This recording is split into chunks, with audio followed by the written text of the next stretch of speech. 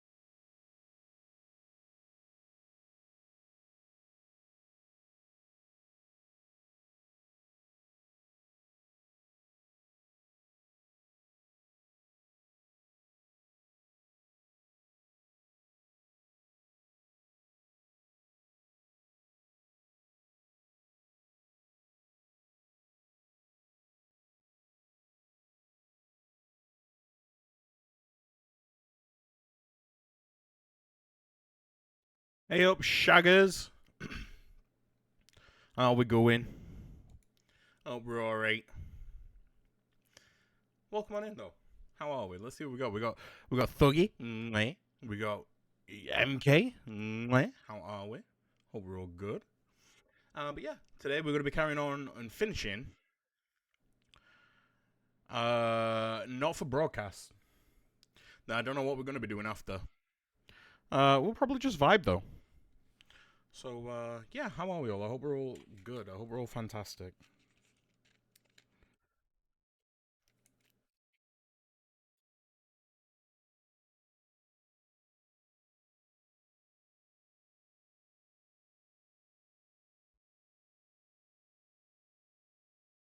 Algae. Mwah.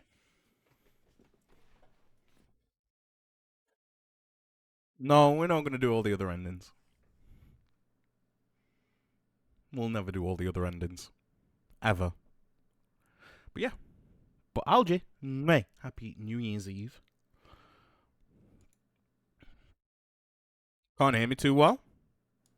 That better? Hello? Test, test. Pee pee poo poo. What the fuck? Kurwa.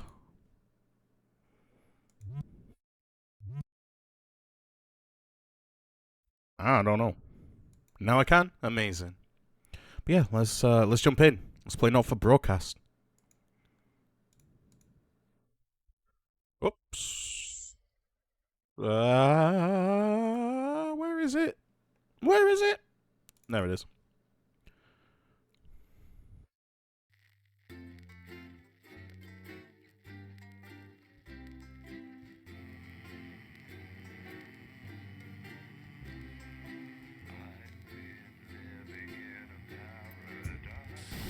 I have no idea why. And I'm Jeremy Jones.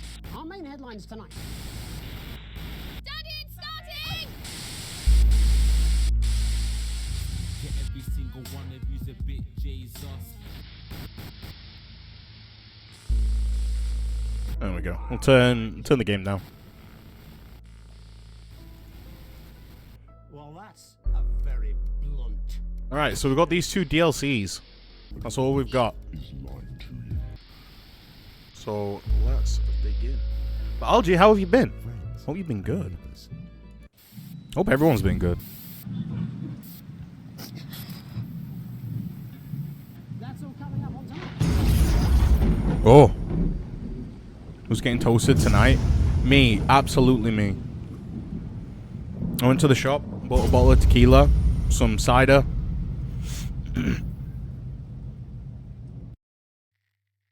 It's gonna be a good night.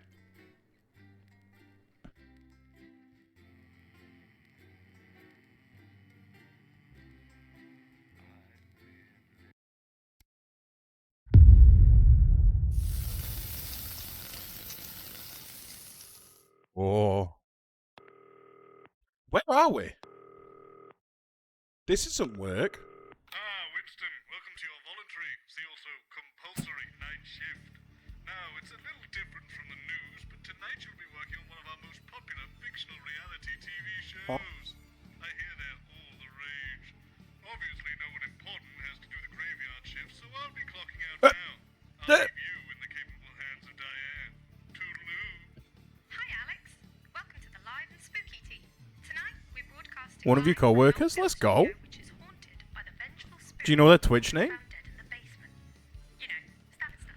Who's... Just before we start, we don't do adverts here, but we do have some old film reels to play in. The projector is hooked into your advert buttons. No idea what his name is? That's fair. Correct reel for us. If you look down under the desk, you'll see what I mean. There she is. The Adomatic Cinejector Mark III. Only one like it in the world. It self-loads the films for you and then converts them so they're ready to be broadcast. Unfortunately, all 3 reels are bad. That's not a body. But no other copies exist, so we'll just have to make do with bits missing. Just remember to hit the add button at the end of each segment to play the films. Oh, and that device on the right, that's the Spirit Jammer. It prevents any wayward or malicious spirits from interfering with the show. Honestly, Does Gary's you got what? this garage and I don't think it does anything. But he assures me it's set correctly, so just If he's watching now, he's probably figured it out. That's fair.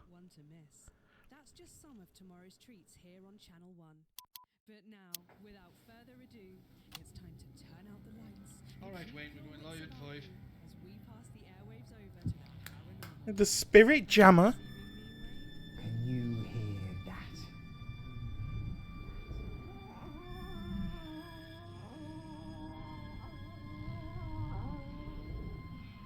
What is happening? Is the sound of fate. Have you ever heard fate creep up behind you with a dagger in its back and the Fuck off. Is he pulling a... Oh, he is. What's his name? Good evening, my friends, both in this realm and the next. Tonight Most we go Haunted. to a wretched place to uncover a dangerous case. Welcome to the Bannon Sounds. Wait, this is here. Oh, God. Once the thriving studio at the forefront of innovation until tragedy. A horrifying accident.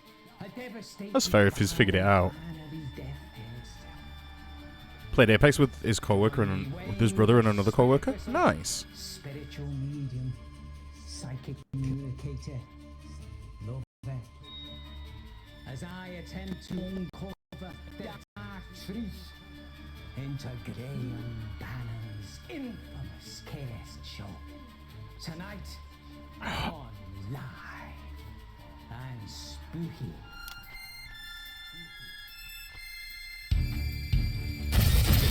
Oh, Jesus Christ, what the fuck was that? Oh my god! Sorry, I didn't see things. Looks like the clock shorted out.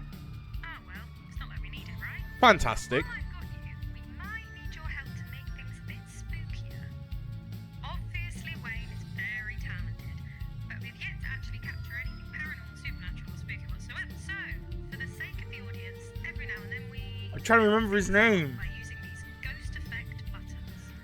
Our team has set up... That's gonna wrap my brain. What's his fucking name? Derek Akora. When Wayne needs an effect, they'll light up. Pick one of these 4 buttons to trigger the ghostly effects. The effect you choose will cue them where we want them to go next. Right.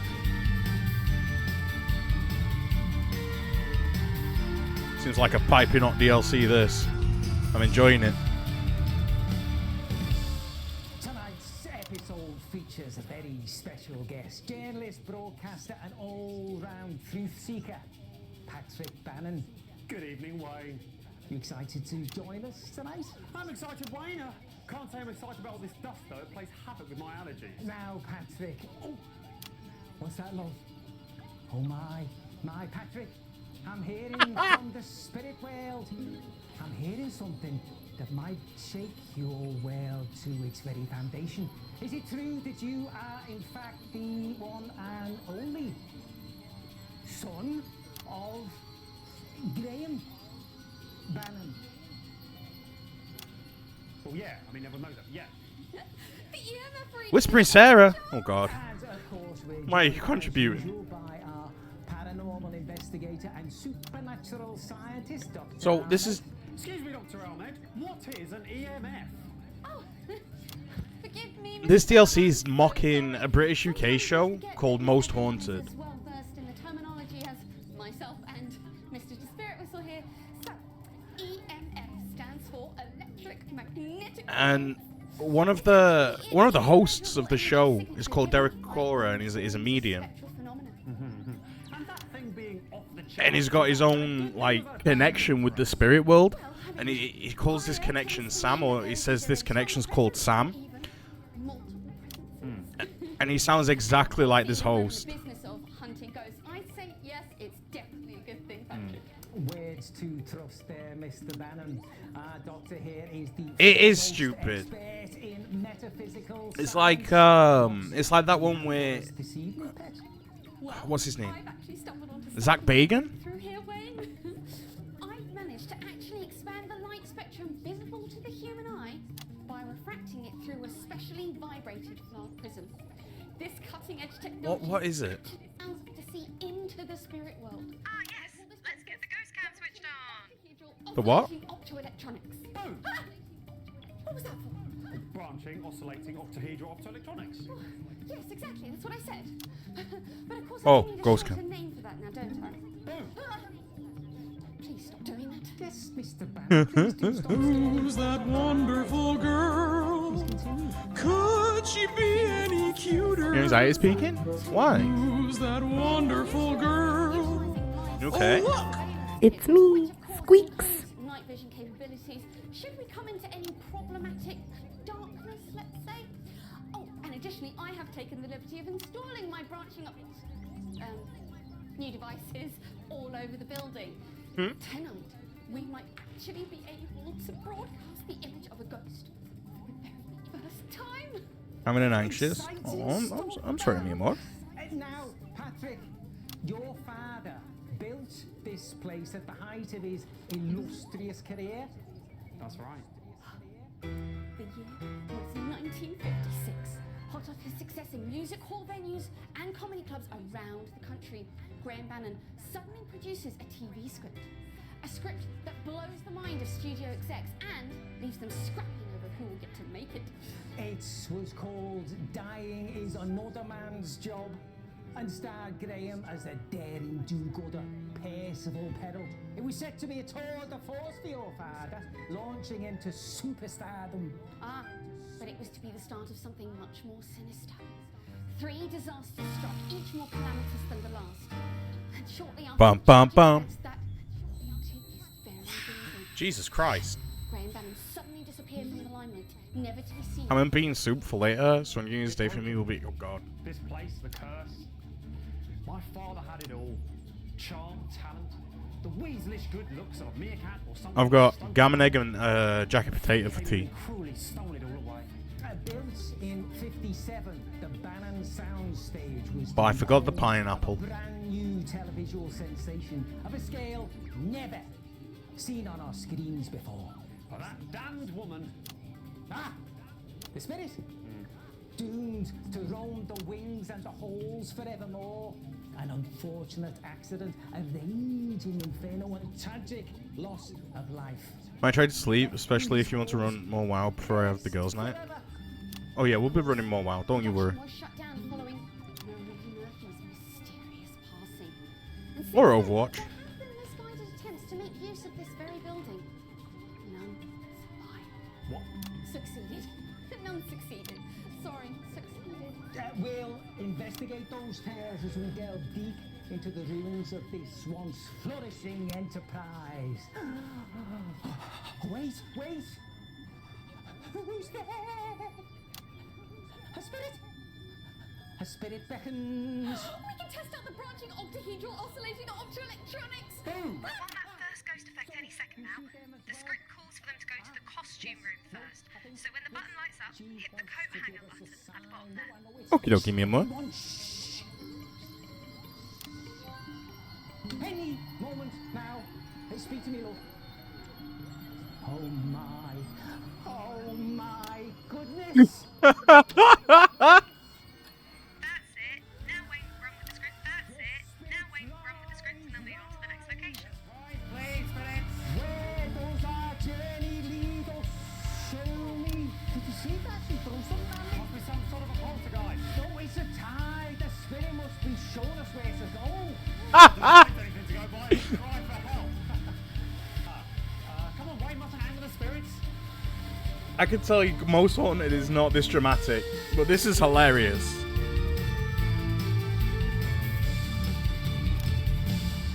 The costume room was the place where Paul Brent Backflip's failed harness costume was created. It was the home to the late costume designer Marie Murphy, one of the suspects in this insidious mystery. And, most terrifying of all, it contains dangerous amounts of noxious fabric. Contains corduroy.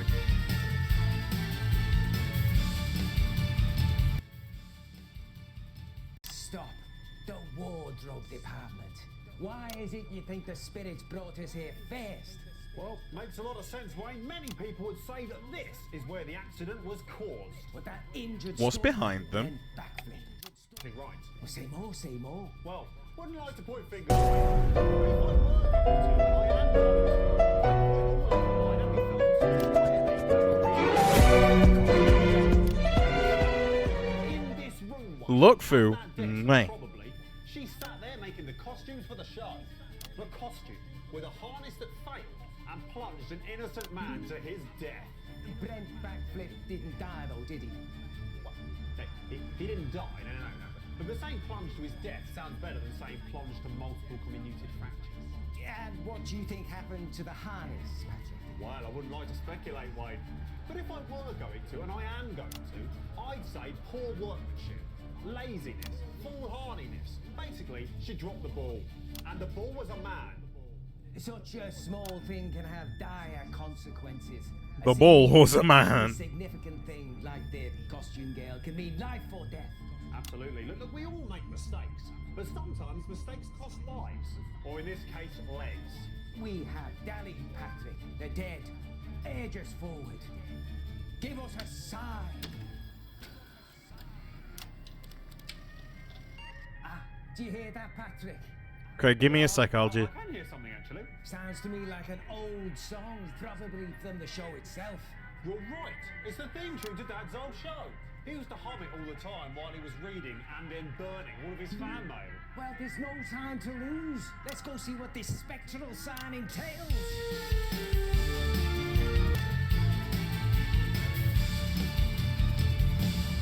The prop store was the lair of Cedric Sloan, master prop maker on Ben. Hold on. Well, let me get it set up.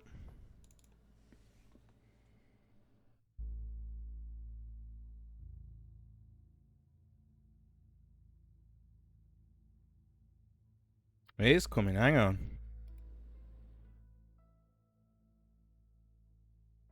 Test. There we go. Stinky. Poopy. Baby. Yes, you are. There we go.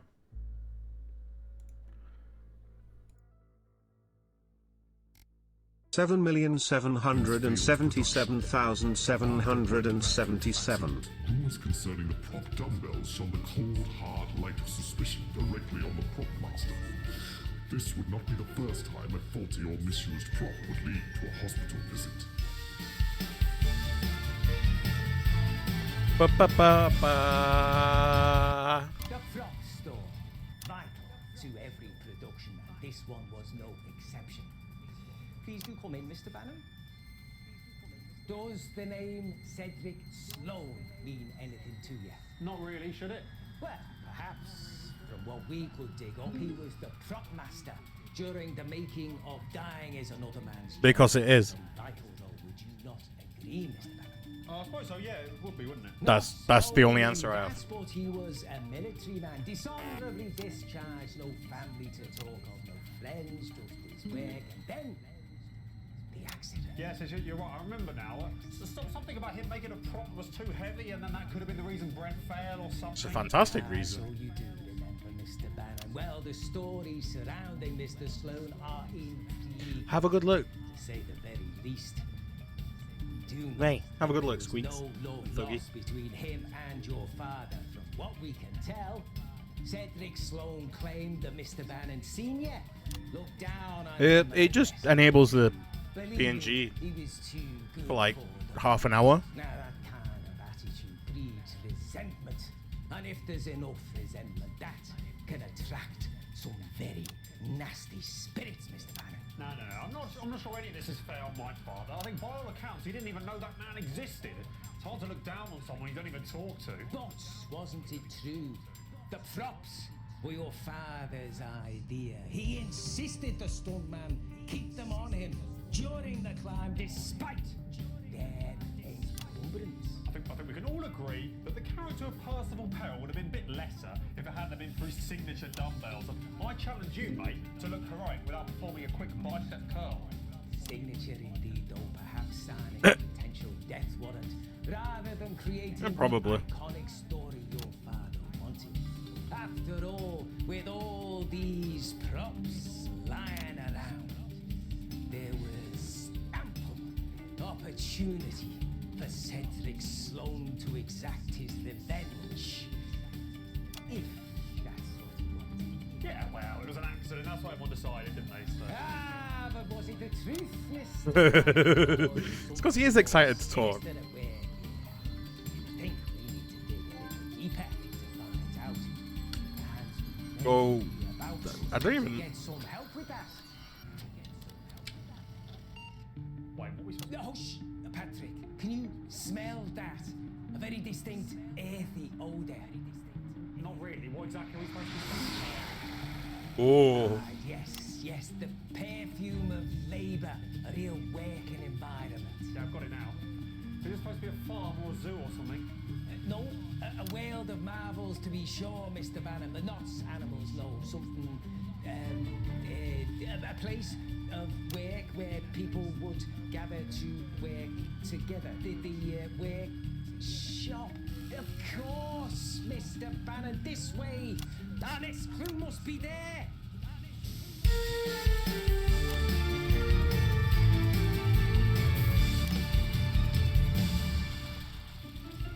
The workshop performed the final checks on all props, sets, and costumes. Easy peasy. This broadcasting room stuff's easy. Ties between this place and Brent Backflip's accident. Yet, what terrible secrets might this dusty domain contain? Like, this is also kind of difficult. Like, I give them props, for real. We were always going to end up here at the workshop. Our arrival is inexorable, inevitable, inconsequential. No, Like zoinks. Boy, am I glad she's frozen in there and we're out here and Oh no. Set up Bassoon's new bedroom set and hauling the old one out to the trash since it's old and falling apart. I enjoy building stuff like that. That's pretty much public knowledge at this point, but my father, the illustrious Graham Bannon, set out to design the ultimate television production palace. 70 years old? Shoo! The only way he could go was up, and everyone knew it. Indeed. So it's fair to say the fabric of this building is a testament to your father's legacy. Which is why we have to ask, how could such a sad and terrible accident happen on his watch? Come on, I mean, it wasn't his fault, was it? He wasn't a bloody stuntman that fell. He wasn't a costume person who messed up the harness. And he certainly didn't make those stupid crop dumbbells. No. My father was too busy running things, yes. Directing, producing, writing, you know, the important stuff. I wonder, Mr. Bannon, if there isn't something to be said for each of those stories. Take the stuntsman, for example. He was a professional, was he not? Well, he was supposed to be, but my father said he was in fact a drunk and an incompetent. Well, I wonder, Mr. Bannon, which version is true? Both? Or maybe neither? Bum bum bum. The woman in charge of wardrobe and set design came under a large amount of scrutiny. Brent's harness broke after all, and she made his costume. Some say she wanted to sabotage Graham's new show. That seems pretty bloody likely, to be honest, if you ask me. My dad said she was at fault for everything that went wrong with the show. She was incapable of doing anything he asked. Well, of course, given who he was, Graham Bannon would have known better than most. But I wonder, could something else have contributed? Could something else? The final factor was the iconic prop from the film, Percival Perril's dumbbells, incorrectly made so heavy that he put too much strain on the Damn. Here we go again. Which would point the finger at Mr. Sloan, prop master for the production. Yeah, it would seem to me that my father had to battle through an army of incompetence. I mean, it's a wonder anything ever got made at all. Perhaps, Mr. Bannon, perhaps. Mr. Sloan certainly could have been the cause, but maybe, just maybe, it was something fouler still. So which one was it then?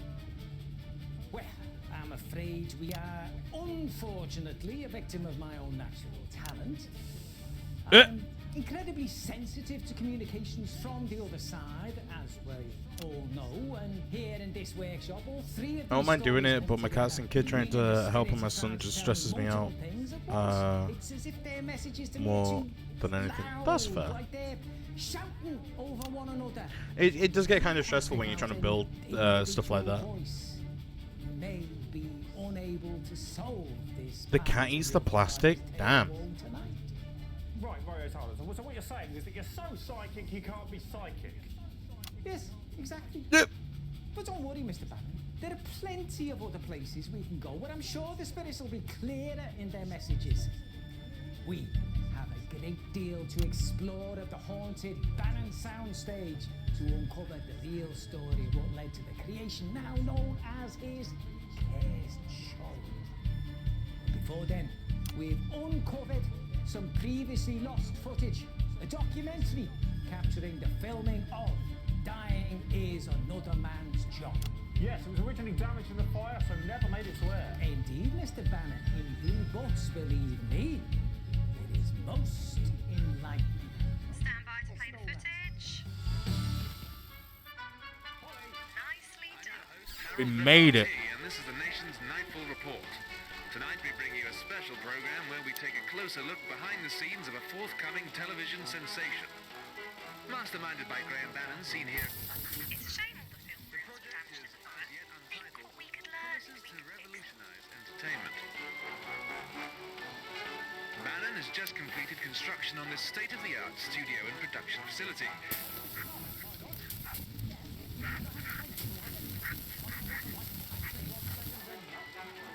With the price tag into the millions, it's a move that has raised eyebrows across the business world. Rehearsals are now well underway. He has a brain cell with the other Ginger, but I don't think he gets it quite often.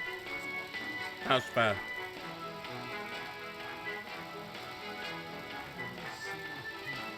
However, there have been suggestions that things are not as they Not to seem. touch that? Seriously, just leave it alone. Oh, well, yeah, that's exactly it. Just don't do it again. Ginger cats are just on a different level. They're on like another plane of existence. For a family variety act to be catapulted so quickly into the spotlight. But if the executive's queuing around the block or anything to go by, these new scripts of his must be really something special.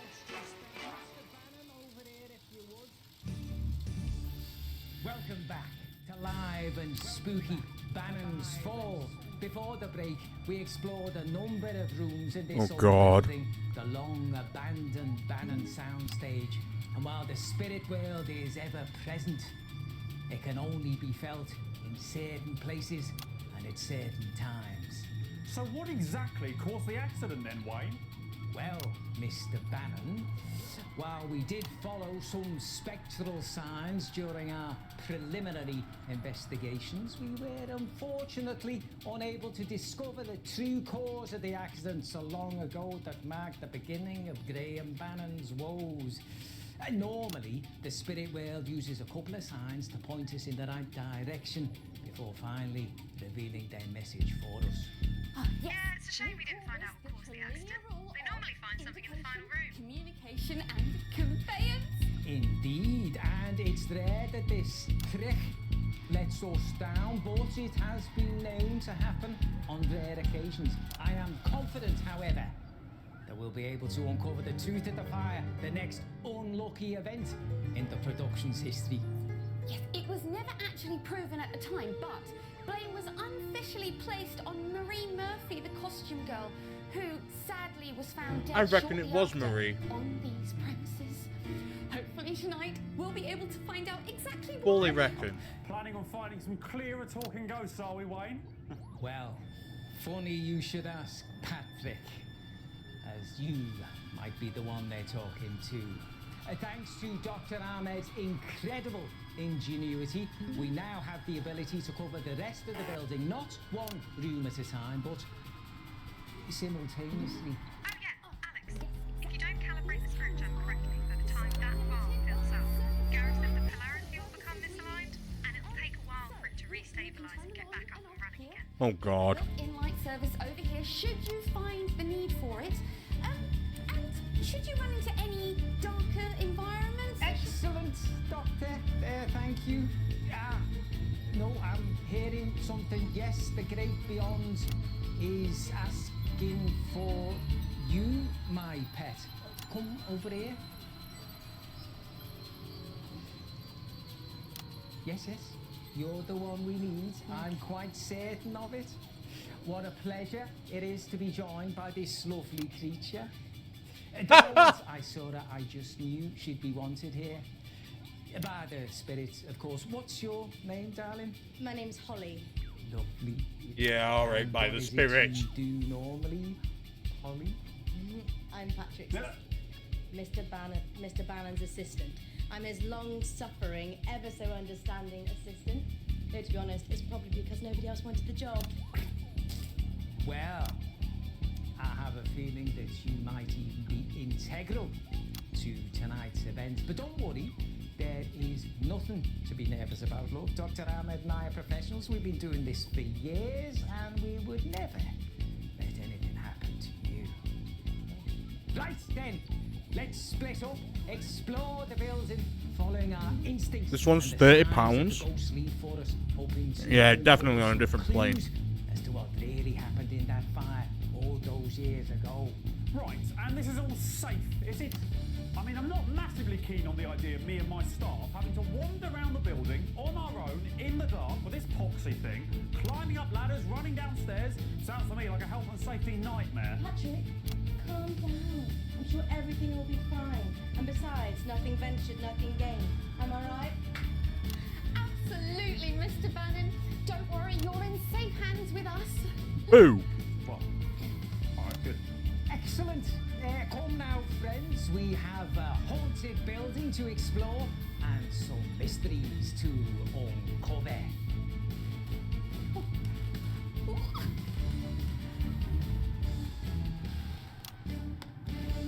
So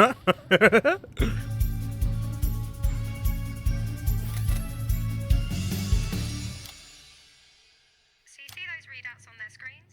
That shows how safe they are from spiritual interference. Oh, God. Lights come green, so no problems there. Oh God. Okay, I don't know if you guys can see this.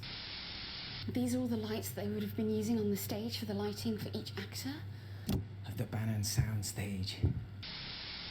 I think I can hear water trickling.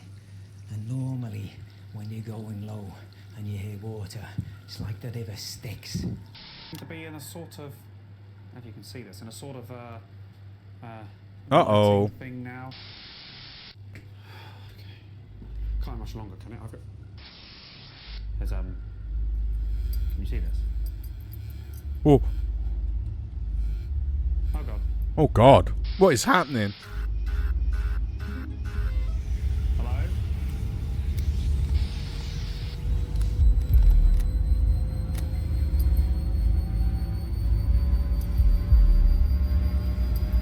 I did it. Oh, okay. I mean, I've seen enough horror things to know. You don't go towards the light, do you? Oh, thank God. You definitely, you don't go towards the light. That's probably not what we want to do anyway, so. Okay. Okay, I'm going up some stairs now. Or the soundstage, whatever you want to call it.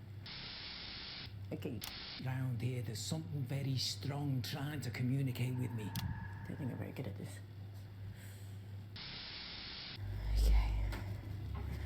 We're down. Not again.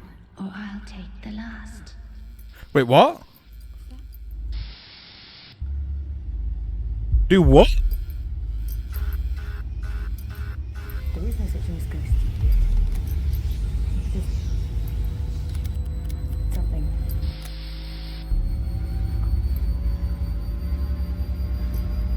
Oh my God.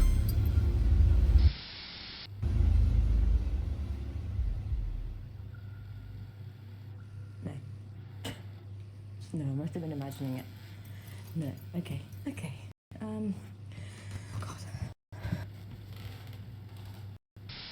For real. Okay. I wonder if any of this holds any spiritual energy as well.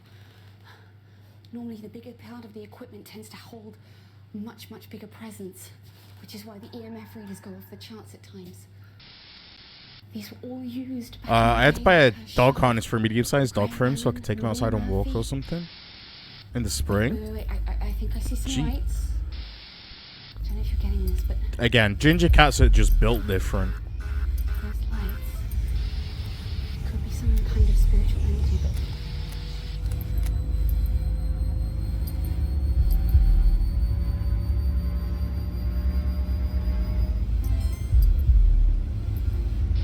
I think I'm gonna go because there's some equipment that was Could I do any of this game on the hardest difficulty? Absolutely not. Let's head back and see what we can get, okay? I'd shit.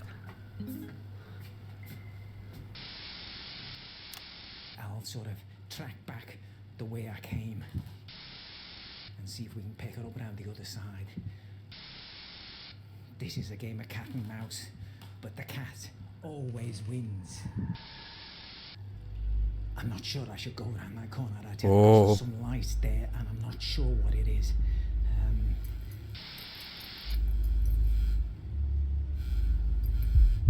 Oh.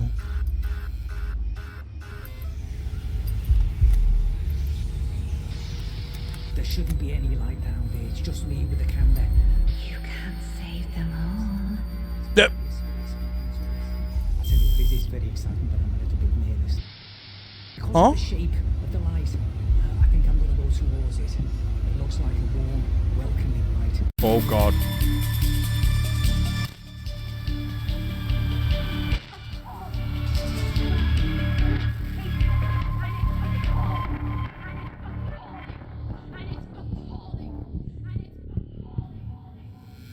All right, my loves, I'm here.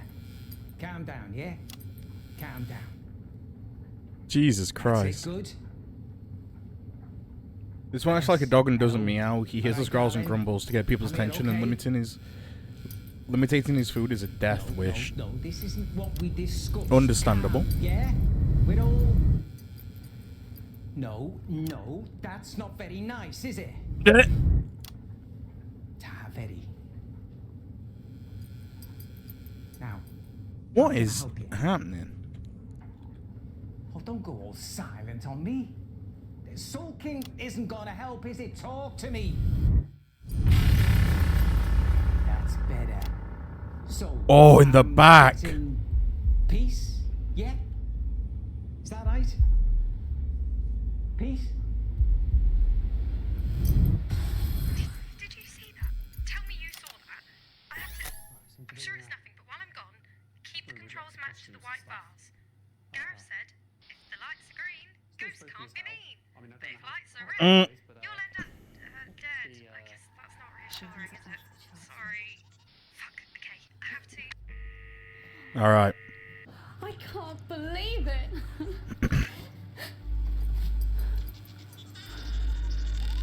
Oh God. I'd be shitting right now. Like an actual poo. Some kind of spiritual energy through there.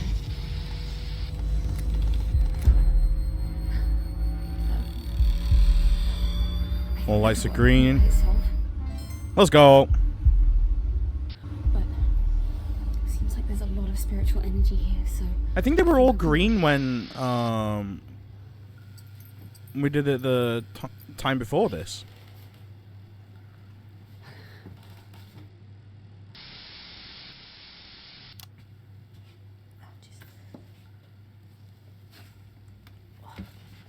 oh God. Doesn't seem to be anything yet. On the what? What's the Japanese NKH show? Where the fuck am I going? What, Probacus? Mate. Japanese New Year show? What? What? What did you do?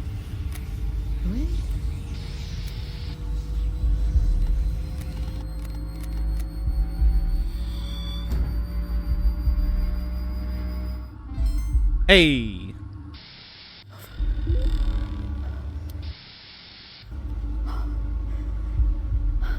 Jesus, you just saw that as well, right? Oh, fuck. Fair enough, dude, but welcome in. Nope. I did not sign up for this shit. Nay. I'm gonna find a different way. Well, that's mental. I don't know if you can see prong. Terrifying.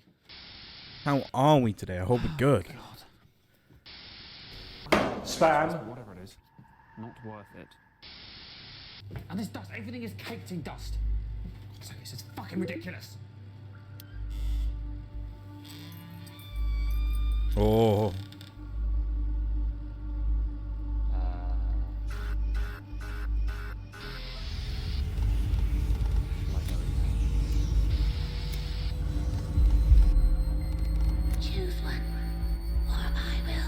Oh, so sometimes it doesn't matter. Yeah, I'll be great. Let's go, Probakis. That's cool. That's awesome, dude.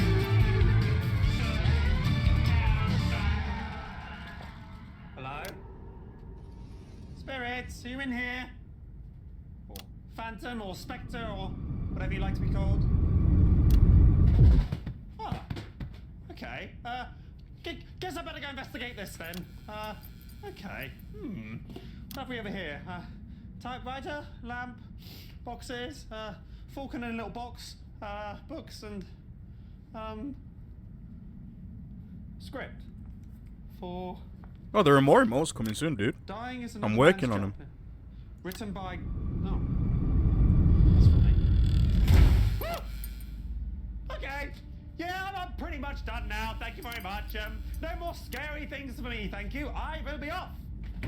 Plain and simple. Fair enough, man. You've locked the door, haven't you? Very funny. That's very funny. But I will be going. Thank you so. Please open up.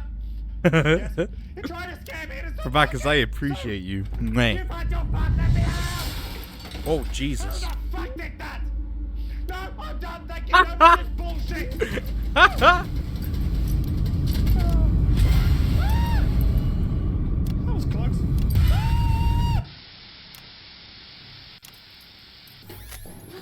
He fucking crapped him, son.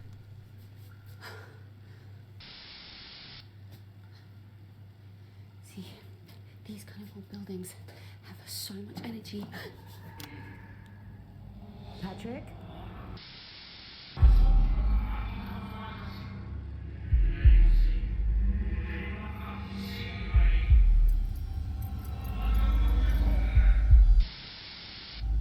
Patrick?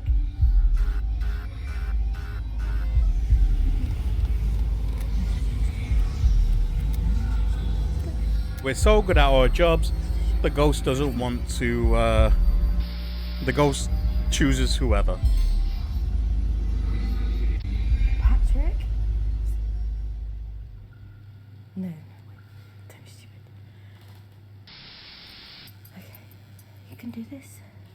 No one hit the redeem for it.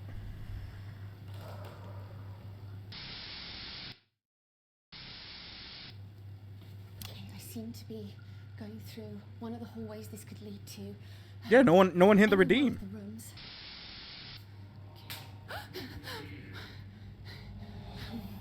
Okay, I just heard that. Did anyone hear that? The Christmas cracker. Yeah. It was something you could win on the Christmas cracker. Oh, okay, I think I hear. Sounds like Patrick. Mr. Bannon? Mr. Bannon, can you hear me? The last is mine.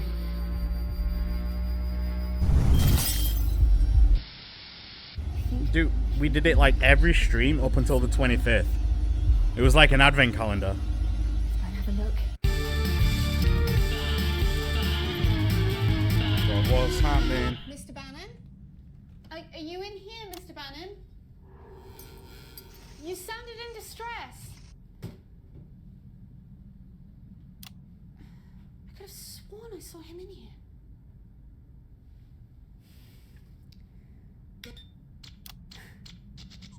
What do you mean it was shitely communicated? I'm fairly certain it was announced in Discord.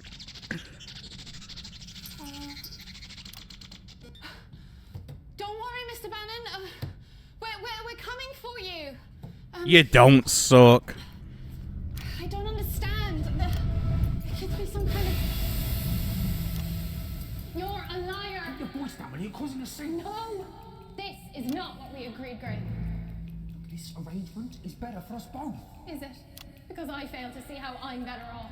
I'm doing you a fucking favour. You should be paying me for an opportunity like this. Oh, it's money. You want more money? I don't care about money. I want what I deserve, Graham. Exactly what you deserve. I'll tell them. And who'll believe you? Seriously, who will believe you, Marie? You're a woman. Jesus Christ. I am. But at least I'm not a fraud.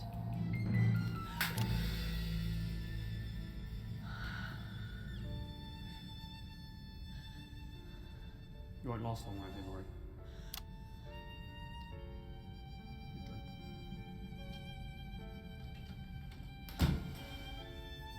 I do, however, I am working on. Okay, I actually with no redeems. I actually promise I am working on some new merch.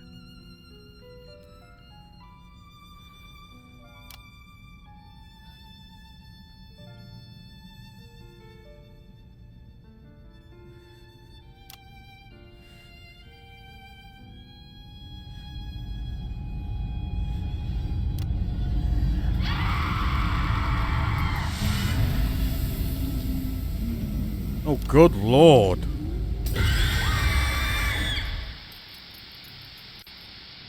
We need an announcement for it every day. Humph. Oh, fuck this shit. No, I don't want to be here. Hunter. Mwah. Happy new beer, dude. Okay, Ollie. You can do this. And just open your eyes. On 3. 1, 2, 3.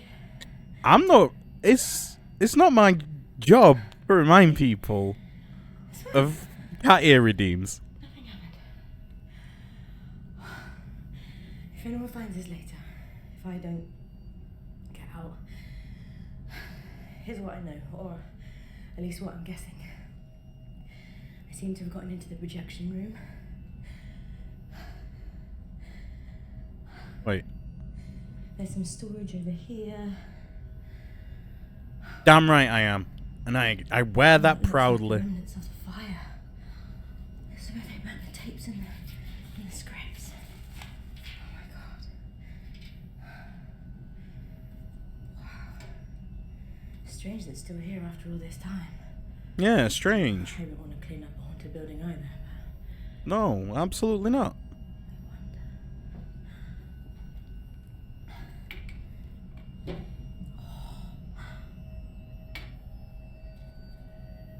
As requested, we've gathered all original manuscripts for you, even copies previously taken off site.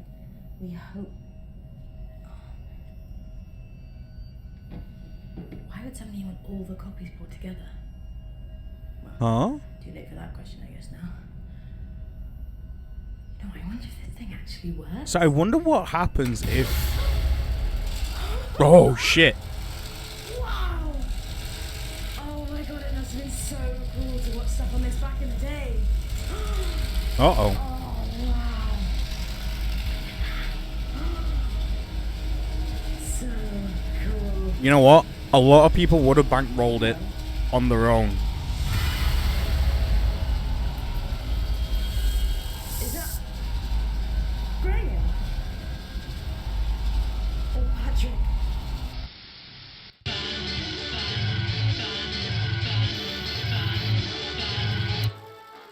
Jesus Christ.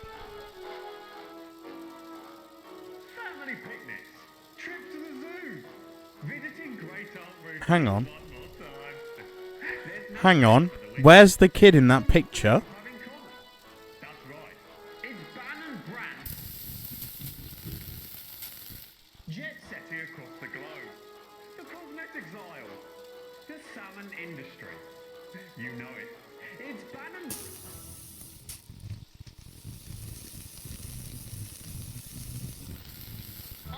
That checks out. I can't look behind me, so if he is behind me, then fuck me. I will shit. I will do a shit. How could you go anywhere else? You couldn't. Not without Bannon.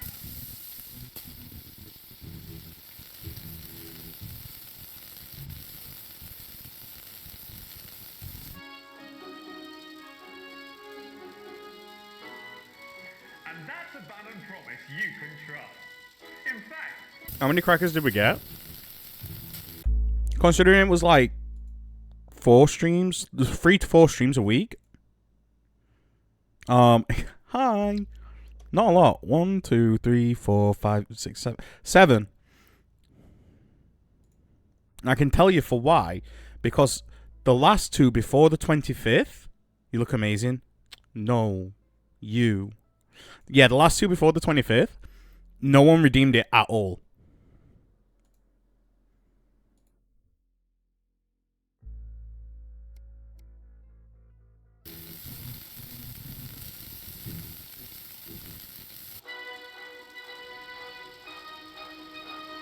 Um, 24-hour stream and green screen suit.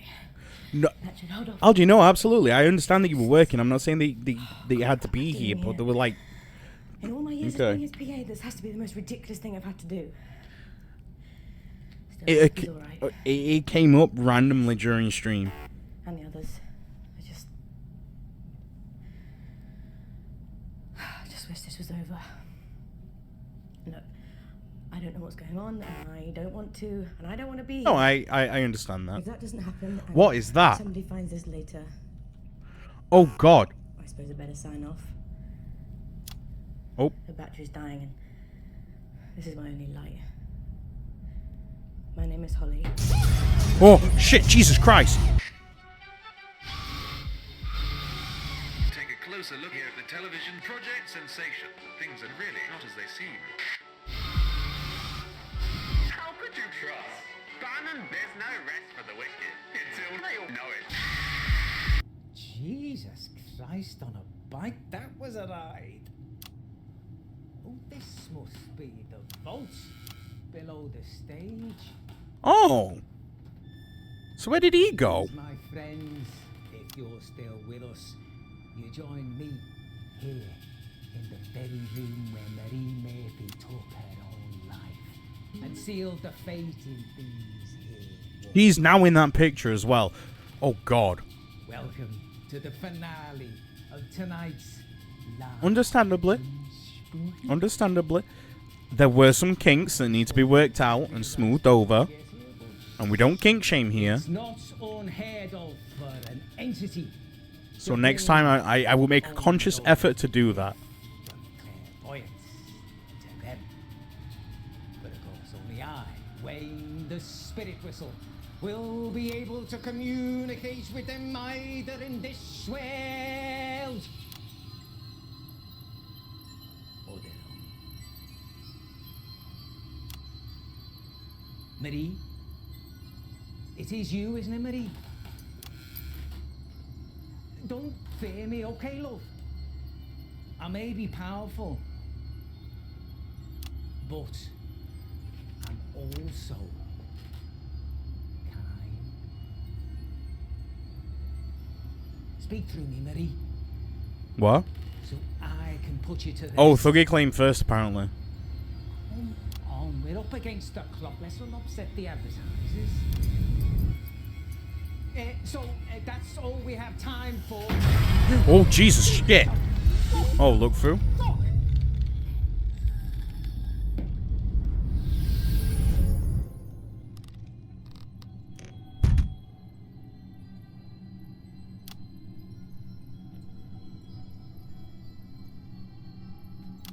Fucking hell, look through.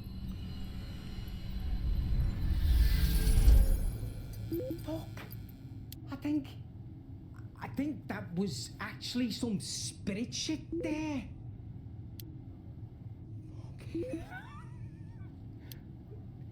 So, Graham Bannon was there, but he didn't stop it. Holy shite. How did that coat hanger get there? Oh, wait. Oh, get it. Oh, God.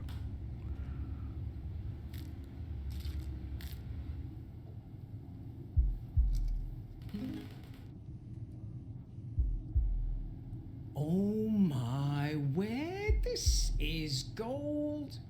You struck gold, Wayne. Oh, okay, Marie. I hear you. That's fair. I fully believe Thuggy did claim first before stream started. This film is put to good use. Extremely good use. So, I'll leave you to it then, okay, love? No, I'm done. Just let me out and we'll fix it. Oh, God. No, please. No, I'm sorry. It was just a bit of a laugh. Just entertainment. I didn't mean any harm, I nearly didn't. Here, look, take it. Take it. It's yours. I don't want it. Oh, God.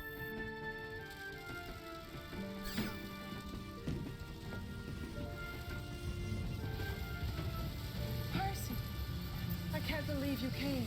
I only came to say goodbye. Wait, what? Goodbye. That's what I said, ain't it? What about your manuscript?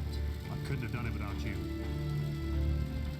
Do you really mean that? You call me a liar, kid? What are you talking about? I was I first. can't tell you how happy that makes me.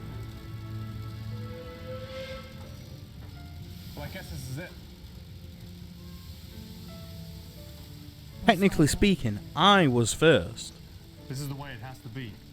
But remember, I'll never forget you, Mary. Do you promise? Cross my heart and hope to die. And dying is another man's job.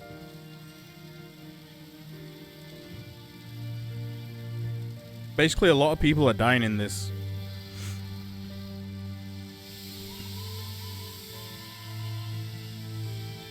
That's a lie. I count everywhere.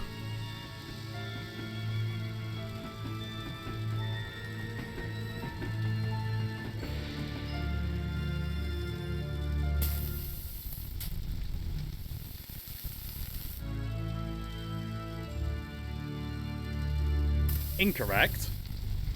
I'm never late. I arrive exactly when I need to.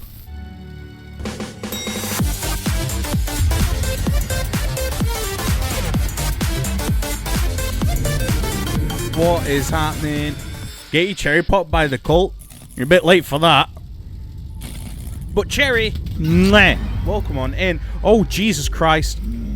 Oh, God. What the fuck? Help.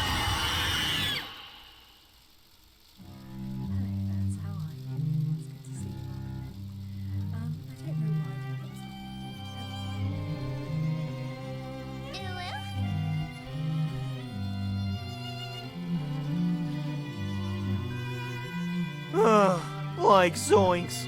Boy, am I glad she's frozen in But there. how are we, We're Raiders? out here Welcome and- on in. Meh.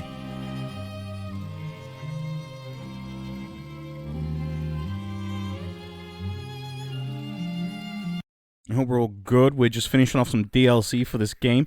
Besp, meh. How are we? Welcome on in. And Clark, meh. Welcome on in. But, Cherry, your eyeliner exploded everywhere. Back soon. Absolutely not a problem.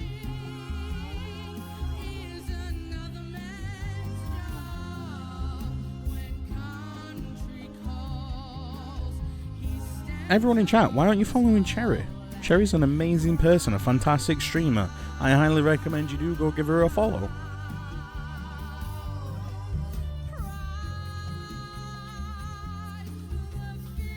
Your silver laptop's now black. Oh, God.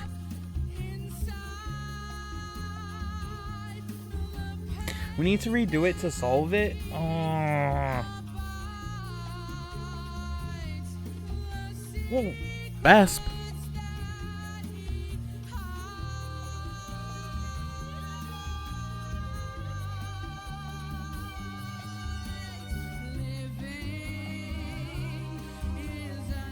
Running was invented by John Running when he tried to walk twice to get away from someone in Birmingham.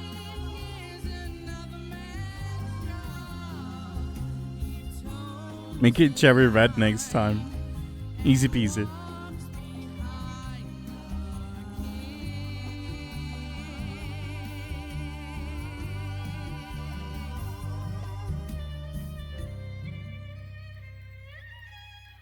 John's running. Better catch him. Tonight on Channel 1, I'm going to be grouting with pop star Skinny. And I'm going to be showing Arthur and Katie from the Sunny Happy Playhouse team how to tell their bits from their pieces. So be sure what? to tune in to Channel 1 tonight for a new improved season of Just the Job. Tonight at 9 p.m. This is the next DLC. Let's go. But how was stream? What were you doing? And tell us all about it, Cherry. Let me. You were just chatting? What were you just chatting about? Trying to walk twice. Amazing.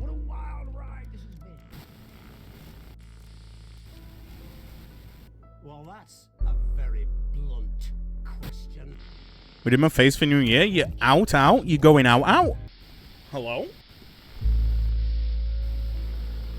Friends and neighbours, and have confidence that Hyper. Hey, thank you for lurking. My New Year's resolution is to use roller deodorant. Roll on 2024. Cannot believe you. Are you saying that advance have cured death?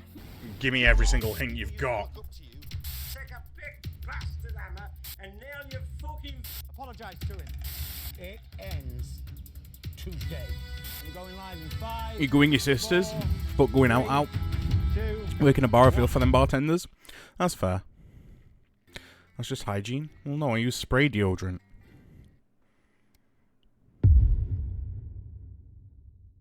I'm kidding, I actually do use roll-on deodorant. It's me, Dave. You're inside me head, mate. Or maybe I'm inside yours. It's hard to say. Not important, though. What is important is that this Fucking is the Dave, best mate. DLC you've ever played. Live and spooky, dead and pukey. Time loop, Brewers droop more like. This is the one, mate. It's going to be the real deal. It's going to be a roller coaster, all fucking expenses paid, Uber bastard, and best of all, you get What to is play as this? me or with me or something. So fucking strap in, mate, because we are going to fuck shit up. Bess brought a Gandad hat and looks so dilf in it.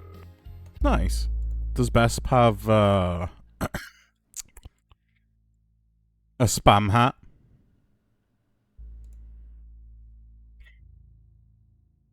Also, do you mean a flat cap?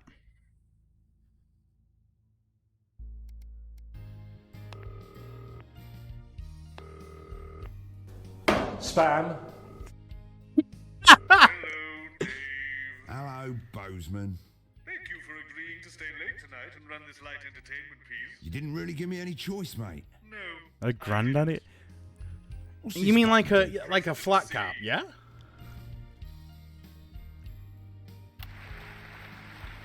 Excellent. We should get one of these for the news. Never going to happen. It lights up when it's time to press it. Simple. And what's this big machine here? That calls the guests to the stage. Well, that sounds like fun. It's automated. 0 PM in hot water caught in the act. The Scum. They called this newspaper the Scum. Holy shit, that's a fucking move. How do I know what's on what? Look to your right and select the fax paper. Already seen it, mate. Couldn't make hide nor hair of it. Okay, so the top 3 are all clips from Just the Job in the 70s. Second clips are all PT from the 80s. And we just pick A, B or C when the advert buttons flash. Simple. Show starting soon. Good luck. Try not to fuck it up, Dave. I'm going to take the microphone out of that fucking phone. Right, best DLC ever. Badger Here breaks we sound fucking barrier. go.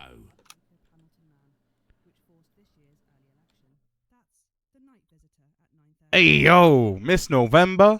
Adrian Atkinson Blimey is here for a special episode of Incisors, where he sinks his teeth into the current cost of living crisis by interviewing a multimillionaire, a nurse, and a bin man to see who is suffering the worst.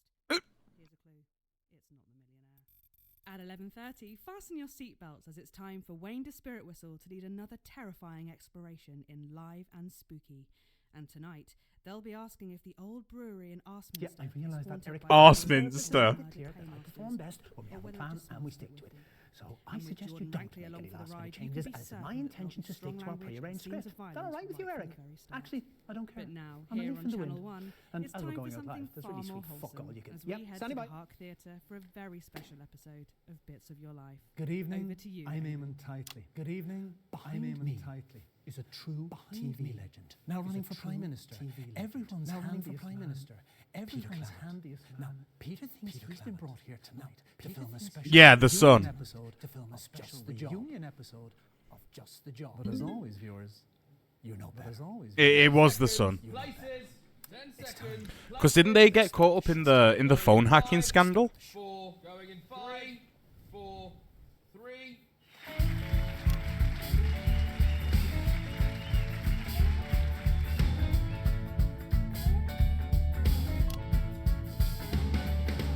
When you're feeling hopeless and you just can't work things out, I've got just the job. When there's too much water for a little tiny spout, I've got just the job. Pretty much. This is when you're sat at home one sunny afternoon. I'll bring me great big token and shove it up your plume. It might look pretty daunting, but believe me, you got room, 'cause it's just the job. Did he just say he'll stick his toolkit up a flume? Thank you, girls. Good evening, friends. And yes, good evening, and I can't really believe it myself. We are back for this special one-off reunion episode of Just the Job. I'll get it. Save you having a look at keen, aren't you? All right, you get it. Hi, dude. It's Eric. Just wanted to say break a leg. On how to improve Look after our little show. Of course, mate. No worries, you're 100% safe with me. It pretty much runs itself, to be fair. Just cut the guests on and off, and well, it's a family show, so keep that bleep finger at the ready. Oh, don't you worry, mate. My finger's always ready. And that is a Peter Vaguely threatening. promise. So to gotta kick go. things off tonight, let's take Stand a by, little Eamon. askance look at the mighty Bevel. Go, Eamon. Because you would be Yeah, right there. bye. What's going on? What? Oh, it's you. Yeah, it certainly is me. 私の名は吉来義景、年齢33歳。自宅は森王町北東部の別荘地帯にあり、結婚は Yeah, してい fucking ない。 dead. 仕事は亀有チェーン店の会社員で、毎日遅くとも夜8時までには帰宅する。タバコは吸わない。 These are the bits of your life. Egg hog.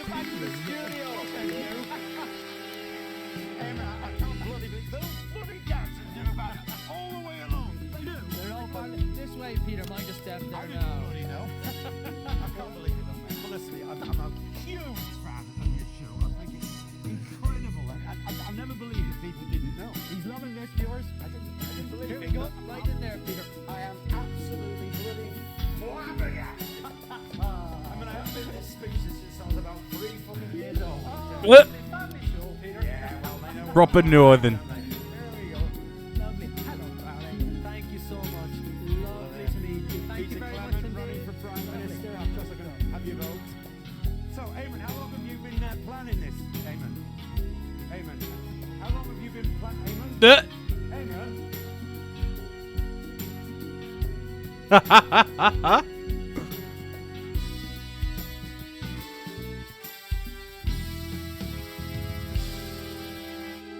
Peter Gordon Clement, you were born October 10th, 1923 in the northern town of Rotherham to Fanny and Martin Clement. Christ, was it that long ago? We didn't have much back then, but where there's lard, there's lube, as they say at the butchers. That's right. They got up at the crack of dawn to make the journey down to the capital by coach. It's your infamous old man and her long-suffering husband. Ladies and gentlemen, Fanny and Martin Clement.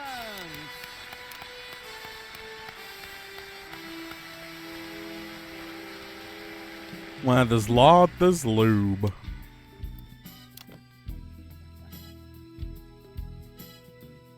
Good God.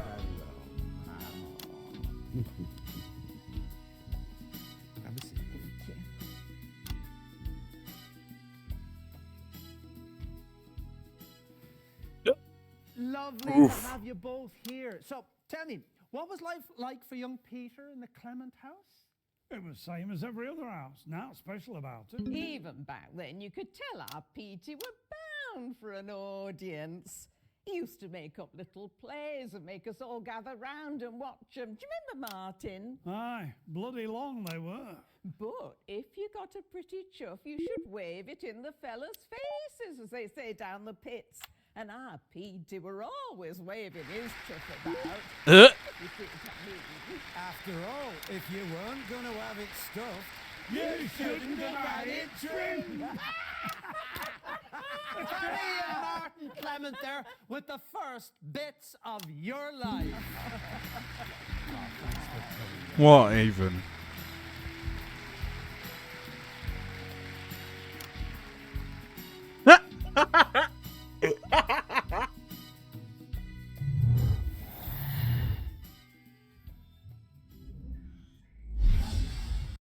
It's 1938 and you're a 15-year-old at Rothering Elementary, but already you've I got wonder if Rothering's supposed to be Rotherham. as a ladies' man. Oh, Jesus, you haven't got Jan's sandwich here, have you? Even better. Jan Who's this? Sandwich. Remember you slipping me tongue and giddle round back of your nan's house. Oh, you reckoned it was your Jan first kiss, but Sandwich. I could tell it weren't. Mind you, it turns out you said that to all girls, but we loved you anyways because you were a charming man. Well, Christ, it could be any one of them. Is it Patty Cakes? It's your Fuck childhood off. sweetheart, Chelsea Bones. Cracking, that's my type of girl. Crackhead. All right. Okay. Let me. I'll take that one. Chelsea. Oh, Oh, gosh. Petey, look. Hello, pets. Hey. Oh, look at you. Why don't you take a seat? Here, is that all right? Yeah. And so, Chelsea, let me ask you this. What do you think we could see in young Peter way back then that could have predicted his path to household name and now aspiring Prime Minister? Oh, well, that's easy, Pet. You see, our Peter here, he always had a surprise up his Yorkshire. sleeve. So, do you know what he did after our first date? No, of course you don't, so I'll tell you. That first day, he smuggled me back into school where we used to go to.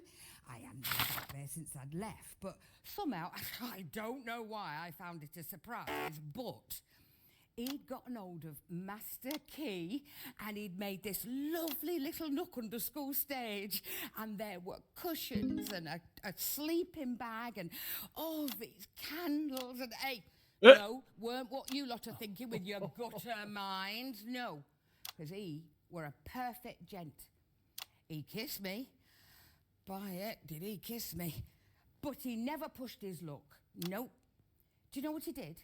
I'll tell you.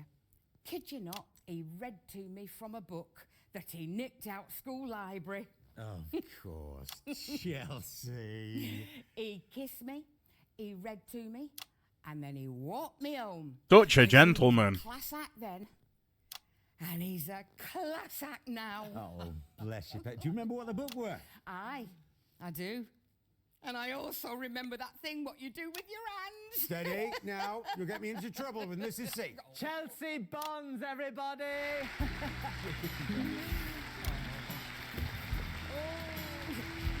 Hey, chicken.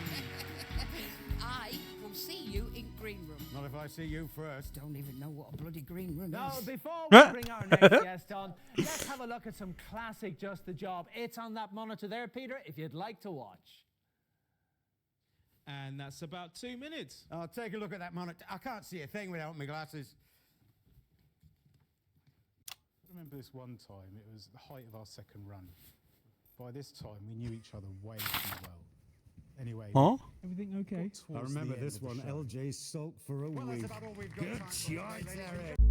Gentlemen, and we want to say a big thanks to all of our guests. That's Can we Arthur reset, and Kate please? From the Sunny Happy Playhouse team. Hope we didn't get you into too much trouble with the folks on Kids TV. Popstar Skinny, whose new single, Dimples on My Cheeks, comes out on Friday. And of course you, our wonderful viewing audience, without whom we would just be two men aging disgracefully in a large shed. See you next week. Before we go, sorry PC, thought somebody would have told you, there is someone else we need to thank today. Okay, and who might that be, LJ? Someone who's been with us right from the very start, PC, through thick and thin. Me, ma'am? Actually, it's his birthday. Would it be somebody whose birthday it is today? Yeah, and it's his birthday today. Frank. Come on over here. We've got you something. Come on up here, Frank. Come on. This Come on, Frank. long-suffering claw man. Wait, what? And I'm not ashamed to say that I love this man. We all do. So we've had a bit of a whip round. No, we haven't. And we've all clubbed together. And we have got you this. Well, I bought it, actually. Oh, lummy, what a beauty. Look at the detail on that icing. Who are these miniature marzipan figurines? It's so intricate. Well, it's from that place in Frampton Square. They're famous for it. And I know you collect miniatures, so it seemed right somehow. Gosh. Thanks, It's going great, I think. That's Everything's really- smooth, according really to plan. kind of you. Yeah, well, he's been in the game for years. I used to work with him on Replica PT, of you my know. office. Lovely guy. I was a runner for Dorothy Hanneman. Scared the shit out of me. I loved him though. Backstage. Yeah, saw her in the corridor. Hopefully she didn't see me. You're hiding from one of the guests, Eric. 10 seconds, It everybody. still makes me laugh to this day. Yeah, all right. Of course, She scares me a bit. it wasn't that funny in the end. Going in the 5, cake had 4, nuts in it. 3. And I'm pretty badly allergic, so... Fantastic Yeah. memories there from one of the nation's most beloved TV shows. Now, Just the Job had two successful runs, of course, from 58 to 64, and again from 1972 to 1976. And across so many of those shows, there was always one man by your side. That's right, a man who needs no introduction, but we're going to give him one anyway. Your sidekick for almost 13 years, Little Jimmy Chisholm. Fuck me, they put him back in his old outfit. What a prick. I go by Jim now, mostly. Lovely.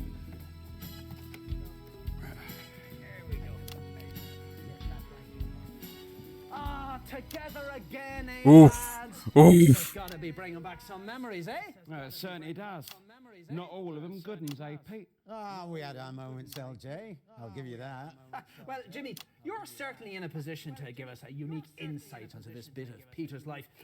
What are the differences, would you say, between the on-screen and the off-screen versions of Peter Clement? Well, you know, Eamon, there's really not that big a difference. I mean, Pete's not pretending to be anything. He is what he is, and what he is a massive... Steady now. Prankster. He said prankster, not wanker, in case you didn't get it. I've lost count of the number of pranks he's pulled on me over the years, both on and off screen. Actually, we've got a little bit of footage here which shows us exactly what you're talking about. Let's roll it there. And let's get those nails in good and tight, shall we, little Jimmy? Sure thing, Pete. Tool me up. Here you go, pal. Make sure you hit it good and hard. Make sure you hit it good and hard.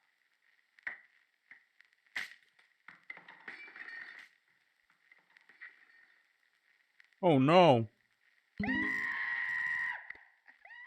Oh, Jimmy, what have you done to yourself now?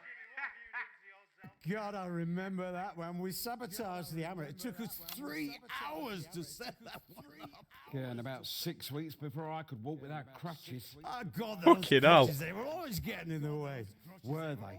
Lost none of the old spark, eh, boys? Well, that's the last footage you find of me wearing sandals. I mean, my feet are grotesque now. Children get upset. Why are children looking at your feet? Jimmy Chisholm, everybody. Jim, never mind.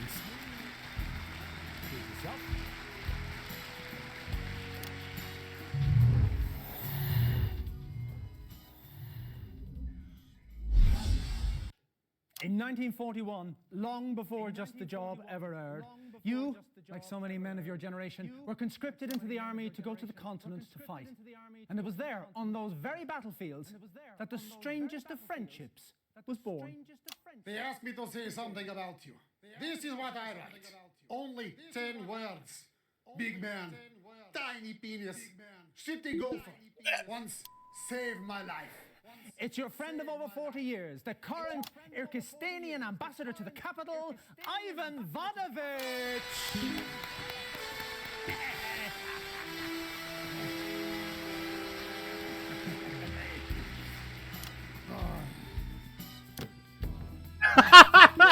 Come here, you prick! You horrible bastard! Oh, this Kyrgyzstanian Special Reserve. The guys at labor camps drinking to keep ice out of their lungs. Here, it put how you say, Hair on your balls. It's chest, mate. Yeah, it should be balls. Here, up your bottom. And also up yours. Jesus Christ. Thank you for that. So, tell us, what's it like being friends with Peter Clement? Jesus Christ, you can clean grout him with that. Peter Clement, very annoying man. He drink too little and talk too much. But in time of crisis, he's no one better to have by your side. Also on golf course, where he make you look good with his terrible stroke. There's nothing wrong with my stroke, pal. You stand like man trying to find his tiny penis. Oh no! Where is penis? Oh, is this it? No, his blade of grass is too big for penis. You want to watch it, pal? If I win this election, you're going to be in trouble. If you win this election, I shave off all my hair. I'll take that bet. Ivan Vonovich, everybody! That explains why he's bald in the game. I'll see you after show, yes sir. We finished bottle. Yeah, good idea, pal. I've been meaning to clear the paint off that garage for a while now. You insult Pakistani Gloria Special Reserve? Be careful you not start another war, my friend. Never again. Never ever again. Ooh. And that is a Peter Clement promise.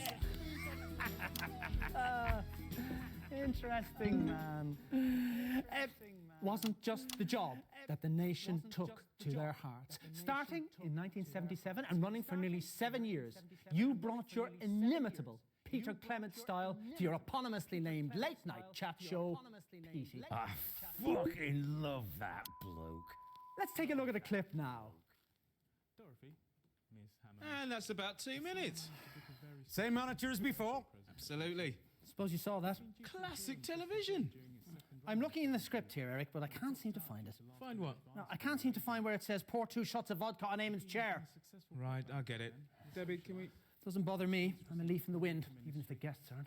Right, you are. Became a rising star in church circles instead. Peter's always been a fan of his, and the socialites. So he'd always regretted not meeting him. It was supposed to just be an interview. But now, before the show, Peter and Dorothy came giggling in like... Penny for him. If you were a pop star, Eric, a genuine cocaine, groupies on the tour bus level pop star, would you give it all up to be a priest? Oh, I don't know. It's probably as crazy as giving up a 5-night-a-week chat show to become a politician. Ha! I'll drink to that. Oh, no thanks, I still need my job. Can we reset, please?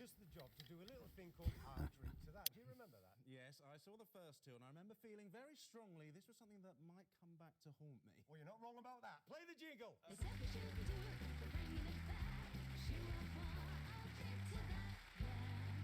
Archbishop, it's a very simple game. I'm going to read out a series of statements to you. If you agree with them, you shout out, I'll drink to that, and you down one of these glasses of holy vodka that we've laid out for you. You know, I've not seen an array like this since the Socialites played in San Palmarino. Now, for legal reasons, can you confirm that you're doing this of your own free will and that we're not blackmailing you or coercing you in any way? Not coercing, no, more like ambushing. But I've never been one to turn down a challenge, and after all, our good Lord even enjoyed a tipple from time to time. The church isn't all jumble sales and child abuse, you know. Let's play! Cats are better than dogs. That clearly you've not met my poodle Beelzebub. No? All right. Coffee is better than tea. That's clearly heresy. We will get you. Billy Bob Jean... You know what that is, do you? Actually, rather fond of country music these days. Gosh, that's broken a few hearts amongst our old fans, I'd imagine. Billy Bob Jean Short's hit song, Do What I Say or Go Back to the Basement, is better than Graham Bannon's classic hit from the 50s, If You Won't Be My Lady, Lady. Better than Graham Bannon? I'll drink to that. I can't believe you actually took it. On with the game. Y fronts are better than boxer shorts? I'll drink to that. Fantastic. We're learning a lot here. A bacon sandwich is better than fish and chips. Oh, that's a tricky one. That is a tricky one. If you like. I'll drink to that. Girls are better than boys? Bloody drink to that. Language, Archbishop. Charity is better than thrift? Nah, that's a bit theosophical. That's a bit deep. These shots are going straight to my head, you know. I can see that. We honestly thought that you were going to be sober at this point. Well, you can take the boy out the socialites, but you can't take the Archbishop out of the boy. No, wait, that doesn't sound. God, Of course he is. He's fucking great. well, I'll drink to that. Drink to that. You have a bucket somewhere. You'd think getting smashed on live television would have ruined the Archbishop's career, but it actually did the opposite. Eric! He's more popular than ever now. And of course he presents Anyone seen Hymns of Eric? Joy Eric? on Free. He's not here, mate. Which is the most watched religious television show in history. And all because of a few shots. I can't hear what you're saying, They man. say God works in For God's mysterious sake, in ways. 3, In this case, 2. it was through me and a dodgy off license. Unforgettable stuff. But while you took all the credit, arguably, someone else did all the work, didn't they now? Peter Clement to the set, please. Unless you've already surrendered your bollocks at the front desk. Jesus, Horatio. Jim Smasher Christ. No way. Yeah, it's your producer for over 7 years. Now the chief executive of Channel 3 and one of the 10 most influential women in media for the 3rd successive year with the 5th Bits of Your Life. Ladies and gentlemen, Dorothy Hammerman!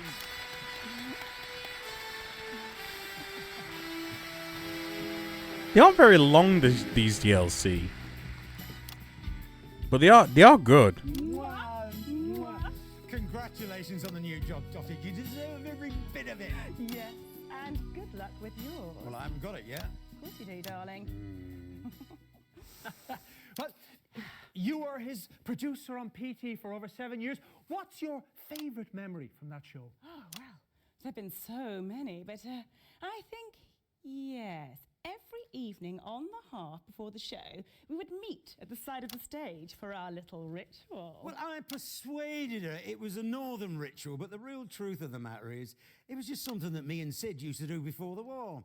We'd have a toast like this. Here's one finger for the north, and 2 fingers to the south, and we can all apologise tomorrow. And that was the secret of our 6 years at the top, amen. Dorothy Hammerman, everyone! What, that was slightly buzzed? You're wasted here, darling. Thanks for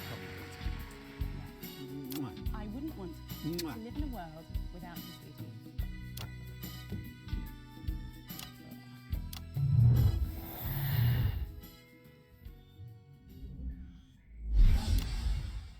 And so, to last year, when you surprised the entire country by announcing you were giving it all up to form a new political party, and because the final bits of your life is always about the future.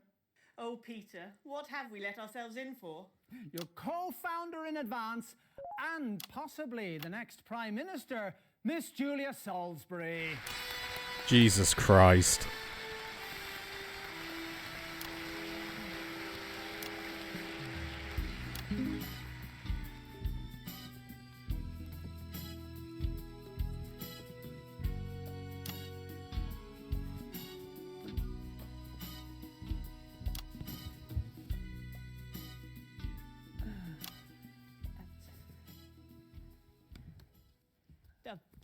It's lovely to be here. I grew up watching bits of your life as a child. It's about time you got round to Peter. Well, thank you for taking the time out from your campaign to come and speak to us. Let me ask you this. Is Peter Clement really a good fit for politics? Careful, love, it's a bloody trap. Well, he's not what you'd conventionally think of as a politician. Huntleton demonstrated his colourful vocabulary and he's partial to a tipple from time to time. Well, it is true, like to hold me town halls in public houses. Yeah, that's true. But haven't we had enough of those perfect politicians with their impeccable lives, with no character flaws because they have no character at all? Surely after Hamilton Man and his perfect veneer of respectability, we're starting to see that there is perhaps something dark behind the mask of privilege. Hey, no speeches from you. You're supposed to be talking about me. Peter doesn't wear a mask. What you see is what you get.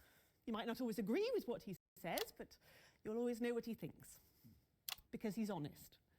and he keeps me honest. And I think, in the end, that's what's so amazing about Peter Clement. He makes us all a bit more honest. Fantastic.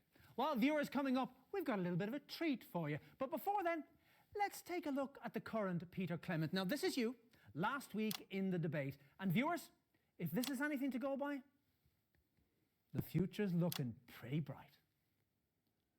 I think we have ably demonstrated these past 7 years that we are truly the party of commerce. Well, then why does the Business Enterprise Foundation support our fully costed manifesto, eh?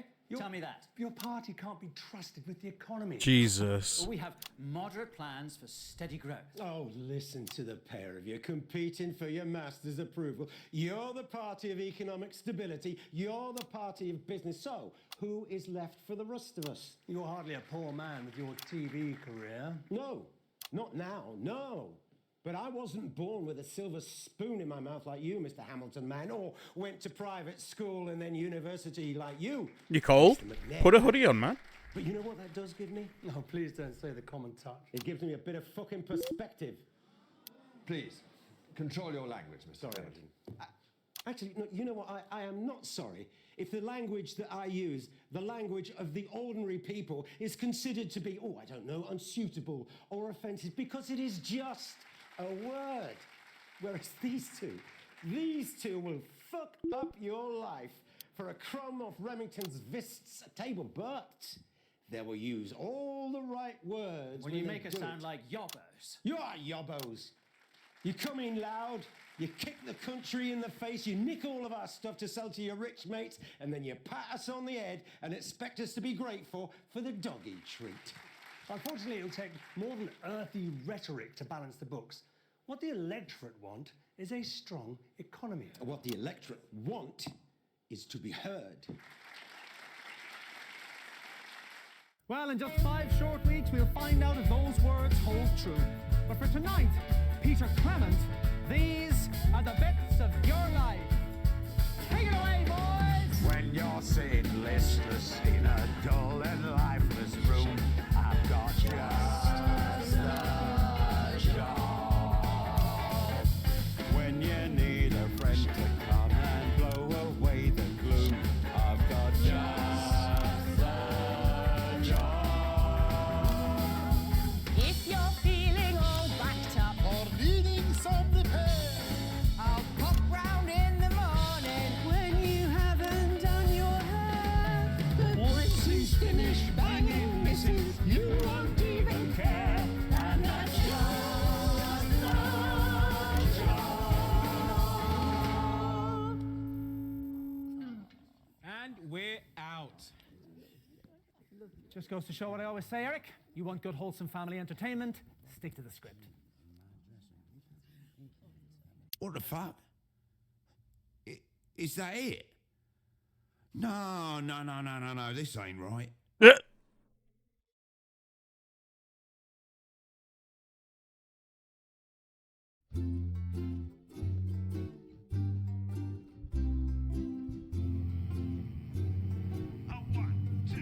Oh. Who's this prick? No, stop this. Hang on.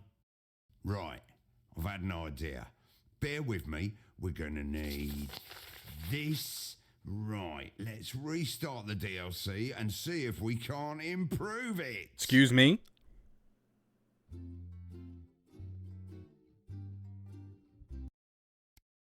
Yep, 7 weeks before the start of the main game. Got it, hurry up. Right, Fucking hell. now, what I'm about to do is not strictly within my job description, so probably best we just keep it between the two of us. Right, that's a good start. Oh, and we're going to need this. I'll handle the notes, mate. You can just fill in the gaps in your head. Right, we've seen what happens when the show runs in order. It's shit. Now then, let's see what for fuck's sake. Hello, Dave. Hello, Bozeman. I'm getting reports that there's something wrong with the calls machine. No, all looks fine to me. What are you doing, Dave? It's all good, mate. If anything, I'm improving things. Please don't do that, Dave. Just play in the applause, pick a clip at the breaks, and don't touch the calls machine. Good, he's gone. Let's touch the calls machine. Right, to get started, let's call any guest except guest one. We can see who's in which holding area on this little screen. Julia Salisbury, the lawyer.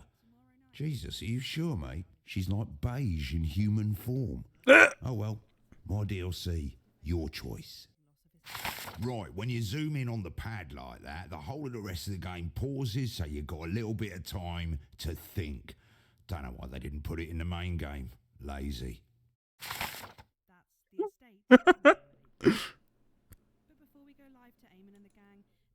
All right, so we get to fuck shit up. That's amazing. At 9:30, we have an in-depth documentary about the downfall of Jacob Hamilton Mann, which forced this year's early election. That's The Night Visitor at 9:30, poorly narrated by Patrick Bannon. At 10:30, Adrian Atkinson Blimey is here for a special episode of Incisors, where he sinks his teeth into the current cost of living crisis by interviewing a multimillionaire, a nurse, and a bin man to see who is suffering the worst. Here's a clue. It's not the millionaire. At 11:30, fasten your seatbelts. It was all as it's four of time them. for Wayne And Despiritual her, like to a lead fucking another intervention. terrifying We're worried exploration about you, in Eamon. live and I mean, honestly, you have a couple And little tonight, episodes on live they'll be TV. asking And if the old brewery Was that- in Arstminster is haunted by really, the spirit of its 5 of them. paymasters, Jesus, that is a lot. or whether it just smells a bit Anyway, awful. where does she get off And judging with me? Jordan Rankley You know, along for she the goes ride, out, gets you can be drunk every night, certain that there'll be brings a strong different language fella and home. scenes of She doesn't even violence ask their right names, from and the start. I'm unstable. But Do now, you know what here they on say Channel about her 1, around town? it's time for something Aoife's far worth more a punt wholesome, with as her we head flappy to the little... heart Yep, beats standing of by. a very special episode of Bits of Your Life. Good Over to evening. you, Amy. No. Tonight, behind me is a true TV legend. Now running for Prime Minister. Everyone's handiest man. Peter Clement. Now, Peter thinks he's here tonight to film a special reunion episode of Just the Job. Spam. You know better. 10 seconds. Laces. Spam hat first. Seconds. Laces. Let's start the show. In 5, Let's start 4, 3.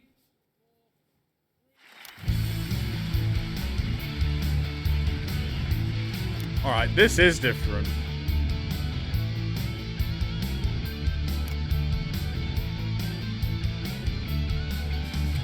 When you lost your mojo and you just can't shred your ass, I got just that job. When that stupid monkey won't stop clawing at your back, I got just that job. When you're cold and stupid and your mother won't get home, I'll pop round in the evening with some screaming leaky. You know what? This mechanic finally makes sense to me.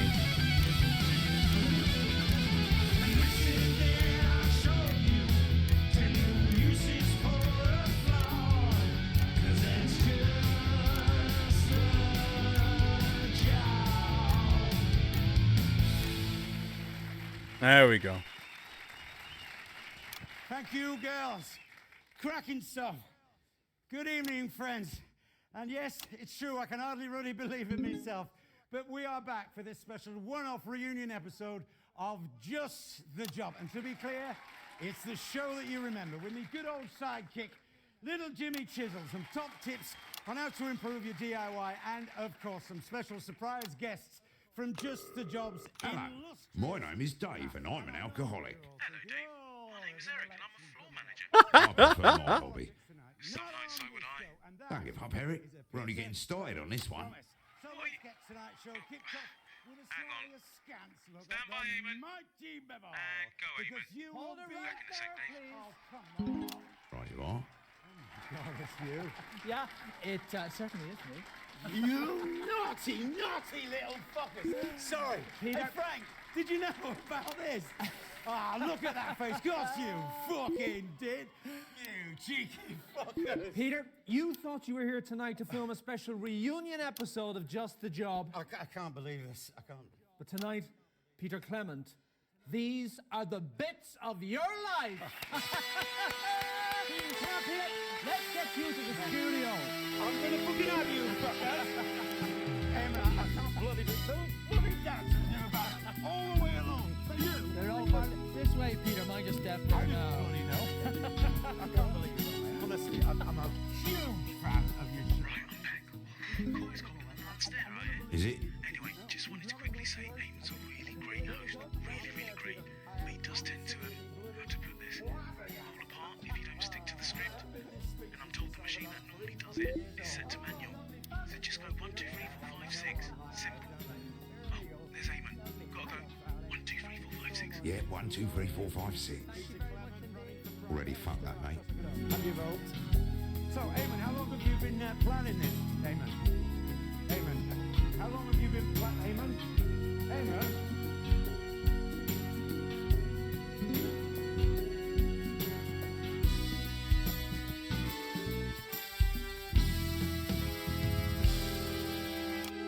Peter Gordon Clement, you were born October 10th, 1923 in the northern town of Rotherham to Fanny and Martin Clement. Oh, Peter, what have we let ourselves in for? That's right. They got up at the crack of dawn to take the trip down to the capital by coach. Is your infamous old man and her long-suffering husband, Fanny and Martin Clement.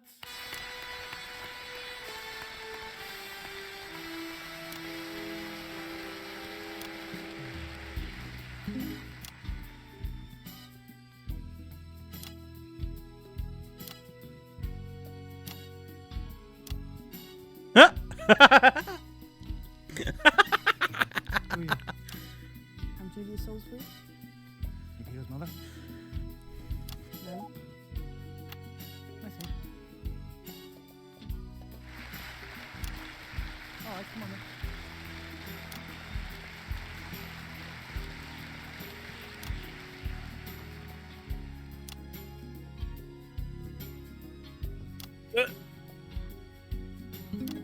They brought me on early. Look on the bright side. You get to the pub quicker that way. I wish. Got to get back to Campaign HQ. The phone's been ringing off the hook tonight. Oh, and if I may, Eamon, viewers can call Advance with any questions after the show on capital 34156. You've got to write that telephone number down. I like a prank call. Sit down. So, what was like? 500 euros, you won't see penny one from me, you slag! Right, how are we, dude? Happy New Year's. Like you and Peter growing up in the Clement house. Well, obviously I wasn't there, but I'd imagine that there were a lot of similarities between the child Peter Clement and the man sat before you tonight, Eamon. Just like the adult Peter, I'd imagine that the 5-year-old version was headstrong, charming, and a lot more coherent before 8 p.m. Not entirely sure what this path is supposed to be about. Actually, that's rather good. Who are you? I'm Julia Salisbury. Peter and I are running for Prime Minister. Oh, that explains it. Yeah, I think I've seen your face on a bus stop. Plausible. Julia Bloom. A big woolen everybody. jumper. Dude, I resorted to wearing my denim jacket all day. The other candidates either. He only reads articles. Like, and it's been fucking warm.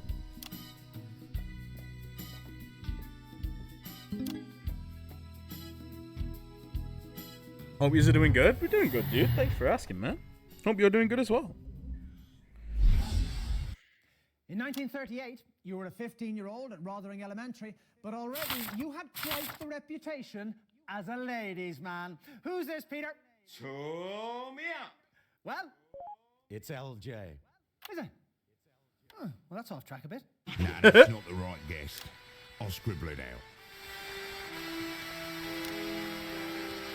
What did he just say about tracks?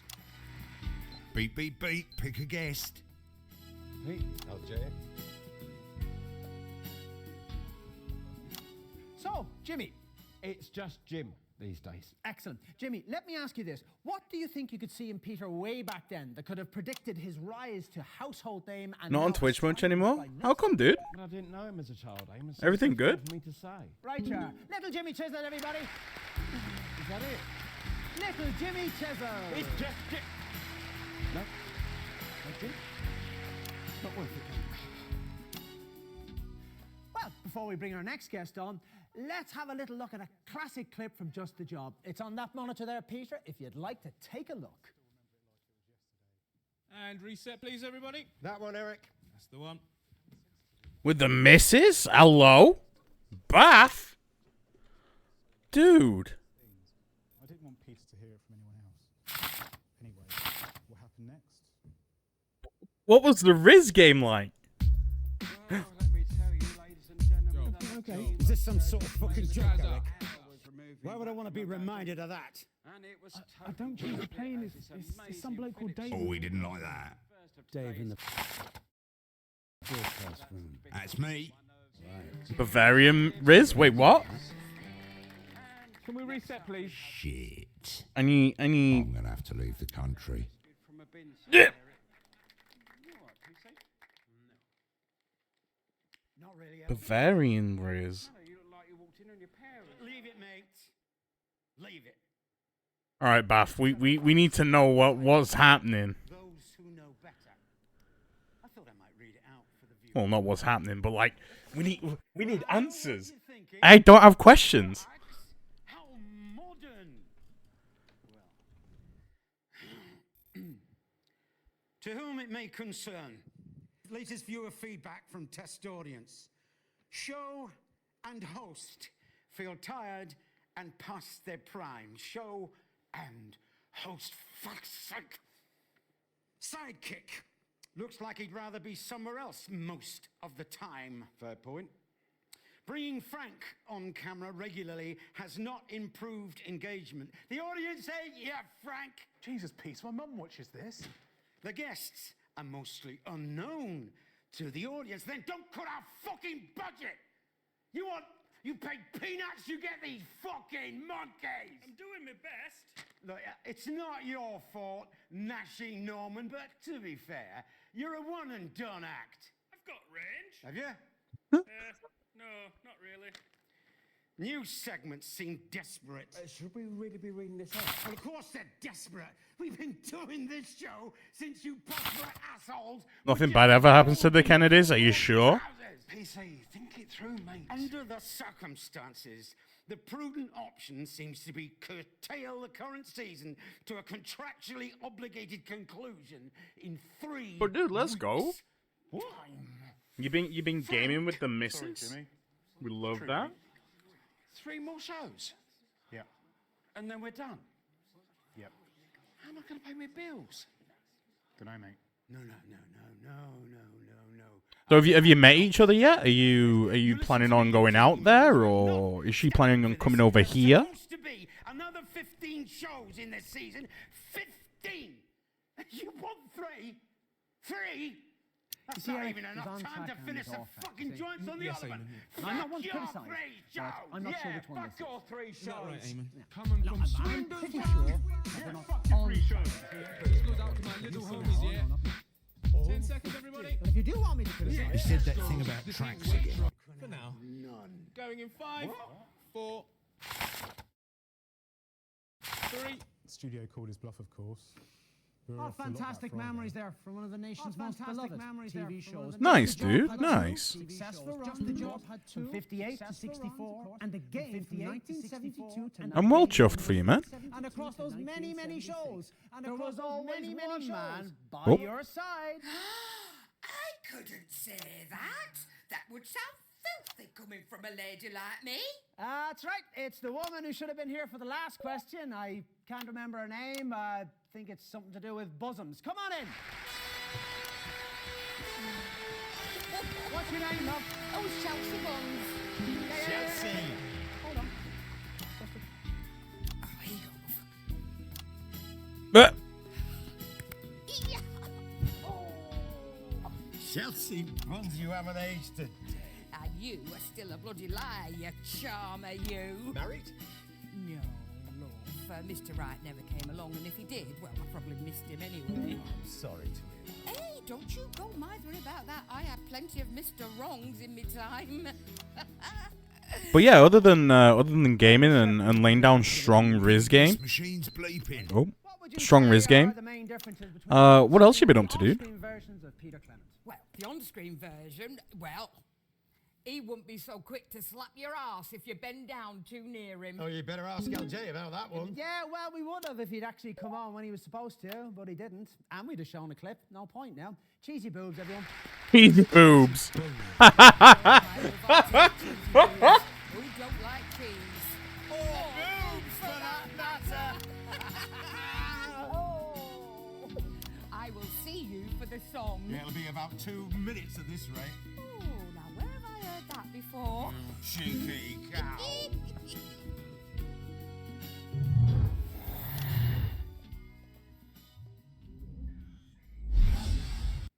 In 1941, long before Just the Job ever aired, you, like so many men of your generation, were I've been good though, conscripted dude. into Thank the you for army asking. to go to the continent to fight. And it was on those very battlefields that the strangest of friendships was born. Just been vibing a lot. I suggest you fire Eric. Oh, shit. Yeah, oh, shit indeed, Eric. It's your old boss, Dorothy Hammerman. Just to see you're as incompetent as ever, Eric. Yes, Eric. Where are the tracks, Eric? How where could they possibly be? Oh, look! They're way over there! And you're not exactly covering yourself. I'm starting to think the tracks are important. In a union leader, I don't What know what tracks? I'm thinking. But I still get my jacket potatoes. In the car park, it's a right, but I really want a jacket potato. Jacket potato, jacket potato. Jacket potato. Oh, how lovely. Look, they almost match. Here's 1 finger for the north, 2 fingers to the south, and we can all apologize. Or Asda, or Aldi, or Safeway. Chilling Oh, out in he's having a Albury, drink. That's the life for me, but I'd rather have a jacket potato. What is this song?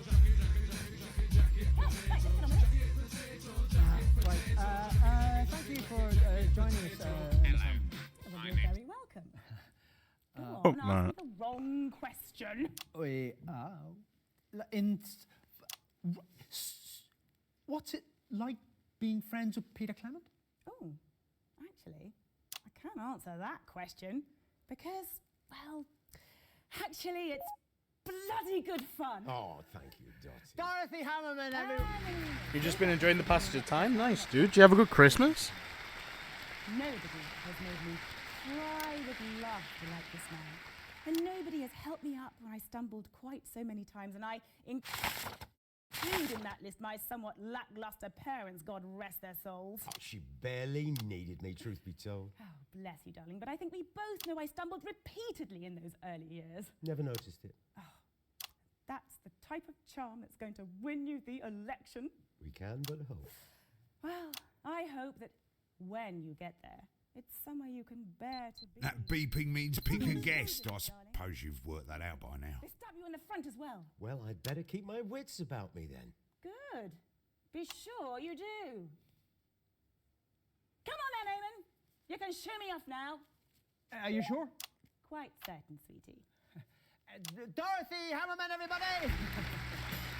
See you at the end of the big finish, darling. Well, that's when you get there. It's hard to say you What's Soul Survivor? running the show. Oh, shut up, Eric!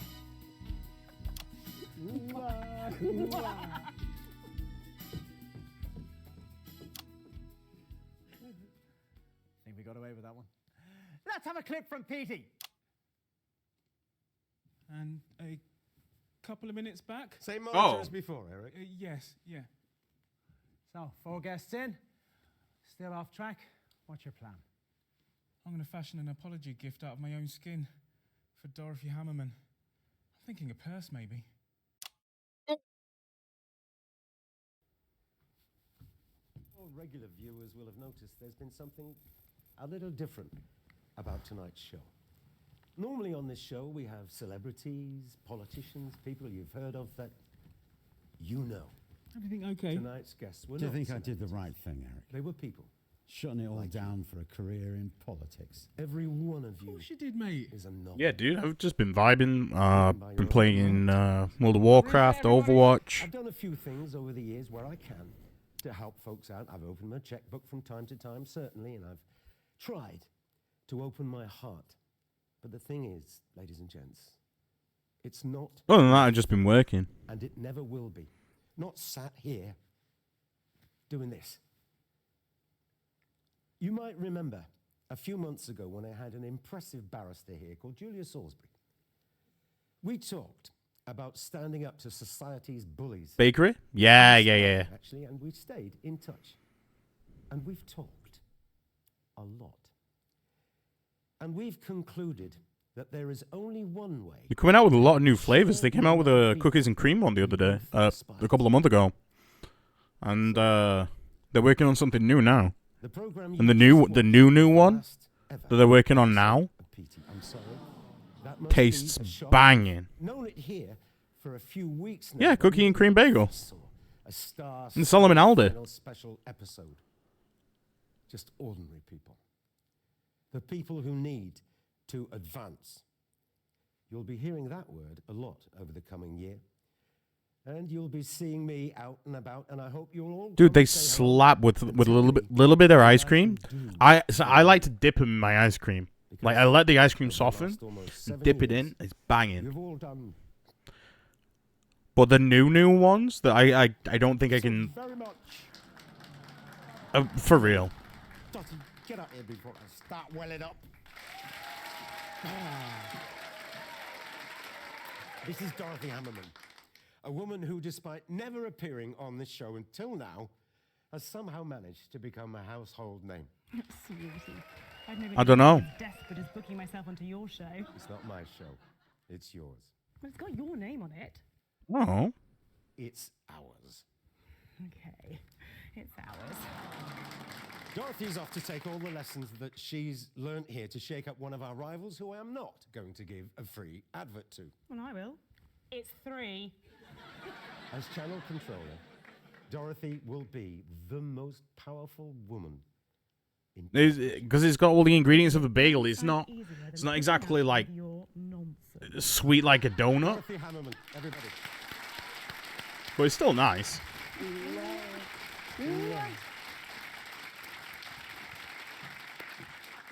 Well, I guess that's it. But I'm going to try the newer ones Over the in last few some, years, like, I've some poured ice cream later. My heart and my soul. Because these ones are thing, sweet. Really, I have. And I've worked to the point of collapse on far, far too many occasions. I've tried to be honest about everything as I see Eamon, it. just breathe, Maybe Eamon. you've Do fucking learned breathe. something. This show's been a shambles from Maybe the start. you've What is required felt now, Eric, is something something. significantly Maybe more than breathing. What do you you've mean, laughed. Eamon? Yeah, I think the ingredients would be a lot different. On your head. Do you know that expression, Eric? Please, Eamon, just Only think messing when I about it. mention Americans by that. I'm going to Dude, stand don't here worry and about think it. My name is Peter Clements. You, Eric, you're And going I to go want to over there thank and all of you do who that have stuck thing you do with with me the to sock. these last words. I couldn't love you more. Jesus. And then, Thank you. you see what happens now. Good night.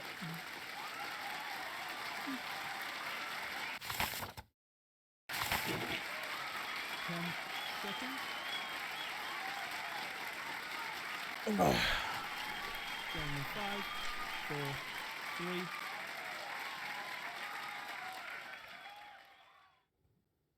Eamon, we're live. Huh? Eamon, we're live. Eamon. I think we need to listen out for when he says tracks. Right, yeah, there we are. Sorry about that. Welcome back, everybody. Tracks? That's unforgettable stuff. But 850? Fucking hell.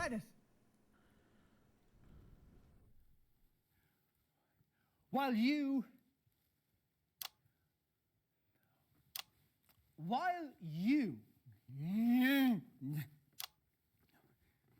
What the fuck? while you Been sweating it out? I imagine, dude. while you no, come on, Eamon. You're a leaf in the wind. You're a leaf in the wind.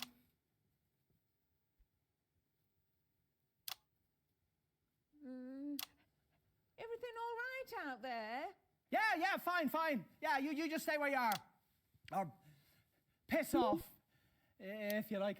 Honestly, I don't really care. You see, I'm not throwing hands. Not when you're level 850 and I'm like level 2. many children, and I hardly ever smack them, even though sometimes they really fucking ask for it. Just get back to the script.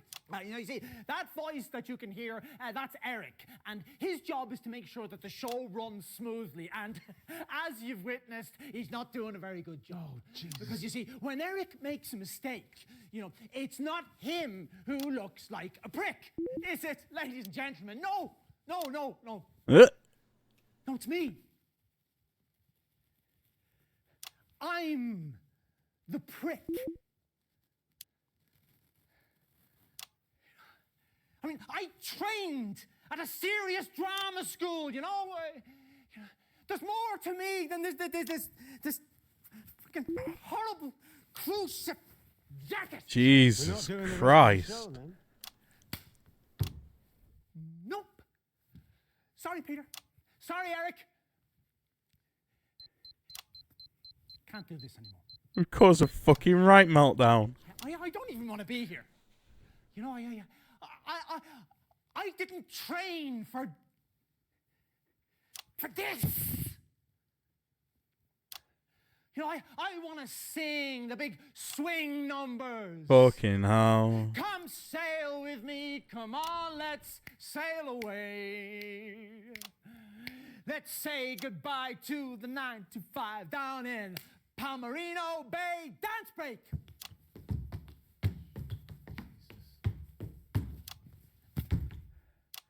Yeah, obviously it's better with the top shoes, It's better, It's perfect for a cruise around the bay. They say, come sail with me, come on, let's sail away.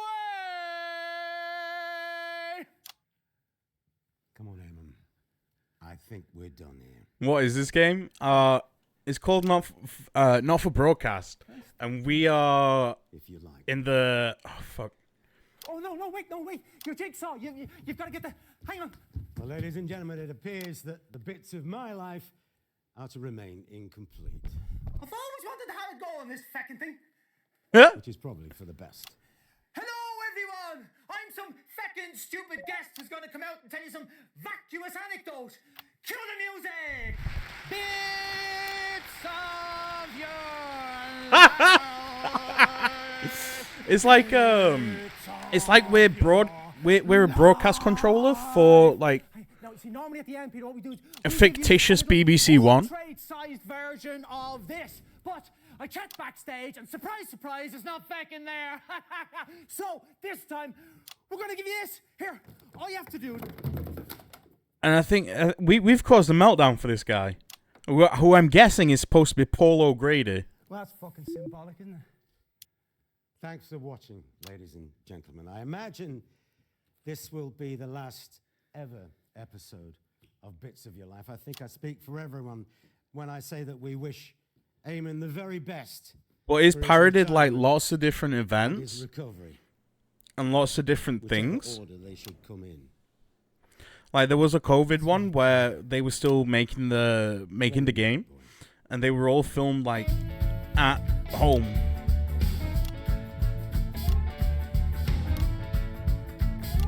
There are a million versions of these songs.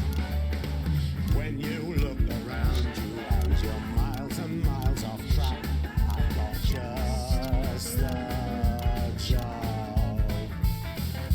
Sometimes it's impossible to get the smoothest back, but that's just the job.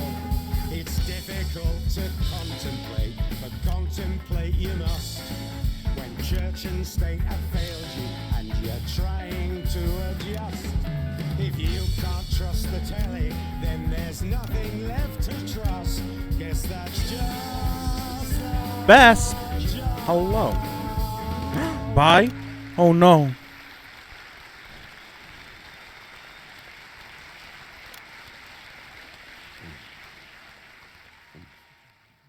Have a good stream, dude. Absolutely not a problem. I hope you have a good time at the New Year's Eve party that you're going to.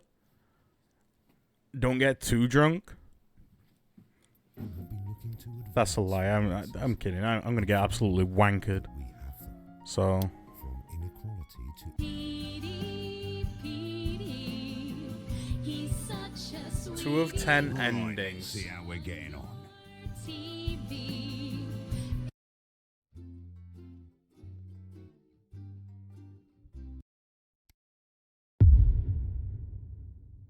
Oh, so it's kind of forcing us to redo it? This is your third time through and you chose to have all the hints, so I'm just going to spell it out for you.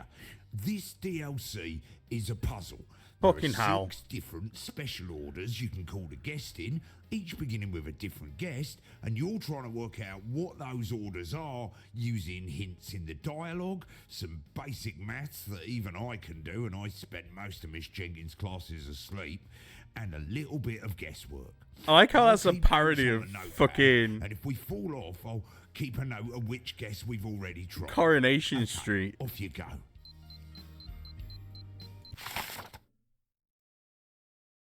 Oh.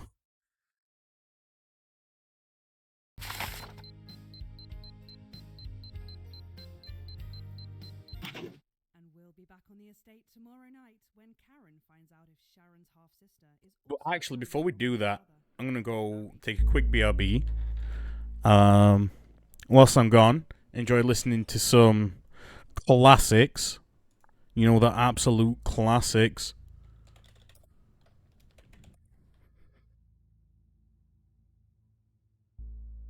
I'm not sorry for this. I will be back shortly. To Grace Cronenberg, I got a bottle of tequila and 2/3 of a crate of Carlin and a bottle of cider. Anyway, BRB.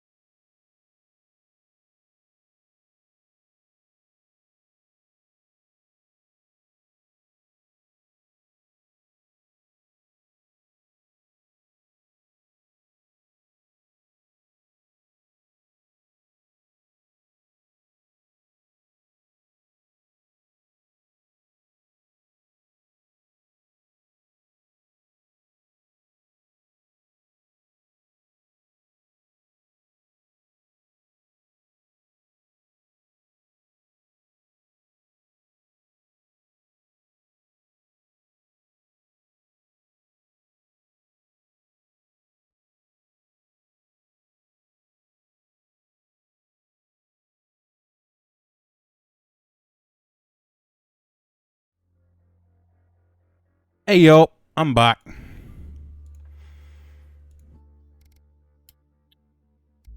to face with the devastating loss of his hairline. What's up, Look Fu? Tomorrow at 8:30. But before we go live to Eamon and the gang, there's just time to look forward to what's coming up later tonight on Channel 1.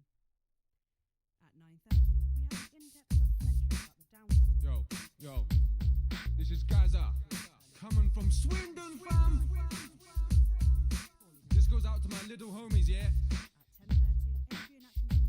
This ain't Tesco's, this ain't Waitrose, but I still get The my what? jacket potatoes. Cruising in the car park, it's a rat laugh, but I really want a jacket potato. Jacket potato, jacket potato, jacket, jacket, jacket, jacket, jacket potato. Jacket potato, jacket potato, jacket, jacket, jacket, jacket, jacket potato.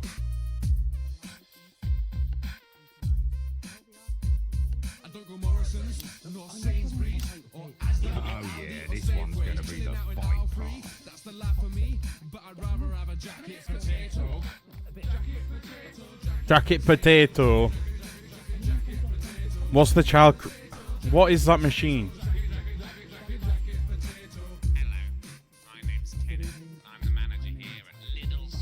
I'm spitting out these bear flows. Why you looking scared, bro? I'm selling you some scarecrows. You think you're better than me, yeah? So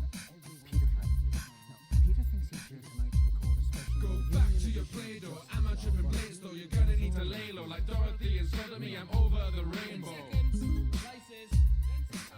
Open the door, for I am a bogus gas man with fake ID, and I'm here to ransack. Jacket potato.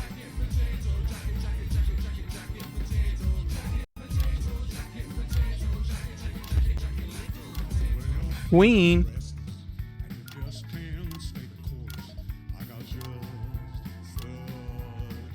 Wait.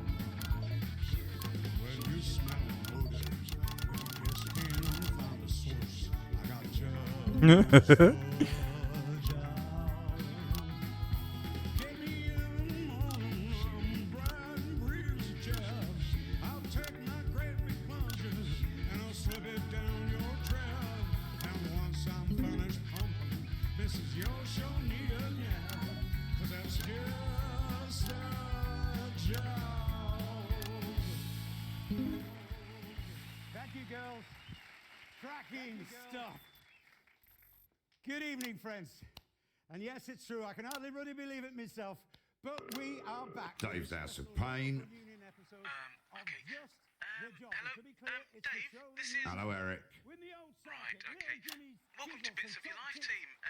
Now, both Eamon and I were hoping to pop up and see you earlier, but, well, time got away from I us. could hear Eamon talking to you, Eric, on the feed. So, you heard all of that? Yep. There'll be no politics tonight. Not on this show. Bear with me. Promise. Yeah. So let's kick tonight off with a And stand by, Eamon. Go, Eamon. 1 second, Dave. Just hold it right there, please. Oh, come on.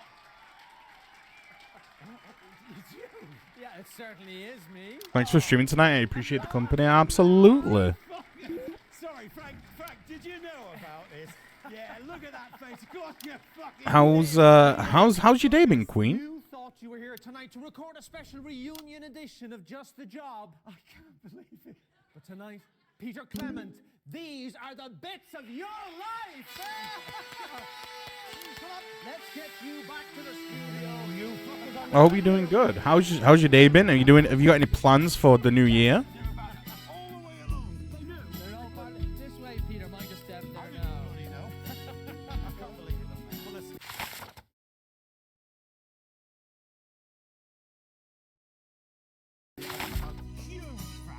Right, I'm back. Oh, it's colder than a nun stair out here. I know, mate. Apparently the cool machine.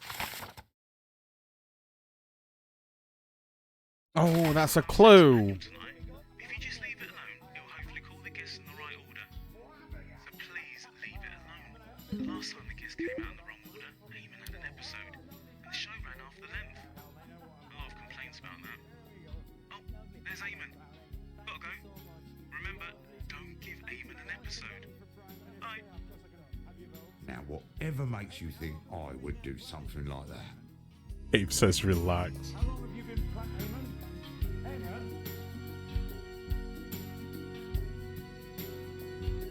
Feel like shit, but I won't bring those vibes in here. No plans. How about you find yourself? Also nice hat. Well done, look through. Absolutely. Big up look through for the hat. Peter Gordon Clement. But Born October 10th, 1923, in the northern town of Queen, I'm sorry to hear that you're feeling like shit. If you need to message me, I absolutely feel free to. My DMs are open. to make the journey down to the capital by coach. No, I didn't. It's your infamous old ma'am. No, it isn't. And her long-suffering husband, Fanny and Martin Clements. You're not there. No. Let's just stick to the script, see what happens. You pop your piece in there and then head over to the sofa. Right, you pet. Hello, Pet. Make the best of us. And not the worst. Chelsea, bloody bugs. But I haven't really got any plans. I'm just gonna get wankered. Okay, lovely. Let's all take a seat now. Of course, I'm going to be drinking responsibly. Both here. Let me ask you, what was life like for Peter growing up in the Clement house? Fucking hell. Well, I think, for both of us, really, it was about his father's, right? I mean, mine, he were never there because, what with work and the pub, of course.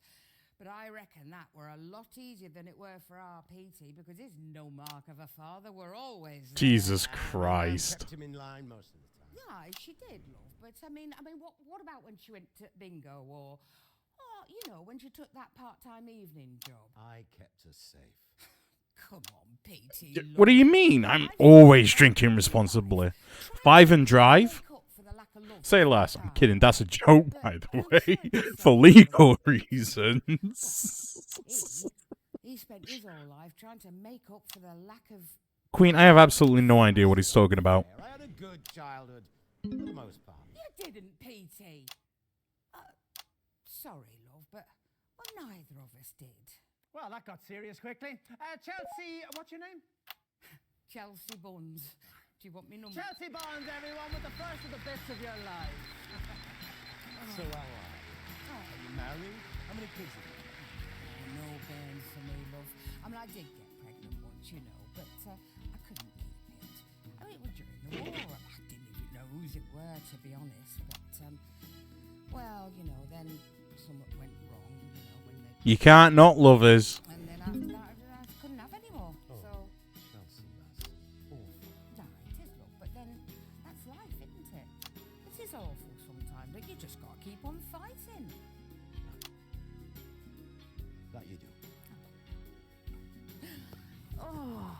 So wait, can we restart this?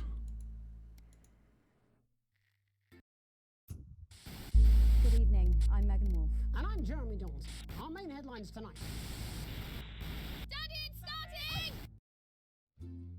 No, we can't.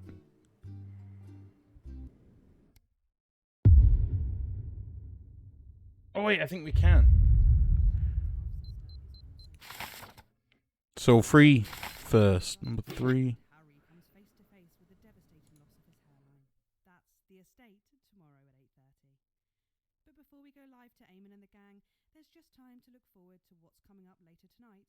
We're heading to Squeaky Bum territory. Oh, we're on the DLC, but this one's kind of a puzzle. Look at that. There's 3 of them coming. Like, purposely. But Bonji, how are we, dude? Involve the government? Look through? Doubtful. He doesn't want to alarm the IRS to his tax evading ways. At 11:30, fasten your seatbelts as it's time for Wayne the Spirit Whistle to lead another terrifying exploration in Live and Spooky. And tonight, they'll be asking if the old brewery in Arsminster... Yeah, I realise that, Eric. But my family have made it clear to me that my episodes are embarrassing for them. So I suggest we stick to the script so I don't have to face the ire of all 4 of my brothers. That's true. My sister. Nothing more important than family, Eric. Maybe one day you'll realise that. You can never persuade a lady to let you cough your muck up her... Yep, standing by. Good evening, I'm Eamon Titley. Behind me is a true TV legend, and now running for Prime Minister. Everyone's handiest man, Peter Clement. Now, Peter thinks he's been brought here tonight to film a special reunion episode of Just the Job. But, as always, viewers, you know better. 10 seconds. Laces. It's time. Let's start the show. In 5, 4, 3. Just that job. Just that job. Just that job. Let's go. When the skies are cloudy on a Friday afternoon, I've got just that job. Not the Foo Fighters.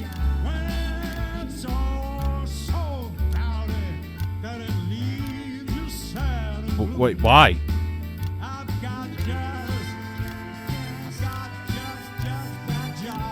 You on vacation?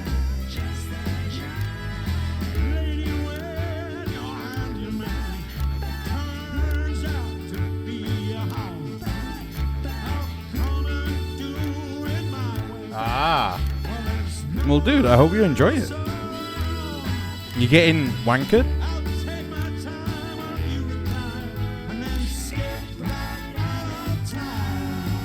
It's true, home. Still waiting for Bungie to play Her Majesty's Spiffing.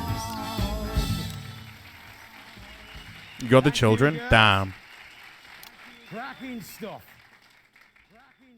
Good evening, friends, and yes, it's true, and I can't really believe it myself. We are back with this special one-off. Great things ahead. I'm episode of Just the Job. excited. And just to be clear, it is the show that you remember with me old sidekick, little Jimmy Chisel.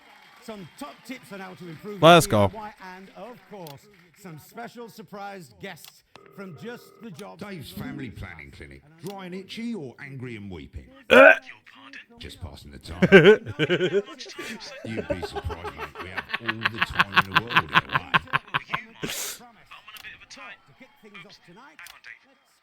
Stand by, Eamon. Fuck's sake, look through. I'm going anyway. It certainly is me.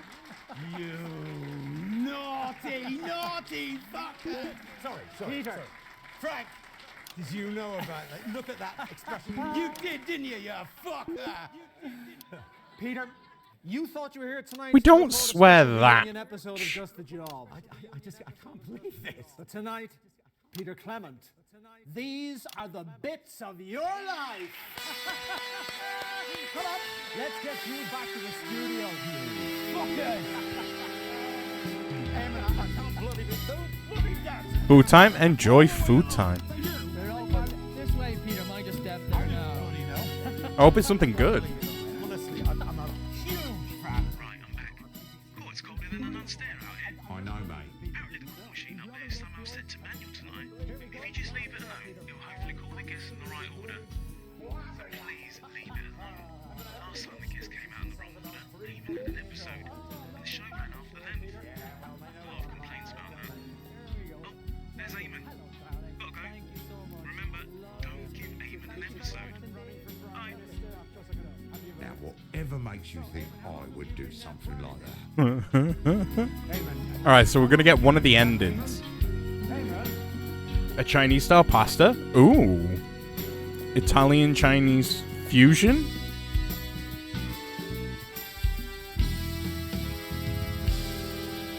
Very interesting. Peter Gordon Clement, you were born October 10th, 1923, in the northern town of Rotherham, to Fanny and Martin Clement.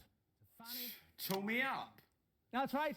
They got up at the crack of dawn to make the trip all the way down to the capital by coach. It's your infamous old ma'am and her long-suffering husband, Fanny and Martin Clement.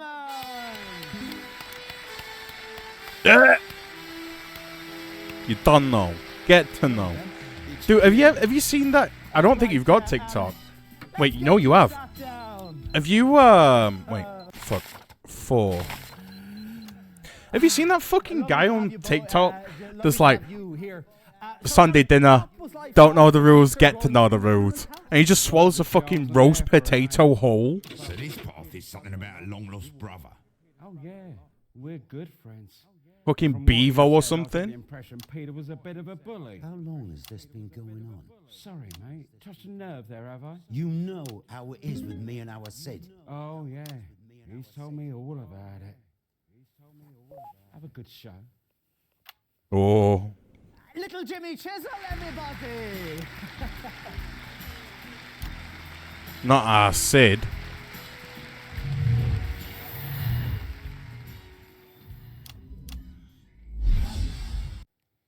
In 1938, you were a 15-year-old at Rothering Elementary, and already you had quite the reputation as a ladies' man. Who's this, Peter? Ladies' man, Peter Clement. With penis so small, you need space telescope to know if it even exists. Ah, fuck off, Ivan. It's your aunt's sweetheart, Chelsea Ball. No, it bloody isn't. No, it bloody isn't. What a rock and roll star. This is Ivan Vodovich, and one of my oldest friends, Ivan. Chelsea. Ivan. Let me ask you this. What do you think we could see in Peter way back then that could have predicted his path to household name and now aspiring Prime Minister? You know, I listening before I come on your set, and I hear name Sydney, and I think I not heard his name in 25 years. Let's keep it that way, shall we, mate? Fuck. 1. Good night, a goat fight, always bleating and snapping at each other. And then one day, Oof. He gone. and just like that, and never spoken of again. And that's the way I like it, Eamon. Should we get the next guest out? Wait, first we open Erkistani Special Reserve. Not in the mood, mate. Oh, Jesus. Sorry. Not your fault. Meet in the pub after. Ivan Vodovich. Ivan Volodymyr, everybody. Volodymyr. Guest on. There from Just the Job. It's on. And that's about 2 minutes. I'm going for a gander. Get my mind off things. Plan to get a contestant on each week to play. It was an idea that Peter and Jimmy came up with at the pub one night, I think. Anyway, it was not going very well. Oh, bottoms up. Feisty, and the contestant.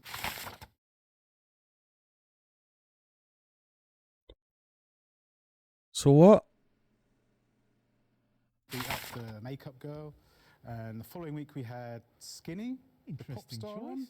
I'll drink She to kept that. making jokes about her, you know. Oh, drink again. Foo-foo. Got to keep the The old grey tabloids massively found implicated out. after The next all. week's contestant Can we dropped out. reset, I wanted please? to cancel it, but Pete and Jimmy, they had other ideas. Well, it's time for a segment that the papers have called explosive and the prudes have called inadvisable, reckless and puerile. It's I'll drink to that.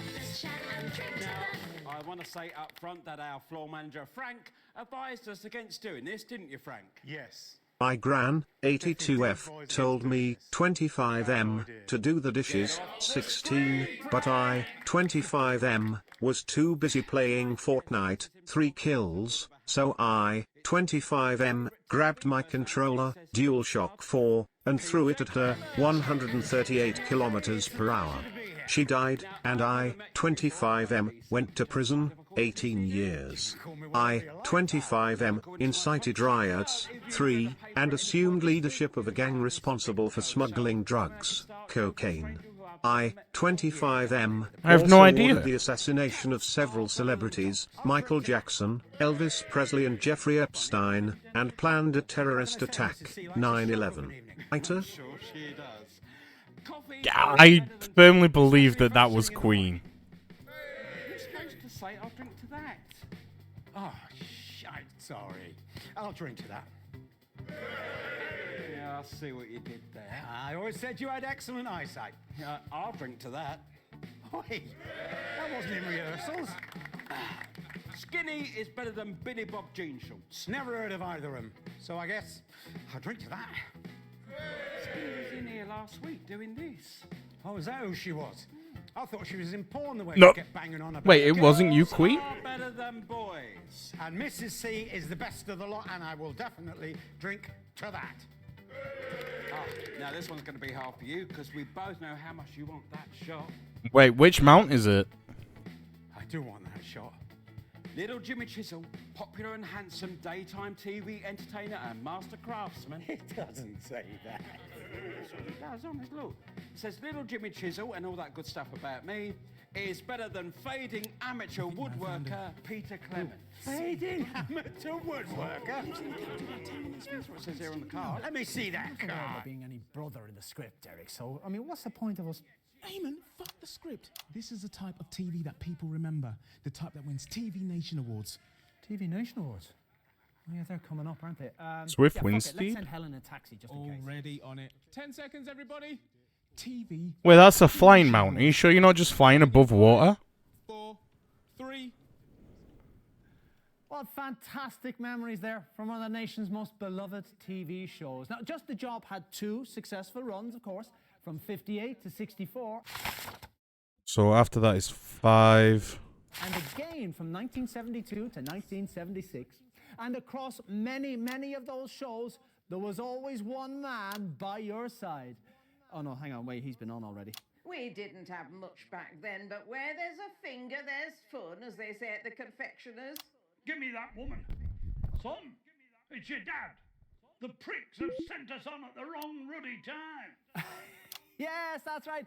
It's a man and a woman who need no introduction, but we're going to give them one anyway. It's your sidekick. No, look, it's clearly your parents.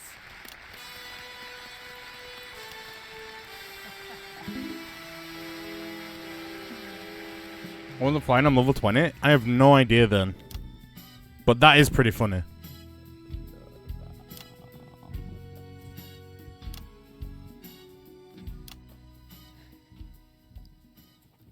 Well, you're certainly in a position to give us a unique insight into this bit of Peter's life.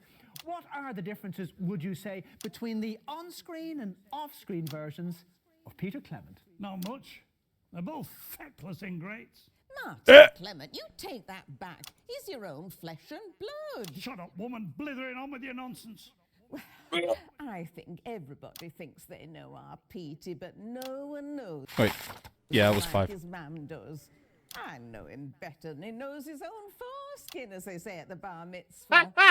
He was just about passable when he was younger. Not a patch on his brother, but you don't get two like that. We're ever so proud of him. He's like the first cock of the spring, as the airmen say. Well, apparently we have some archive, never-before-seen footage So of I, you, Peter, with your 74M, mysterious was brother. recently hit by a On car, Just the Job. 2014 Honda, and died. My wife, 69F, organized me a funeral, cost $2,747, without asking me, 74M, at all. I, 74M, was unable to make it because I, 74M, was dead 17 days. At the funeral I heard my dad, 155M, and other family members talking about how they wish I could be there, and now I feel bad for not showing up. Am I the arsehole?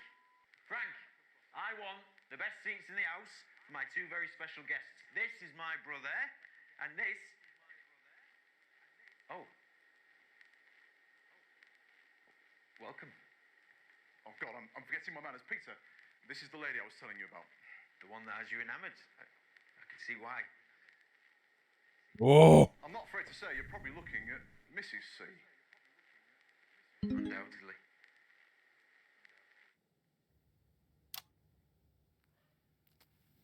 Oh. They were. Until he went to that capital and became one of you TV ponces. Martin. Abandoned his brother. He abandoned me. He walked away. Because of what you did, you sneaky little shite.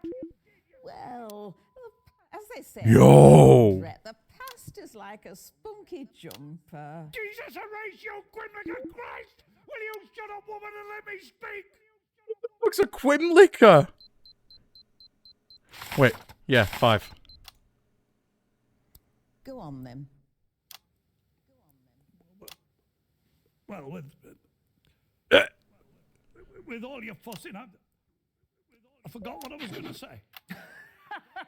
Fanny and Martin Clement, everybody.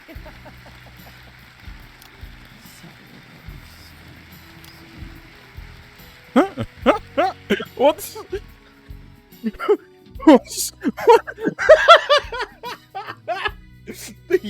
The Northern Stat.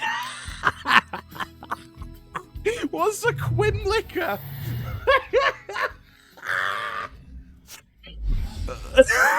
1941, long before Just the Job ever aired, you, like so many men of your generation, were conscripted into the army to go to the continent to fight, and it was on those very battlefields that the strangest of friendships was born. Don't worry, darling, we can still get this show on track. Oh, Christ. I think we all know that voice. At the wrong time in the show, ladies and gentlemen, a woman... I don't think they do. Destroy us all, Dorothy Hammerman! Hello, Mrs. Hammerman. You're very lucky you didn't call me even earlier. I'm having a very difficult day, so just be glad I've had time to calm down and be in a more personable mood. However, the organisation on this show is a farrago. Yes, ma'am. It's Dave in the broadcast room. He's just fiddling with the machines. However, I wouldn't say fiddling, I'd say more like meddling. let's just carry on. Look here, take this and put it in there, shall we? Yes, ma'am. Oh, are you okay? Yeah, I just don't like talking about our Sid. Well, I know you don't, but suck it up, because it might well make you Prime Minister. Okay, sweetie? Okay, sweetie. Let me ask you this. What's it like The last time that I saw Sydney and Peter together was in 1960 at Peter's wedding. Well, Sydney was sat at the front, and I was just starting out at that time. We all were, but I knew I had to get an invite to new TV sensation Peter Clement's Wedding of the Year. No, hardly. It was a small chapel near Rotherham. Yes, well, everything was going fine until the reception when No. songs performed by that dreadful band you booked. The two of you. There's a... What?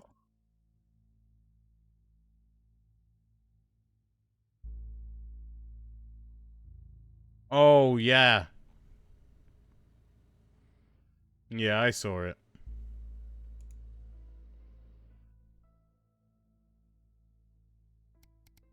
You could be heard screaming obscenities in the car park. Well, you came back in after a few minutes as if nothing had happened and grabbed Mrs. C and started dancing the lambada, if I remember correctly, which, as you know, darling... You always do. Yes, I always do, don't I? Well, Sydney drove off, and rumour has it that you never spoke again. Is that true? Why are you telling everybody this? Well, it's ratings, darling. Ratings.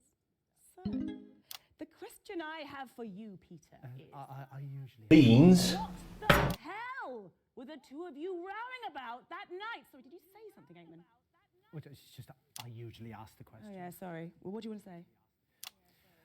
No, actually, that was very good, yeah. No, sorry, Dotty viewers.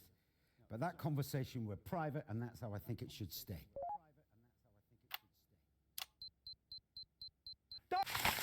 Uh, 6 and 2.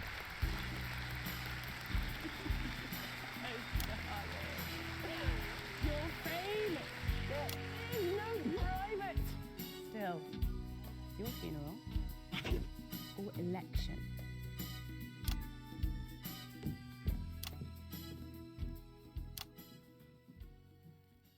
It wasn't only just the job that the nation invited into their hearts. Starting in 1977 and running every weeknight for almost 6 years, you brought your own inimitable Peter Clement style to your eponymously named late-night chat show, Petey.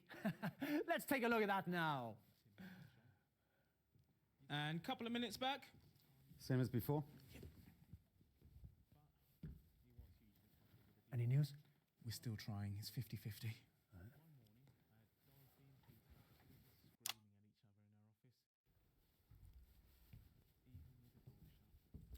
But I don't look through. Actually wasn't uncommon. Peter and Dorothy, you all right? Oh, he's proper angry now. Right, asshole. Direct relationship. Fucker groped me. Some of the crew. I did think there was a bit of a weird choice. Why is it that everyone who works in TV is such a terrible cunt? After 10 minutes of It's effing, just, Peter storms the job, out, isn't it? he slams the door, Reset, everybody. and Tim Hill was on the show that very night. Our next guest, or should I say guests, are sure to be a bit of a handful. Expect the unexpected. From Tim Hill and Polly.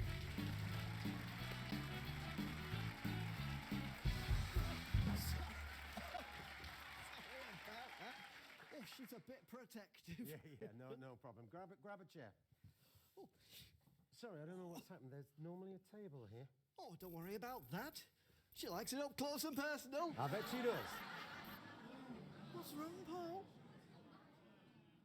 She says you should apologise for casting aspersions on her character. Oh, right you are. Sorry, Polly. She says you should apologise with a kiss.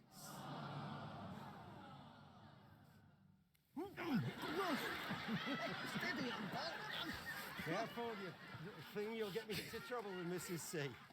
She says she's not afraid of Mrs. C. Oh. I can't say that. But I can't. Oh, yes, you can. She says she's got nicer legs than Mrs. C and Anita. Watch yourself, pal. I told you we wouldn't like it. Mrs. C is a very private person. I would thank you both to leave her out of this. Got that, Paul? Quiet, you lot. She really is very sorry. She just wants to leave. Oh, for pity's sake. She likes that. Yeah, I can see she does. Yeah, take it easy there, Polly.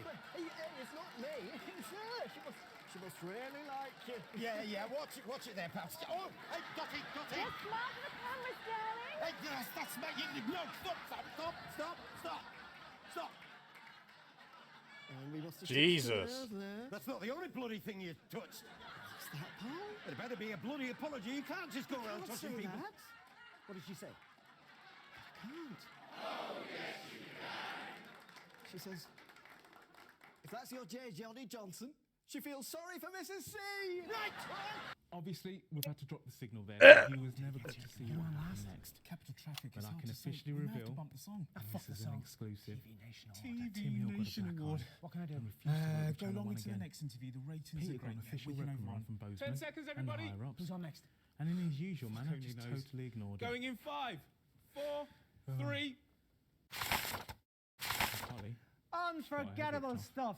But while you took all the credit, arguably someone else did all the work, didn't they now? Well, I don't know about taking the credit, but I'm hoping to share in the trust. With the fifth of the bits of your life, it's... Play the music! Dark horse gets Julie something.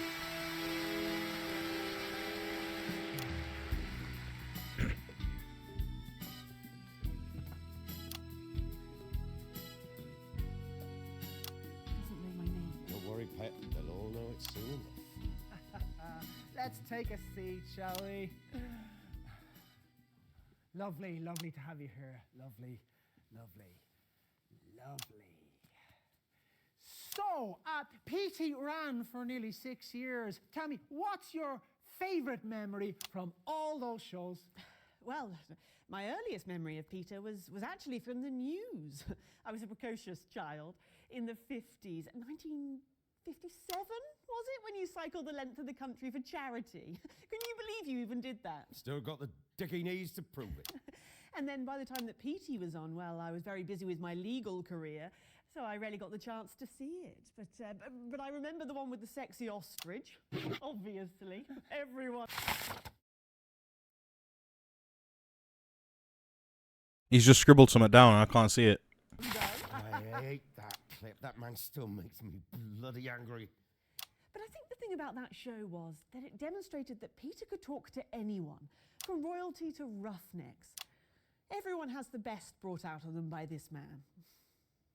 Well, let's hope that's true for you. Cock inspection is not required at the voting booths. I was waiting in line when this voting official came up to me and said that there was something wrong with my voter registration. We went around back. He said that I had to show my cock because penis size is the most accurate way to confirm voter identity. I thought he was an official. I removed all to show him. After he fondled it, I returned to the line. It was after I realized that he forgot to check my balls. He was not certified. Jesus Do you know Christ. about Peter's brother Sidney? We have a brother. We'll talk after. How could you not mention your brother? We will talk after. Okay. We'll talk after.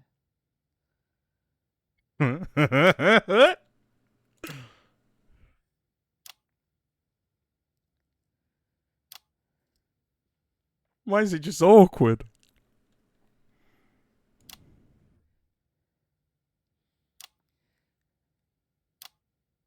Do I go now?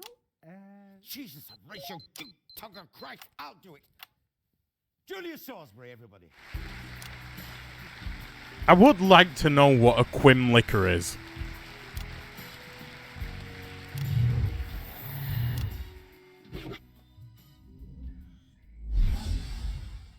And so to last year, when you surprised the entire nation by announcing you were giving it all up to form your own political party. And because the final bits of your life are always about the future, I remember you slipping me tongue in Giddleram back at your nan's house. Well, you reckon it was your first kiss, well, but me, obviously that line's not going to work. Let's just bring her out here. I met her earlier. Her name's Edna Cakes or something.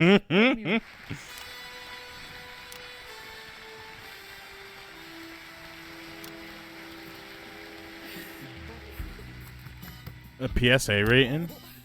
No. Probably.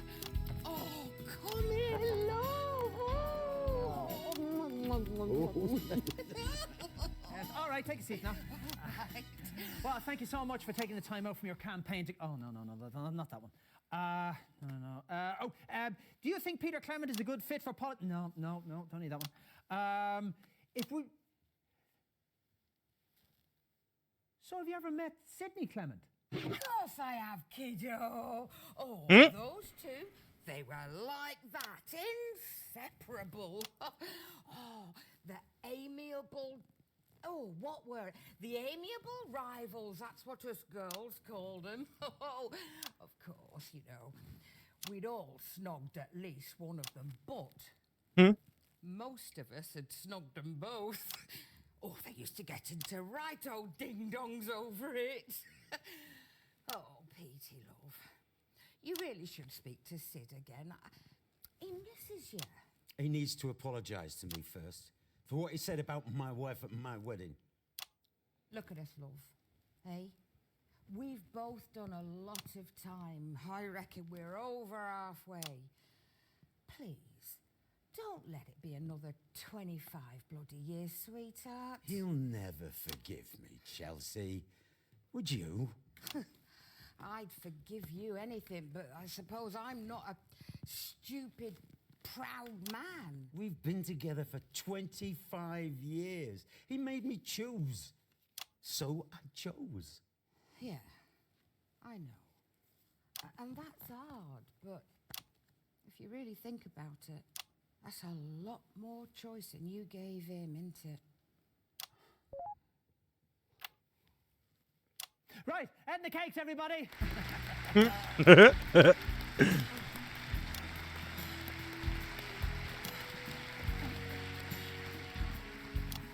Yeah, right, off you go that way, love. Why have- Fantastic. Well, we've got a bit of a treat for you. Oh, God. For you.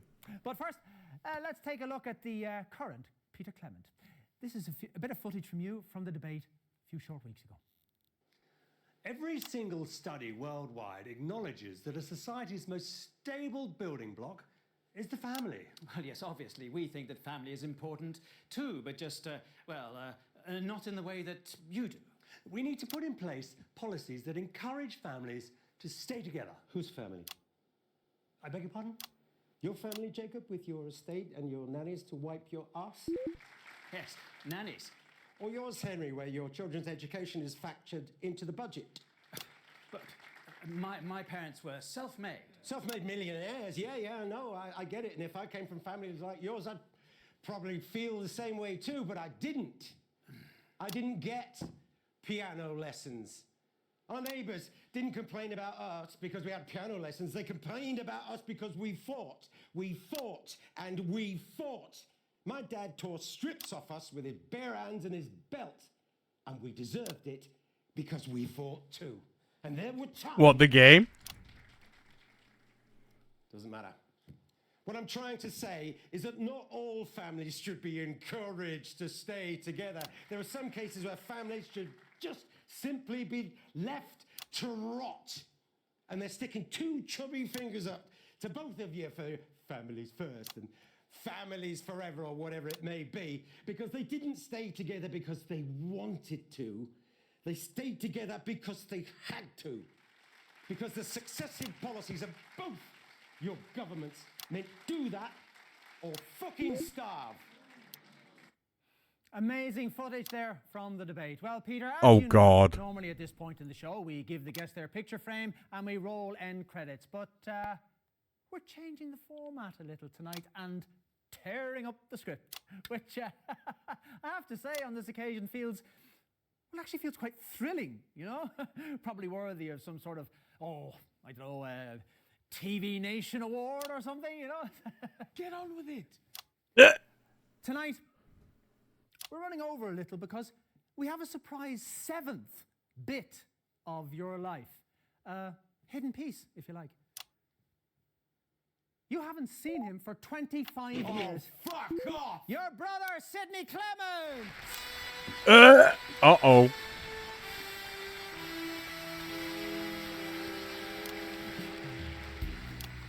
right, out, Pete. All right. Looks like we're going to have our chat then. Aye, looks that way.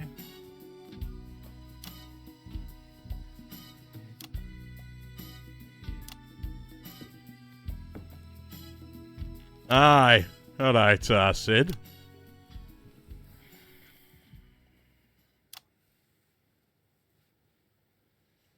So, lads. Shut up, Eamon. Right. So, what have you been up to? Solicitor stuff, you know. You? This sort of thing mostly? Running for Prime Minister? Saw that. Good luck. Mam's backstage with him. Oh, aye, that's good. Okay, now.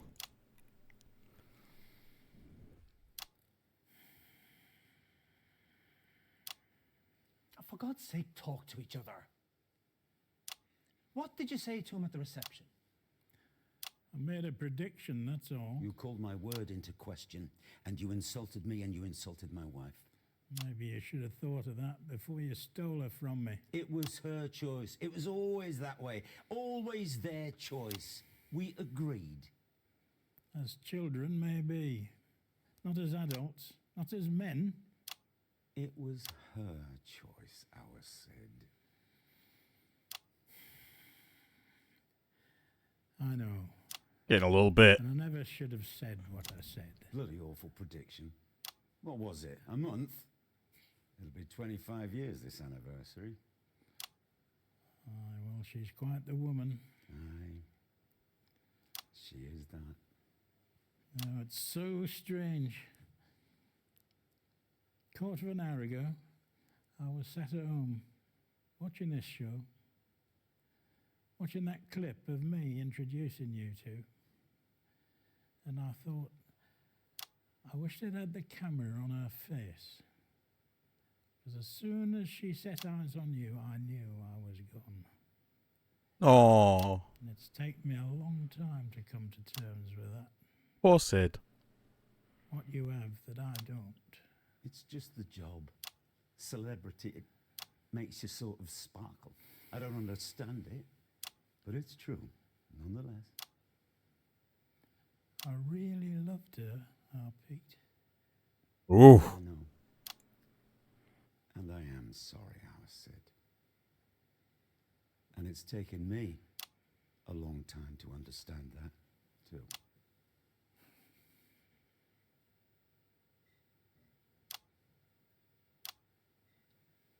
Peter,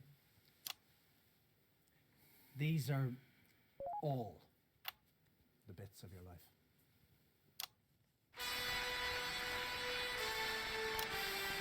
Oh, we got a nice ending. That wasn't so bad.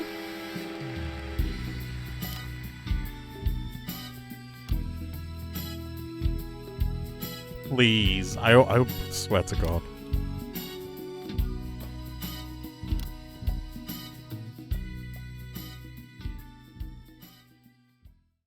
TV fucking Nation Awards! TV Nation Awards! Nice. Let's go. Alright, well, we're not finished yet, but... Jesus Christ, he's going to force us to play this until we get them all.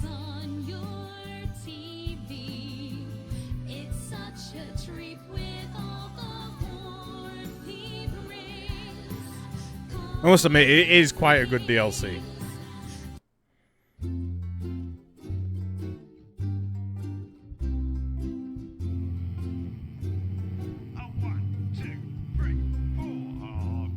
Oh no, it's not. I've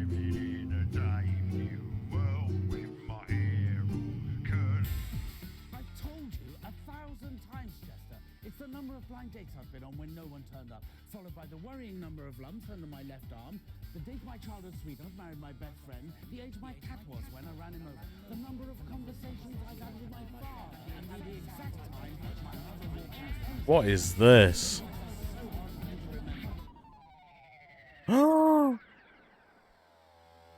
A new DLC? Say less. Oh, please. Welcome back, mate. Fourth time's the charm, and here's your fourth time through hint. Don't worry too much if you don't get a path right first time and you fall off track. Eamon will still have a tidy little nervous breakdown, that's always fun, and you can change what happens in those breakdowns by getting Peter Clement drunk, angry, or both. So even if you fuck up the main treasure hunt, there's still new stuff to see and fun to be had, because it's my DLC and I told them to spoil you rotten with content. And I have compromising photographs of the developers. Off you go. Yo, this is Gaza, coming from Swindon, fam. This goes out to my little homies, yeah? This ain't Tesco's, this ain't Waitrose, but I still get my jacket Potatoes. You didn't call a number, so the machine voted Julia Salisbury. Hope the fucking country doesn't.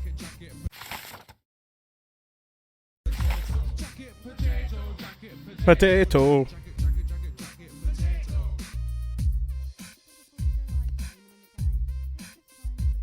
I don't go Morrison's, nor Sainsbury's, or Asda, or Aldi, or Safeways. Chilling out in aisle 3, that's the life for me. But I'd rather have a jacket potato. Jacket potato, jacket potato, jacket.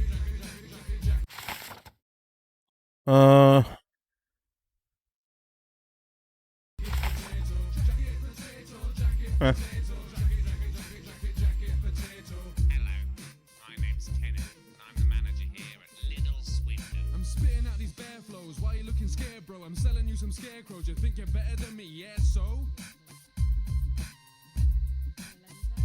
No, back to your Play-Doh. Amateur plates, though. You're gonna need to lay low. Like Dorothy and sodomy, I'm over the rainbow. episode on live TV. Was that? But I really want a jacket potato. Jacket potato. Brings a different fella home. Doesn't even ask her name. I'm unstable. You know the thing about around town. Three fourths of cunt with her flappy little. Yep, standing by. Good evening. I'm in. Tonight, behind me is a true TV legend. Now running for Prime Minister. Everyone's handiest man. This is a customer announcement. There may be drug addicts in the car park. Just the job. That's what it's for. As Other always, than parking cars. you know better. When I say jacket, you say potato. Jacket.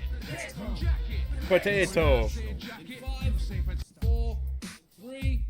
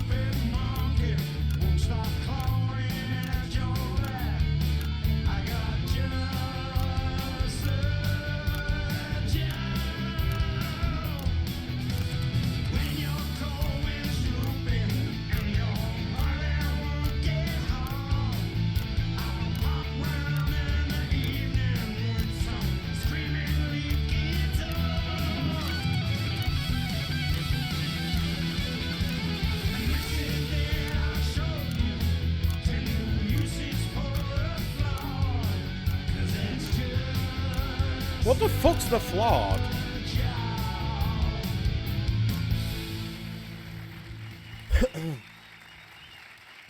Thank you, girls.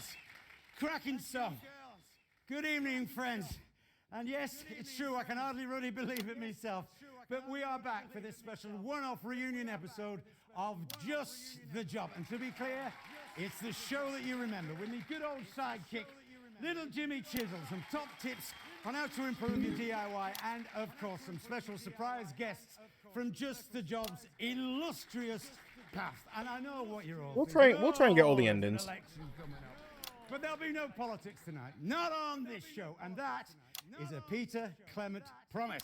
So let's get tonight's show kicked off with a slightly askance look at the mighty Bevel, because you Hold will it be right there, please. Oh, come on. Oh my God, it's you. Yeah, it certainly is me. You naughty, naughty little fuckers. Sorry. Peter. Hey, Frank, did you know about this? Ah, look at that face. Of course you fucking did. You cheeky fucker. Peter, you thought you were here tonight to film a special reunion episode of Just the Job. I can't believe this. I can't. But tonight, Peter Clement, these are the bits of your life. Woo! Let's get you to the studio. I'm gonna fucking have you, fuckers. Emma, I can't bloody do so fucking dance with you about all the way along. For you. They're all back this way, Peter. Mind your step there now. I can't believe it. Honestly, I'm a huge fan of your show. I think it's incredible. I never believed it. What's colder than No none stare out here. That was weird. Anyway, just a quick call to say. Make sure I call the guests in the right order or Raymond has a wig out. Well, not the words I would have picked, but basically, yeah. That's it, yeah. Show's in safe hands, mate. Evidently. Yeah. Eamon, bye. Yeah, bye. That freaked him out. How long have you been planning this, Eamon? Eamon, how long have you been planning? Eamon?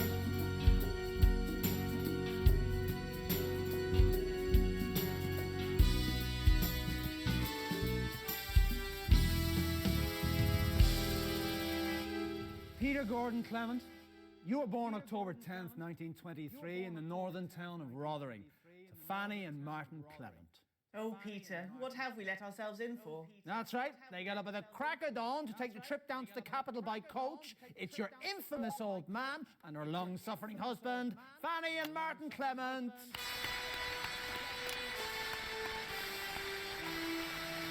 Nope.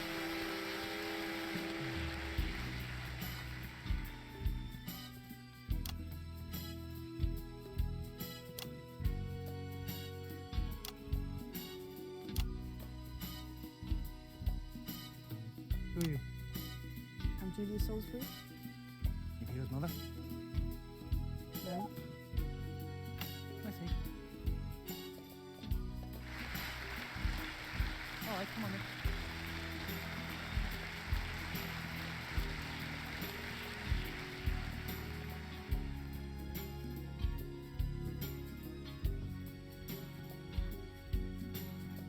They brought me on early. Look on the bright side. You get to the pub quicker that way. I wish. Got to get back to Campaign HQ. The phone's been ringing off the hook tonight. Oh, and if I may, Eamon, viewers can call advance with any questions after the show on capital 341 You got shot in the head. 562. Yeah, great, whatever. Sit down. What was life like for young Peter growing up in the Clement house? Well, obviously I wasn't there, but I'd imagine that there were a lot of similarities Huh? What? between the child Peter Clement and the man sat before you tonight, Eamon. Just like the adult Peter, I'd imagine that the 5-year-old version was headstrong, charming, and a lot more coherent before 8 p.m. Not entirely sure what this path is supposed to be about. Actually, that's rather good. Who are you? I'm Julia Salisbury. Peter and I are running for Prime Minister. Oh, that explains it. Yeah, I think I've seen your face on a bus stop. Yeah. Plausible. Julia Blueberry, everybody! Very close to the election. Don't worry about it. You wouldn't recognise any of the other candidates either. He only reads articles about himself.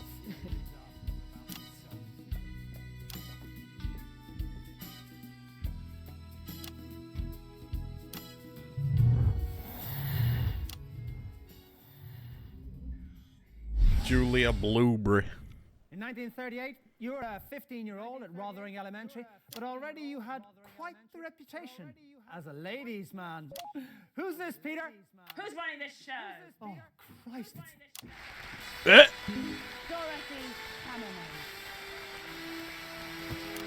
You called me at the wrong time. You came as an excuse for a cruise ship entertainer. Whoa. Oh, please stop licking, Eamon. My arse is quite clean enough. Please. Sweetie. Please, Eamon. Dottie. Mwah. Mwah.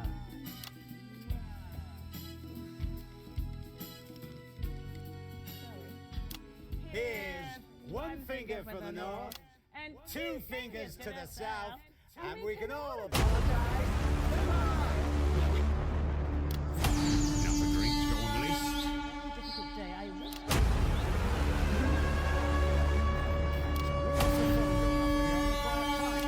About television too.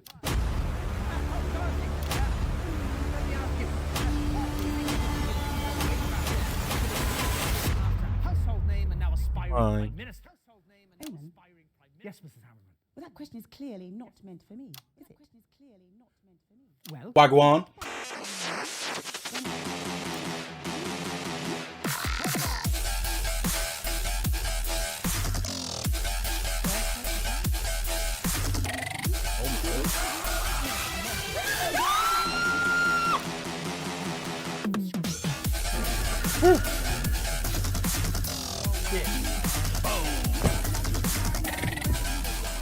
Make sure to use your Twitch Prime. Dorothy Hammerman, everyone. I was not fucking awful jacket. Oh, time to pick the next guest. Good luck with your evening. I don't suppose you feel like taking me with you, do you? Darling, you interviewed the Archbishop of Pendleshire after 12 pints and more than a few whiskey chasers. You know my rules, sweetie. Just keep taking the medicine. Until either it starts to help. Or you no longer need it. Hey, Eric. Don't think I didn't see you there. Oh, shit. Yeah. Well, before we bring our next guest on, let's look at a classic clip from Just the Job. It's on that monitor there. Peter, if you'd like to watch. And that's about 2 minutes. Right, I'm going to have a look at that monitor. I've no idea what clip you're going to play. How insensitive is that? Well, I took Peter to one side while Jimmy did his solo spot Jim's things. I didn't want Peter to hear it from anyone else. Anyway, what happened next is history. Oh. Well, let me tell you, ladies and gentlemen, that a team of surgeons laboured for hours removing that from a badger. And it was totally worth it, as this amazing Phillips screwdriver is the first of today's items. Oh, that pissed him off. One of That's me. And next up, we have this totally pointless piece of Shit. no doubt rescued from a bin. I'm going to have to leave. This is one where they get cancelled. We can skip it by pressing the add button again. Not really, LG. Oh. What's the matter? You look like you walked in on your parents. Leave it, mate. Leave it. We just had a fax from the higher-ups. Those who know better. I thought I might read it out for the viewers at home. What's going on? Well, I know what you're thinking. A fax? How modern! Well, to whom it may concern, latest viewer feedback from test audience. Show and host feel tired and past their prime. Show and host. Fuck the 15 shows in this season. Right, I'm not going to argue with you, Eric, but we are definitely fucked. You want It's a question of three? How badly fucked Three? Are we talking? That's not even sticking enough us with time the to finish tip the or crushing fucking prospects? joints on the ottoman. Fuck your 3 shows. Yeah, fuck your 3 shows. I don't think she was actually angry with Thanks. us. Apparently she Yeah, was fuck your 3 shows. You can have damage. all 15. 10 seconds, Yeah. everybody. Don't know any right. Or you can have none. Okay, going in. What? 5, 4, 3. Studio called his bluff, of course. We were off the lot that Fantastic memories there from one of the nation's Fuck most your free beloved shows. TV shows. Now, Just the Job had two No. successful runs, of course, from 58 to 64, and again from 1972 to 1976. And Peter, across many, many of those shows, there was always one man by your side. To me up? That's not him. Not just do my own line. No, it's too late. What's your name, darling? Chelsea Buns. Yes. Oh, that's your actual name. Okay. Chelsea Buns, everybody! Oh no, I forgot my jiggy bit. Oh, I'm coming. Wait for me, I'm coming. Oh.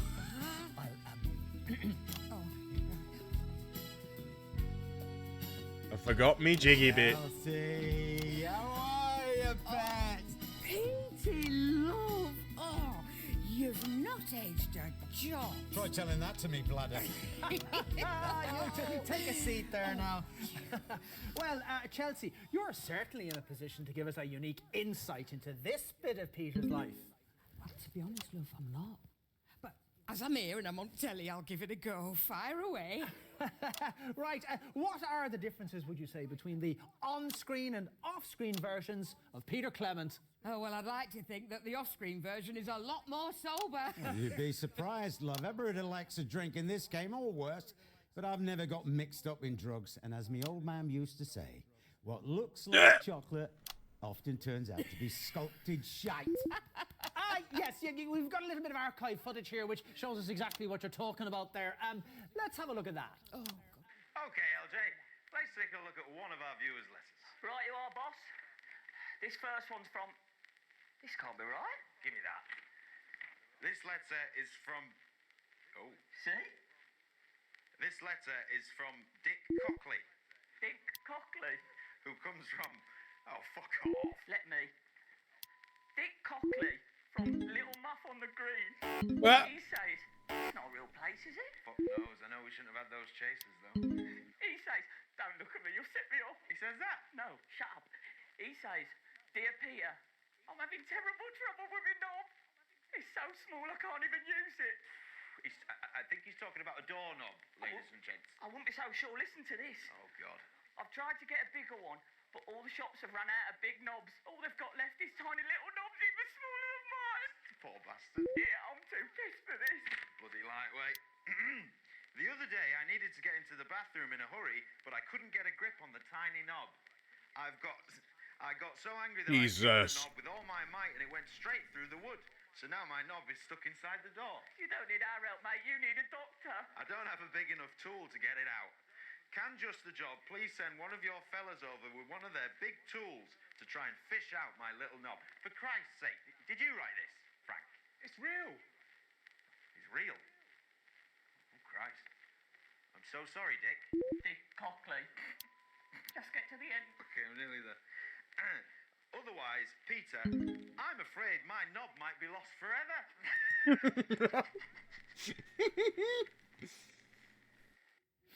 So great to see you've lost none of the old spark there. God, I remember that. We were 3 sheets to the wind. You should get Jimmy out here to talk about it. Actually, that was the plan. I used to watch Just the Job back in the day. Oh, yes. You see, I used to work in City, and my boss, he bought me a colour telly. You don't need to know the details, but it meant I could watch Just the Job whenever I could. I were that excited. I used to tell the old world and his mother, see him, I know him. Oh, Petey, love, I was so proud to have known you. Oh, and also so sad to have lost your love. I mean, I know it were only a few months, and let's face it, we were so bloody young, but, you know, you were... No, you still are the nicest, kindest, most attentive bloke I've ever been with. And I'll tell you something else for now. You were the only man who used to make me... Steady now. And without you, I would never have discovered the reliable pleasures of the black and tan. First girl I ever knew to drink a pint. Oh, whatever happened to us, eh? You did, Petey, love. You and the black and tans. Yeah, I remember. Sorry, Charles. You're all right, Petey. I forgave you years ago. You were weak and easily led. And let's be honest, once you had a fucking drink inside you, you were a sucker for a pretty face. It was like you had this insatiable need to be loved. Like you had something to prove to the entire fucking world. Time to pick the next guest, mate. More likely, yourself. Chelsea Bonds, everybody! Excuse me. Thank you for agreeing to do this. No egg beaters? What do you mean? Wanted to see your eyes again.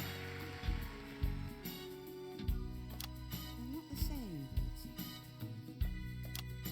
Are you lost, love? Oh? Oh?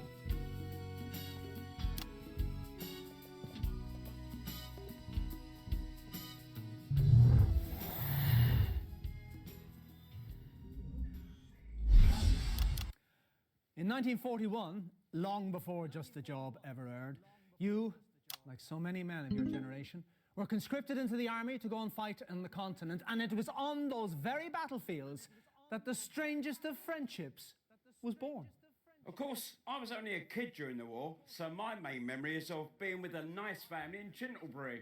It's not your best friend of the last 40 years, but actually could be worse. It's little Jimmy Chisholm!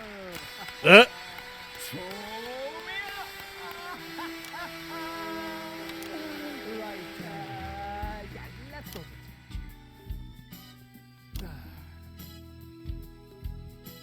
Mr. Cockley, I presume. You can call me Dick. Come here!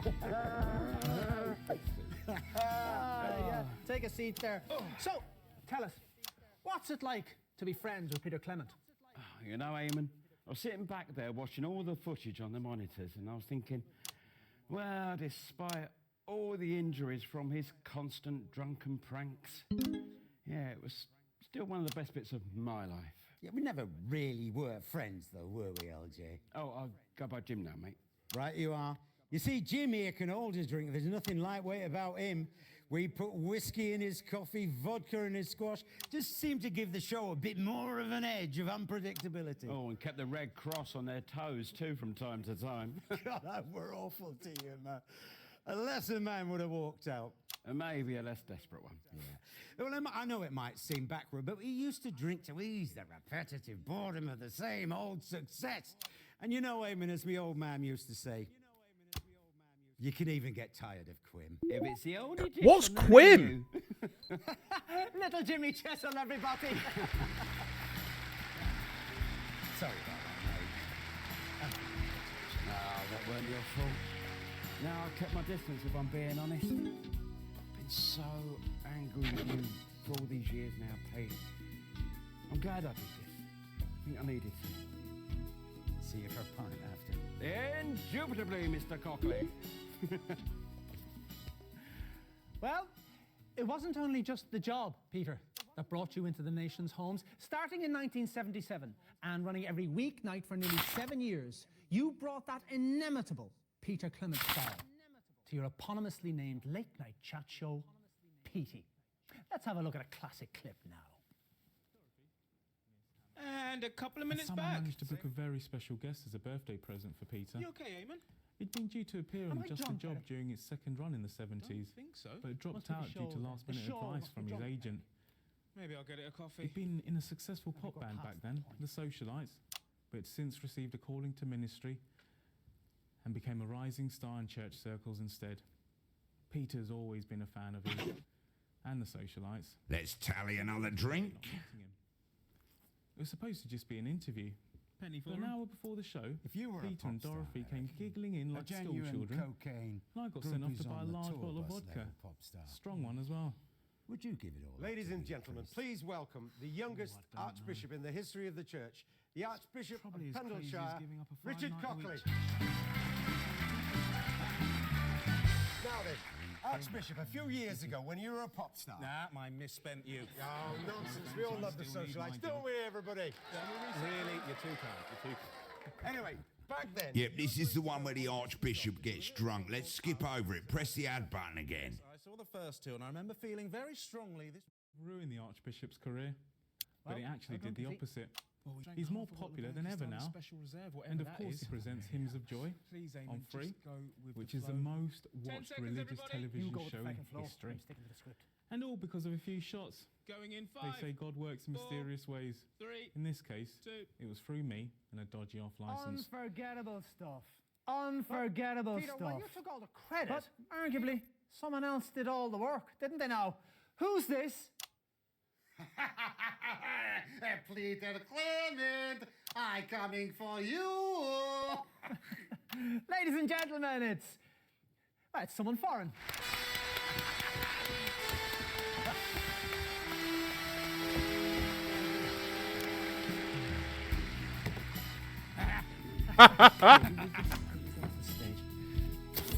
Oh no! Now we have to finish it. Drink. Inglorious Erkistan. People fight to death. A single shot of this. Very popular television program.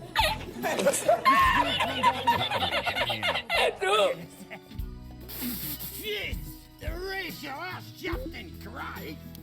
That is 60%. Right, what happened here? Yeah, sorry, Eamon. Oh yeah, he spit on Chera like a village prostitute at annual feast of Bukake. Right, fine, we'll do the interview standing up. Eric, could you? Already on it. Oh, yes, we stand for interview. And then we drink like we march to certain death tomorrow. Like in war, yes? Try again. Only this time like you have balls of bull and not penis of flea. Yep, bottoms up. Now you fit to execute dissidents? Amen. No, thank you. Drink, Spangly Man. No, you see, I have a very low tolerance to that sort of thing. Either you drink with me, or I send special Erkistani Black Ops unit to your home, and they kill you and all your family. Just the one, then.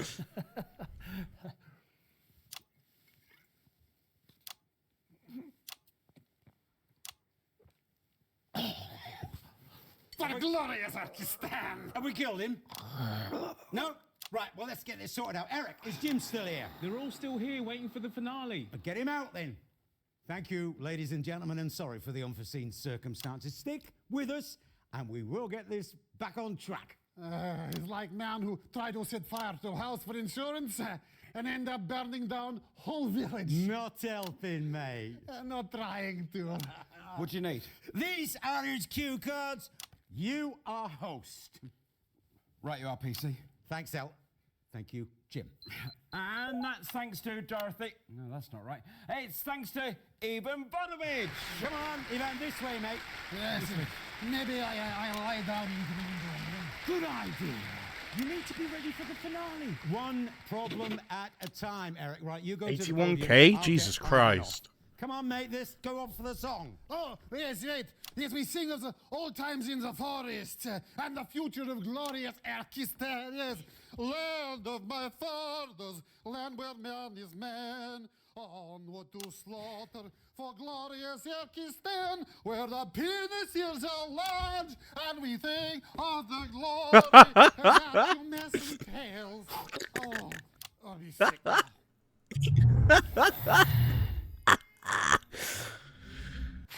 Oh, Jesus. Oh, nice. And that brings us to last year, when you surprised the whole country by announcing that you're forming a new political party. And as the last bit of your life is always the future... Son, it's time we had a talk. Well, I know that voice. It's your old man myself, and I assume your father. Please welcome Martin and Fanny Clement.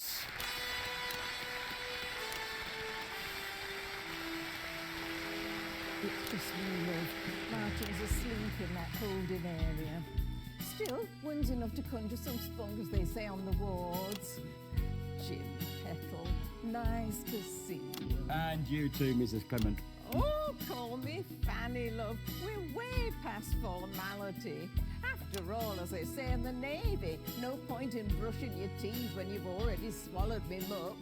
This way, Pet. Yeah, I'll put that in for you. Fucking hell.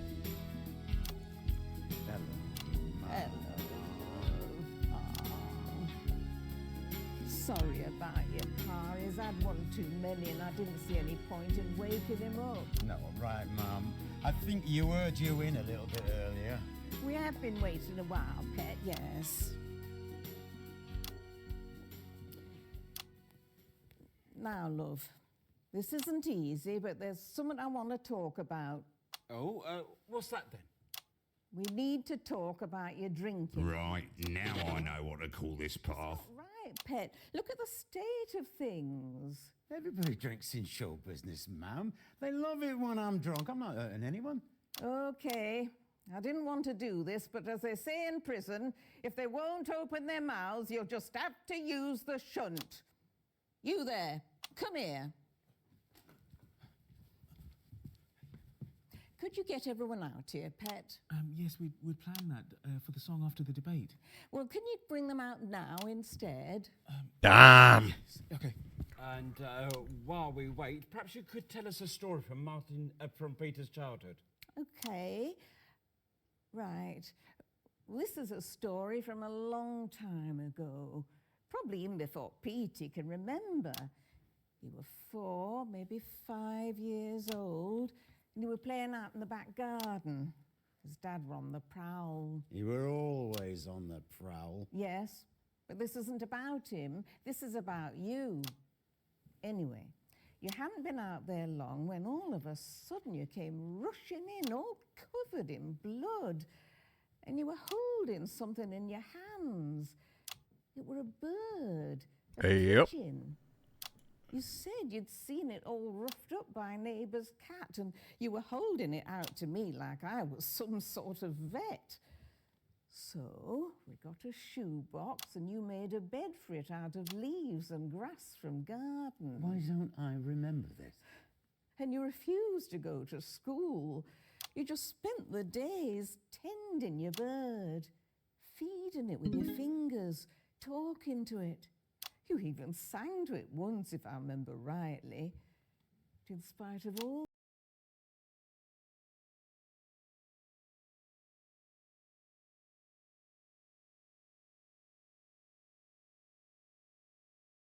Jesus. Thank you for the follow.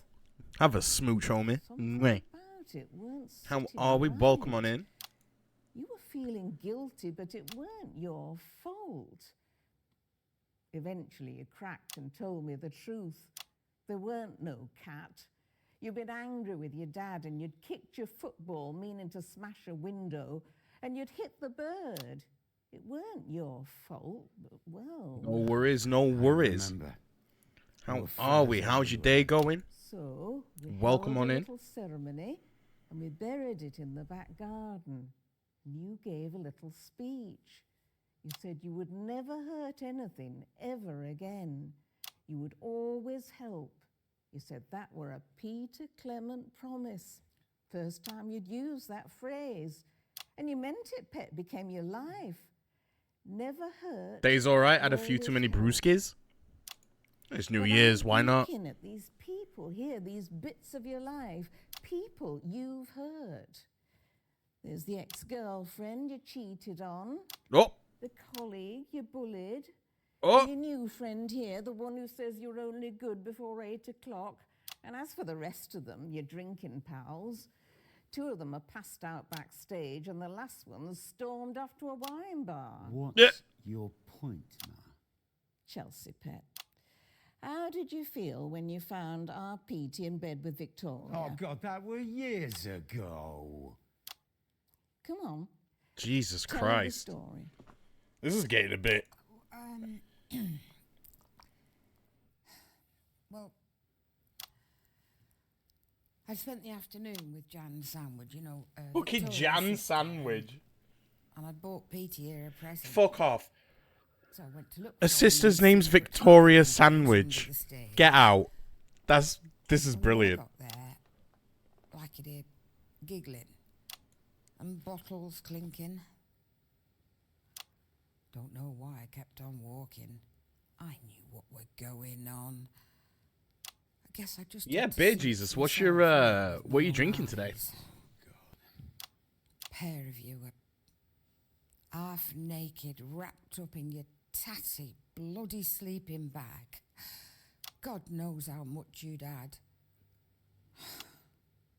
At one point, your head just lolled backwards and it were like you were seeing beyond me.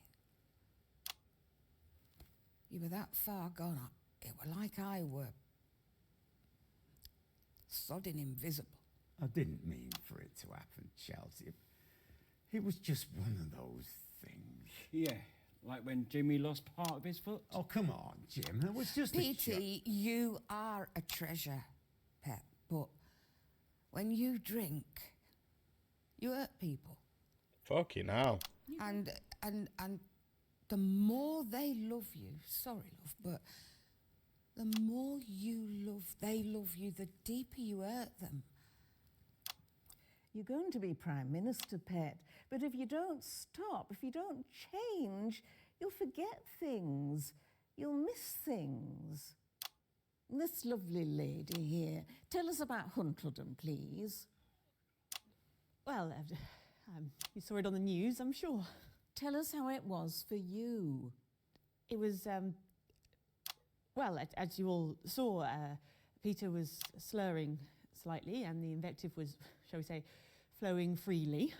And Peter called an audience member a, well, you all know what word he used. We do that. It was cunt, wasn't it?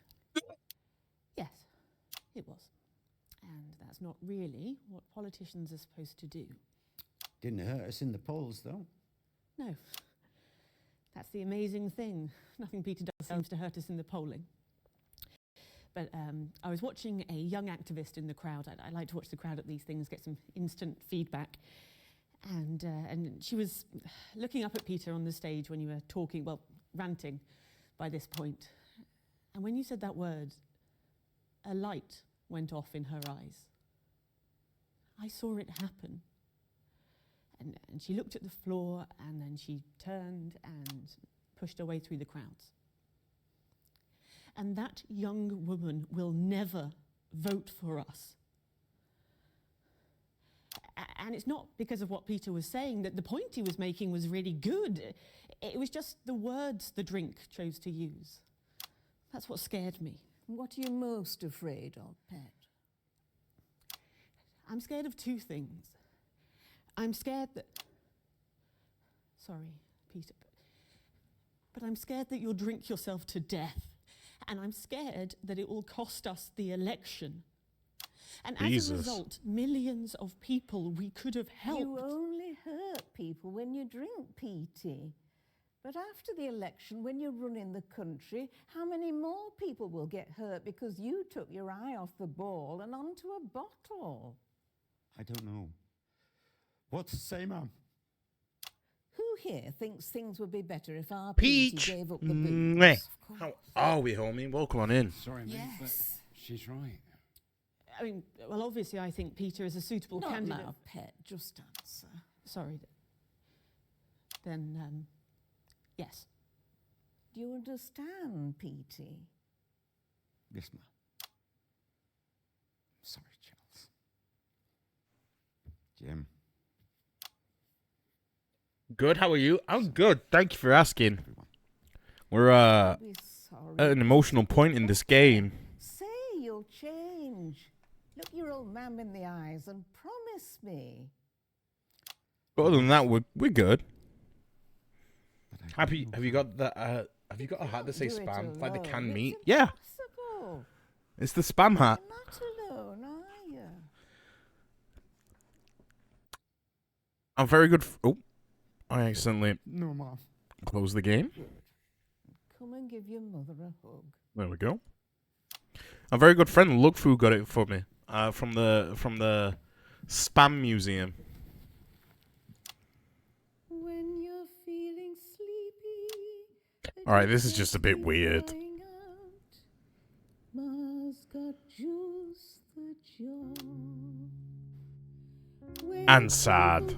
Spam? Yeah, the spam museum's real. What do you mean?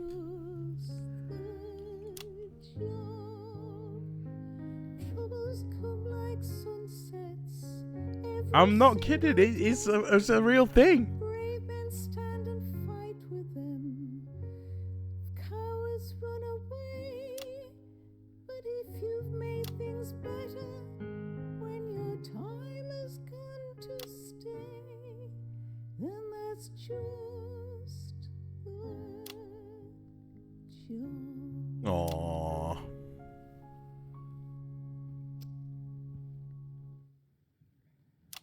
And we're out.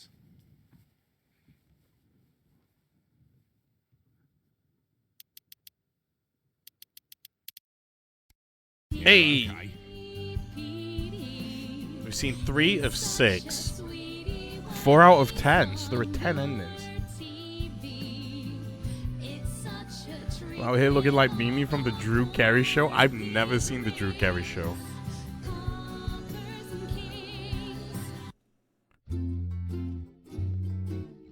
We've made Peter Clement face his demons.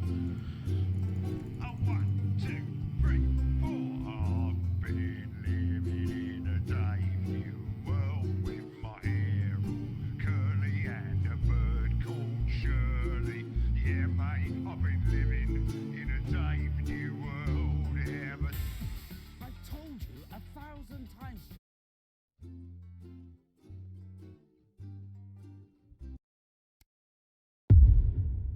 Well, I was going practicing that song, Peach. It's your 5th playthrough. Now, that is good value for money, I reckon. And you've got it set on easy, so it's probably the time I point Don't out out me like that, you where we're no fucking getting hell. the bespoke paths. No number appears twice in the same row or column. It's like a magic square, see? That means once you get a few of the paths done, shouldn't be too hard to work out the rest. You're welcome.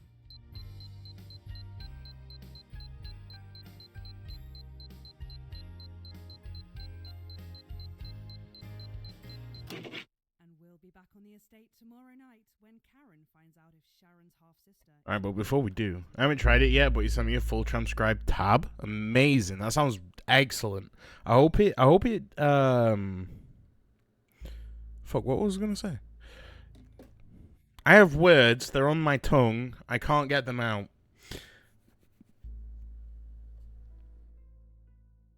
I hope they sound like the EP version. Absolutely. Those are the words I was looking for. Well done, Tom. Well done. Got there in the end. Alright, so I am gonna take a quick BRB. I'm gonna get a quick drink. And then we'll come back and we'll try and finish as many of these endings as possible.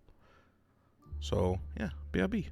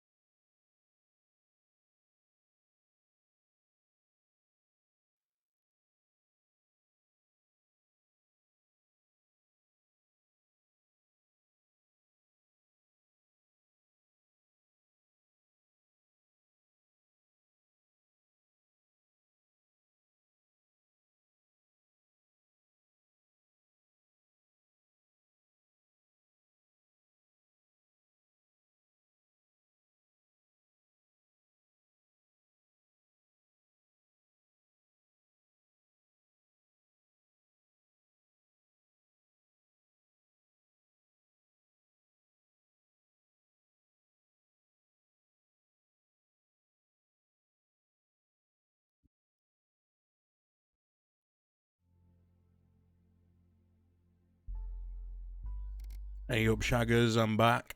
Harry comes face to face with the devastating loss of his hairline. That's The Estate tomorrow at 8:30. But before we go live to Eamon and the gang, there's just time to look forward to what's coming up later tonight on Channel 1. At 9:30, we have an in-depth documentary about Also, if you haven't already, please go give our good friend. Ah, shoot! Stop reloading! Good bro. Ah, come on. I seen him coming, you know, but I couldn't stop the clip loading in. Go tell him I said hi.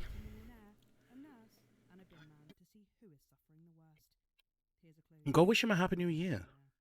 At 11:30, fasten your seatbelts as it's time for Wayne the Spirit Whistle to lead another terrifying exploration in Hello? live and spooky. Eric? And tonight, Eric? they'll be asking This fucking thing is useless.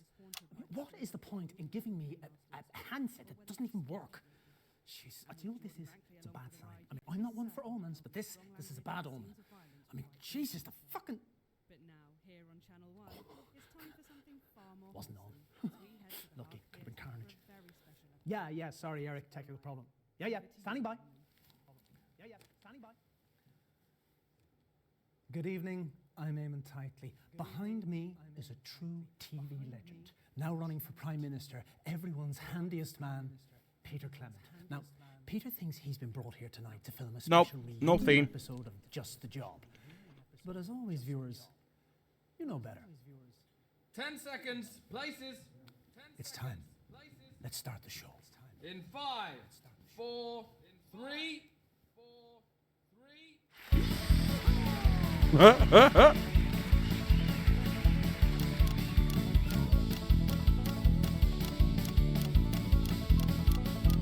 When you're feeling shaky, but there's no one there to play, I got just the job.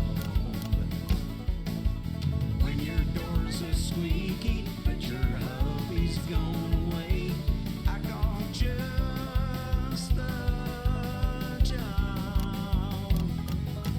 Mrs. in pickup, I got lubricants galore. I'll get you where you want to go, and maybe someplace more. So why don't we get started right here on the pantry floor? 'Cause it's just the job. Thanks, girls. Cracking stuff. Good evening, friends. And yes, it's true, and I can hardly really believe it myself.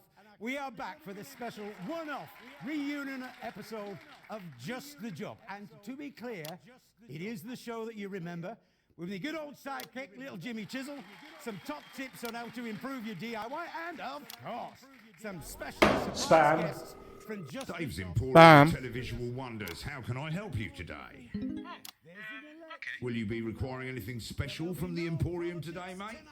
This is not a good omen. It's for me. He's a Peter Clement promise. Hang on, will you? So let's kick things off tonight with a little askance look at the mighty devil. Because you will all the prizes. What's going on? What's going on? Yeah, it certainly is me. You naughty fuckers! Sorry. Peter. Frank. Did you know about? Look at that face. You fucking did, didn't you?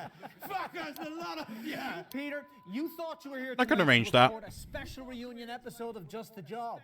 I can't believe it. But tonight, Peter Clement, these are the bits of your life. Come on, fellas, let's get you to the studio. No, fucking do. I can't bloody do. Those bloody dancers do about it all the way along. They do. They're all part of this way, Peter. Mind your step there now. I bloody know. I can't believe it. Honestly, I'm No. a huge fan of your show. I think it's incredible. Just know that I can arrange that. Loving this, viewers.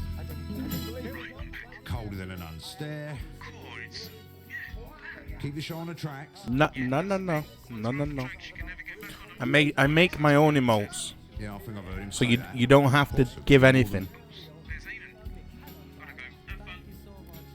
Once you're off the tracks, you can never get back on. Yeah, I like that. That's profound, that. So, Eamon, how long have you been planning this, Eamon? Eamon, how long have you been Eamon? Eamon?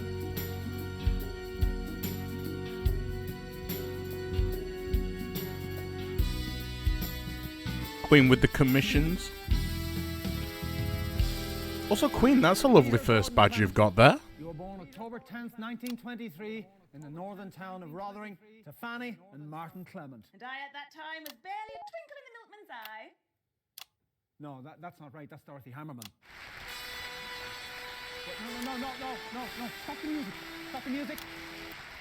That wasn't me. That was me working out what had gone Jesus wrong Christ. already. Eric. I'll just come on, though, shall I? Ladies and gentlemen, Dorothy Hammerman!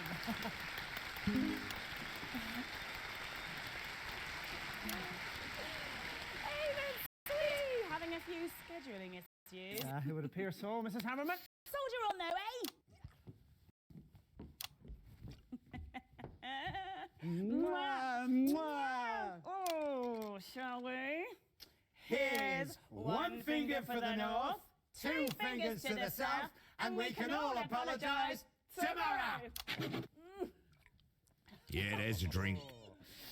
No, that's fine. You with us, Mrs. Hammerman. So tell us, what was life like for Peter growing up in the Clement house? I've no idea. Excellent. Yeah, friends, if you haven't already, please feel free to Says who? I mean, feel free to click the link and submit some songs. Wait, mind.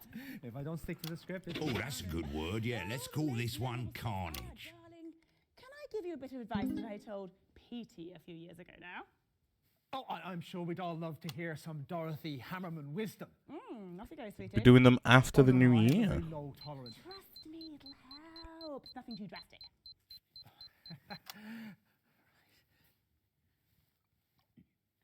Oh, lovely. What was in that then? Peter, let's put your palate to the test. Oh, and he's having a drink. Fortified wine? You were going to give us some of your wisdom. I just did, darling. Dorothy Hammerman, everyone! I don't think he even opened his mouth. Nobody's ever had that problem with you, Dottie. You horrible man. Enjoy the show. Mwah, mwah. I'll see you for the finale. You will.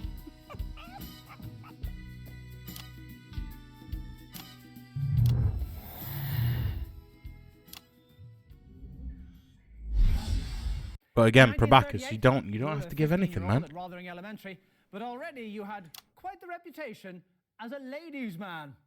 Who's this? Chew me up. Well, It's little Jimmy Chisel, obviously. it's your childhood sweetheart, Chelsea Bonds. It most certainly is not. Okay, what is that number 2? Yeah, it's little Jimmy Chisel. Well, it has that. It has that. Is that for me? Thought you might need a coffee after that last guest. I can only drink a cheeky little blighter. Oh, whatever you say, boss. Although I do like coffee. Jimmy, let me ask you this. What do you think we could see in Peter way back then? We could have predicted his path to household name. Wait a minute, you cheeky little bastard! Oh, did I not say? It's got a little kick to it. You know what I mean, Amen? I don't really. Oh, relax, mate. There's no need to pretend to have a drink with me. Don't know what you mean. Actually, that's quite nice. Bit nostalgic. Brings tears to me eyes. You see, Pete was always pulling booze-related pranks on the set of Just a Job. He's lucky nobody lost a finger. Or a foot. What's that now? Little Jimmy Chisel, everybody. Thanks for the coffee. Oh, you won't be saying that when the acid kicks in.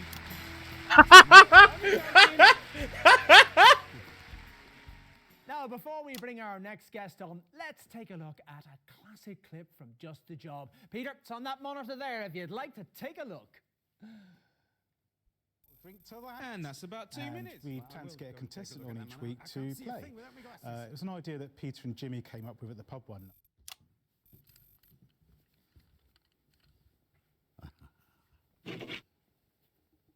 Yep, that's it. I think we can safely say we've got him drunk.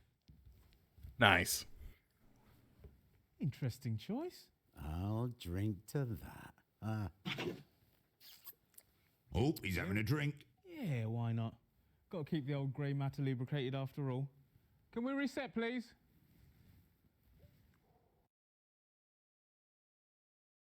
We've seen this one. It's the drinking game. Just press the advert button again to skip it. Nice. I will in a second, sir.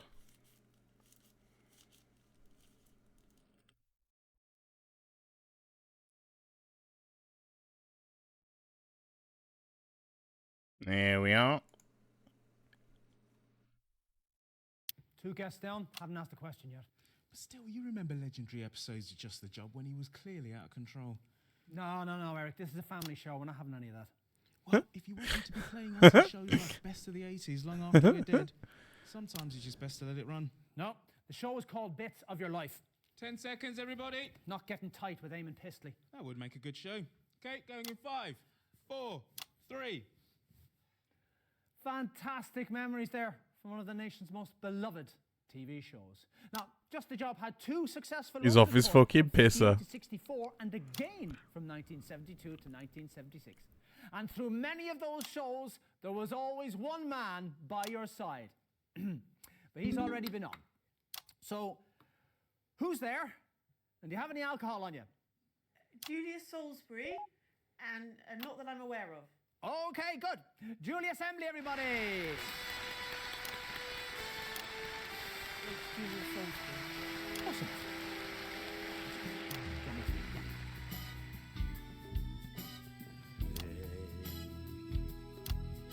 You okay?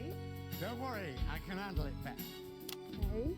We don't want another repeat of Huntledon, do we? Well, you're certainly in a position to give us a unique insight on this bit of Peter's life. What are the differences, would you say, between the on-screen... Sorry, Amy, that'll be Dottie's fucking fortified wine, sorry. What are the differences, would you say... Jesus. Can we get a glass What's of a shump pumper? Yeah, don't worry. Doesn't matter. We're back. Oh, bottoms up. I don't really drink, just the odd glass of white wine. Good for you. Julia Gooseberry, everybody. You're not going to ask me a question. What's the point? Go on, that one.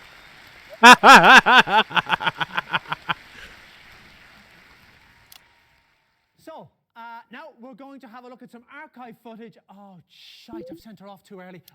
Eric, on it. So, we're going to show you some archive footage, which hopefully shows something relevant.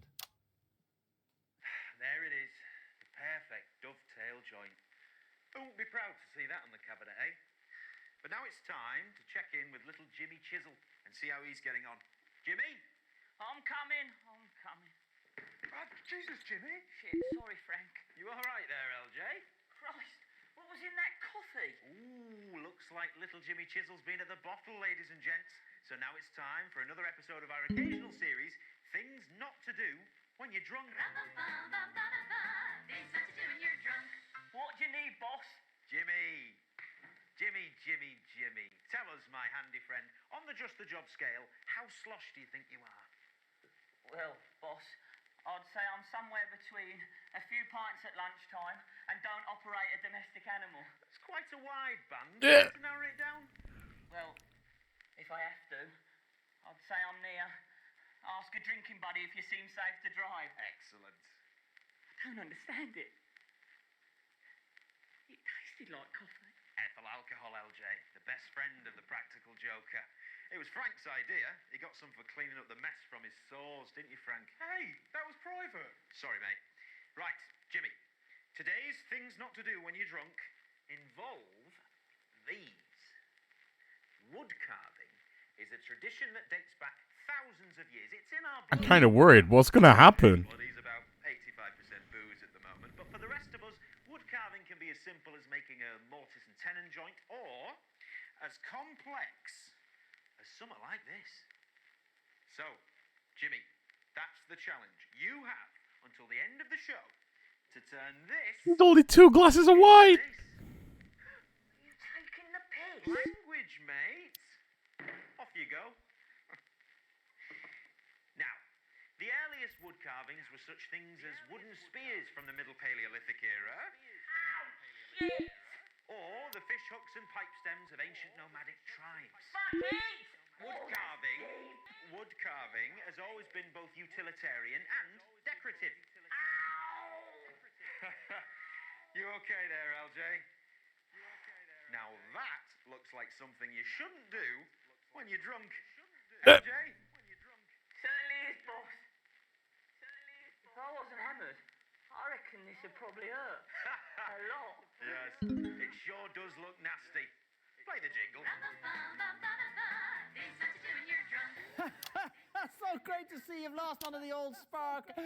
Rejoining us is Julia Grimble-Bimble. Not even close. Nice to see you getting into the spirit of the evening, if you'll pardon the pun. Well, wine's not really a spirit, so the pun doesn't really work. See, this is what happens when you tear up the script. No. There was a little table over there where we're supposed to gather for the finale. Oh, I got you one of these. Oh, don't mind if I do. What about Huntleton? Is that show business for you? Infectious. Oh, drink again. Did you ever even watch 8 drinks. Just the Job? No, I'm sorry, I was a bit too young. So it was absolutely pointless bringing you back here. Seems so. Great. June Thingamy, everybody. June Thingamy. Strange show.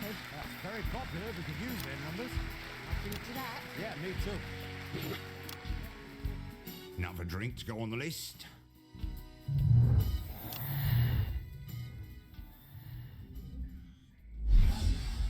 In 1941, long before Just the Job ever aired, you, like so many men of your generation, were conscripted into the army to go to the continents to fight.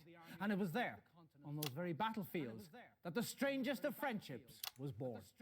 Right, well, it says on this card here 10 words about Peter Clement. So, handsome, obviously, kind eyes, so that's 3. Honourable, cheeky like a monkey. So what's that then? Is that 10? I think that's 10, yeah. Who's that? I've had a few. I haven't got a clue. Who's that? Right, whoever you are, come on in! Yeah.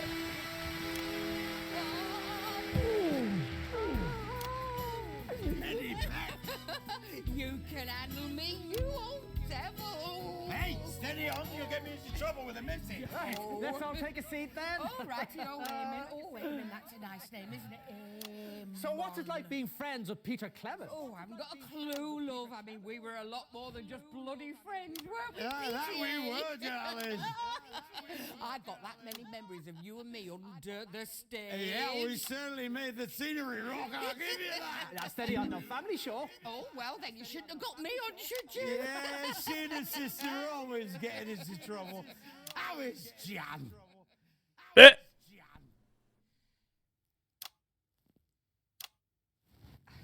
What was that?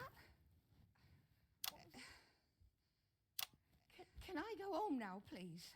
Sure, yeah, just a Oh. moment. What's her name? I've got this. Ladies and gentlemen, Victoria Samuel. Ooh, fuck. Chelsea Bonds. Shit. Well, come back. Girls, I've had a few, and it's been 30 years, love. Been 30 years, love. 10. Well, it wasn't only Let's just tally a job another that drink. brought you to the nation's hearts. Starting in 1977. Actually, I feel really bad about that, actually. Actually, it'll be fine. Starting in No, 1970. actually, I'll be back in a sec. Where are you? I'll be back in a sec. Right, okay. Let's have a look at some Petey. Dorothy. And that's about 2 minutes. He's gone, Eric. Very special guest as a birthday present. What's that? 2/3 of the way through the show, we've lost the main guest. Oh, he'll be back. He's an old pro. He's an old drunk. Oh, Tills, come back, love. Stop crying. You see, he's out there somewhere. Yeah. He's blotto. The socialite. Nah, he's tipsy at best. The calling to ministry. Peter. Rising star in church circles instead. Peter's always been a fan. Has anyone seen Peter? And the socialite. Uh-oh. They'd always regretted not meeting him. Right. It was supposed to just be an interview. But an hour before the show, Peter and Dorothy came giggling in like school children. That's it. He's more popular than ever now. Where is he? Eamon, he's on his way. Christ's sake, Eric. He's just unpredictable. 10 seconds, everybody. Bloody ossified is what he is. Okay, we are going in 5, 4, 3. Unforgettable stuff.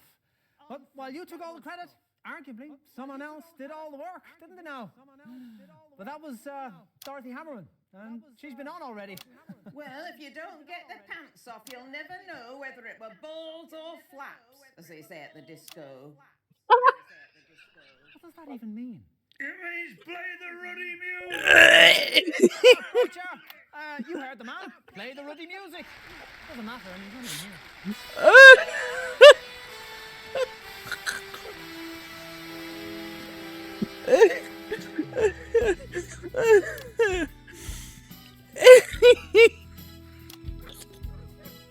This way, Pet. Yes, towards the empty chairs. Come on, Martin, this way. Bloody fussing woman.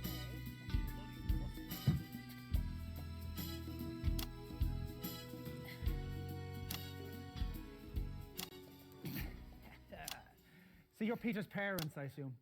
Who's this twinkly wanker? Sorry, Martin. He's had one too many cans backstage, haven't you, Martin? Oh, shut up. I'm Fanny Clement, and this is my husband, Martin. And yes, we are Peter's parents. Lovely. What did you call my wife? What's that now? She doesn't want to speak to you, you glittery prick. Martin Abernathy Clement, you apologise right now. Oh, I've had enough of you too. Are we going to have a scene, Martin? Are we going to have a scene, Martin? No. Good. No.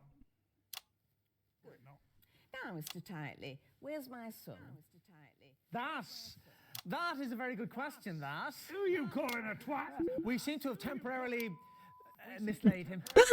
Well, you know what they say at the High Court, Mr. Titley. I have no idea, Mrs. Clement, but I have a horrible feeling you're going to tell us.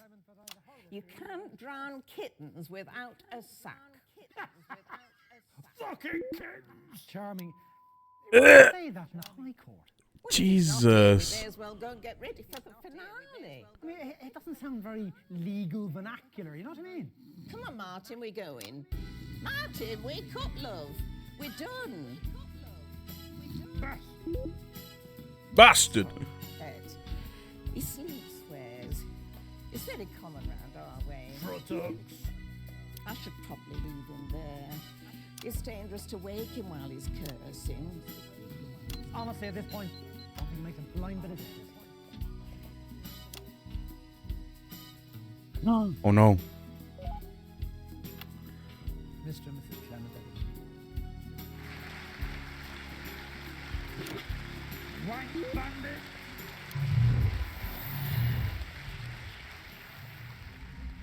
Merlin is Martin.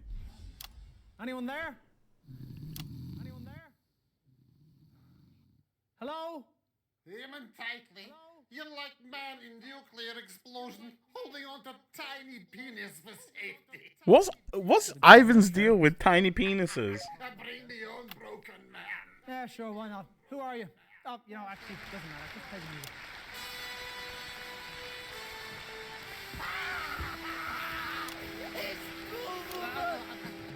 I met him backstage. I think maybe he lost. I was lost, but now I am home. Yeah, fascinating. Do you want to go over to the sofas, or shall we do the last bit here? Go to the sofas. See, that's Eric. He wants us to do the interview over the sofas, where your old man is passed out and intermittently swearing. Yeah, he does that. In glorious Erkistan, we say, men who swear in sleep likely have penis of wolf. You have a lot of dicks in your turn of phrase, don't you, pal? You're not first person to say this. Yeah, shall we, let's go over to the sofas, shall we? Let's go to the sofas. Let's go to the sofas. Nah. Hey. Come on, Amy, you suck-up granny. Let's go to the sofas. Me, it's my dad. A venerable Martin Clement, from whose noble balls you apologetically dribbled.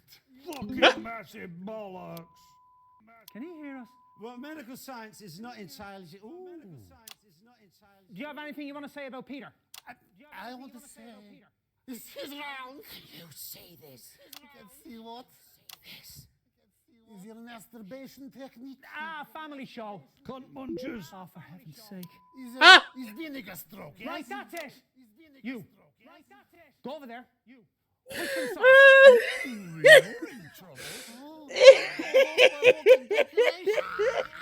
I'll see you later, pal. I go find Chelsea Buns. Some of us bothered to learn her name. Tonight, if she play her cards right, she attempts Pakistani Balsack. It's a very difficult sexual position, very risky. If done right, pleasure beyond words. If done wrong, then stop. A broken back man only good with scaring children. Yeah. Chelsea Buns, where is my Chelsea Bottoms? Mum fiddlers. Oh, you're still Don't face. lovely. Let's see if we can get to the end. Viewers, we've got a bit of a treat coming up for you. Naked twat snatchers. No, it's not that. It's just a song, really, but let's have a look. Peter Clement. Oh, fuck. Of the same stuff, you see. Oh. Cosmic dust. Oh. You. That's phenomenal. Camera. All of it is just consciousness and knowledge and experience. All of it. And all one enormous thought. Yeah, that's great. So last week. This is important. Are you listening? Not really, if I'm honest. Whose thought is it? Eh?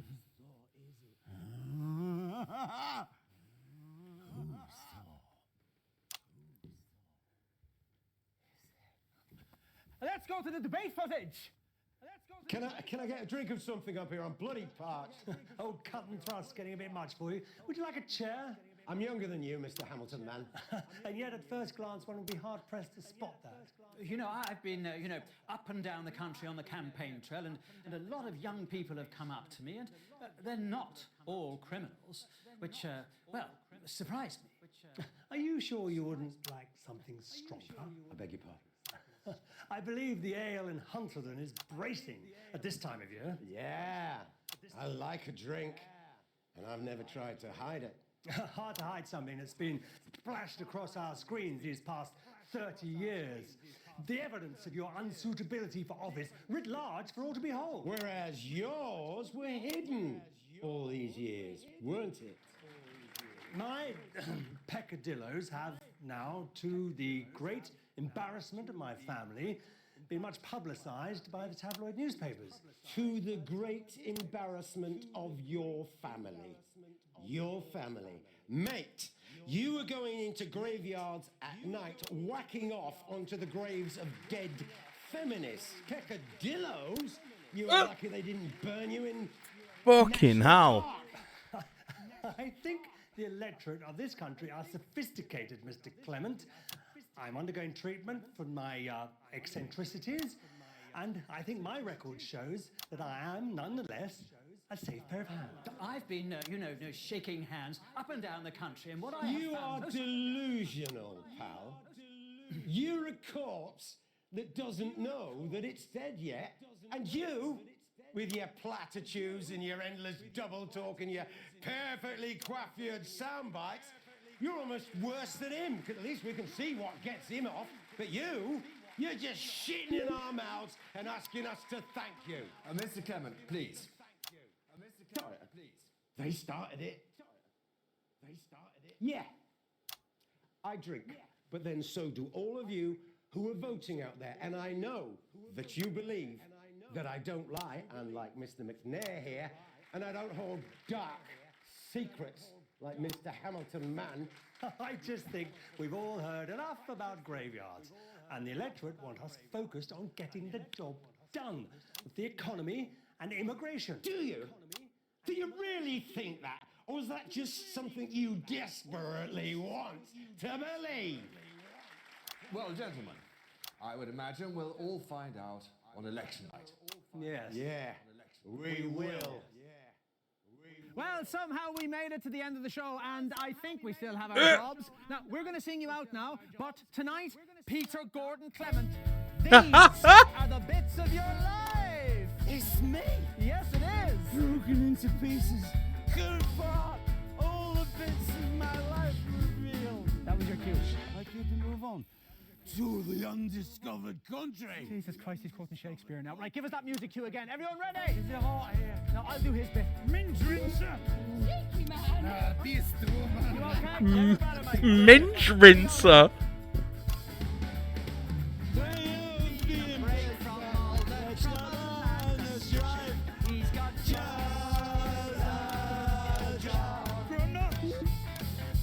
When you need some fun and games to brighten up your life, he's got Gossip sucker. If you need a friendly face, Or if you're feeling glum, he'll pop round with a ship one. And you'll both have lots of fun. Just like that, mate. If you don't like it, you can shove it up your bum.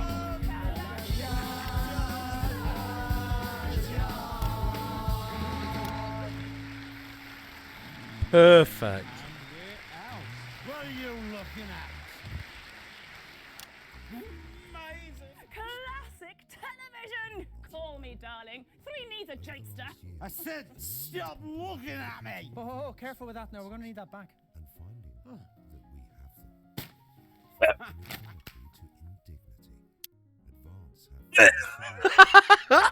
Okay, I get it. He's such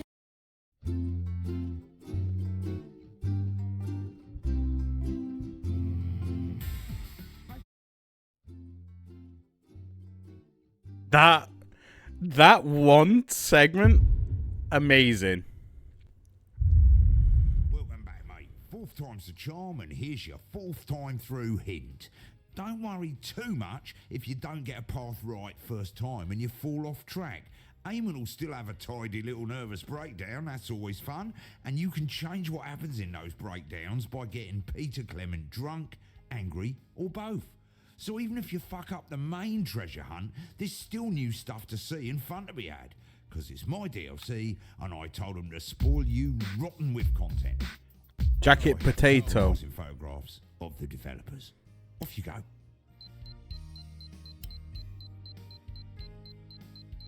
Guess Queenie lost a dick? For real. And we'll be back on the estate tomorrow night when Karen finds out if Sharon's half-sister is also Barry's long-lost brother. But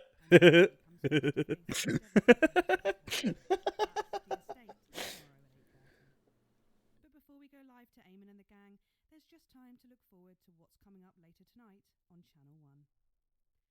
At 9:30, we have an in-depth documentary about the downfall of Jacob Hamilton Mann, which forced this year's early election. That's The Night Visitor at 9:30, poorly narrated by Patrick Bannon. At 10:30, Adrian Atkinson Blimey is here for a special episode of Incisors, where he sinks his teeth into the current cost of living crisis by interviewing a multimillionaire, a nurse, and a bin man to see who is suffering the worst. Here's a clue. It's not the millionaire. At 11:30, fasten your seatbelts as it's time for Wayne de Spirit Whistle to lead another terrifying exploration in Live and Spooky. And tonight, they'll be asking if the old brewery in Arsminster is haunted. Yeah, I realise that, Eric, but this isn't the news, is it? We're not reacting live to the politics here. This is a All right, one's going to be all politics. family entertainment. Watching the politics is for lonely people who enjoy being perpetually disappointed. Personally, I'd rather take a cutthroat razor and cut the head off my... Yep, standing by. What were you gonna say, Eamon? Behind me is a true TV legend, now running for Prime Minister, everyone's handiest man, Peter Clement. Now, Peter thinks he's been brought here tonight to film a special reunion episode of Just the Job, but as always, viewers, you know better. 10 seconds. Places. It's time. Let's start the show. In 5, 4, 3.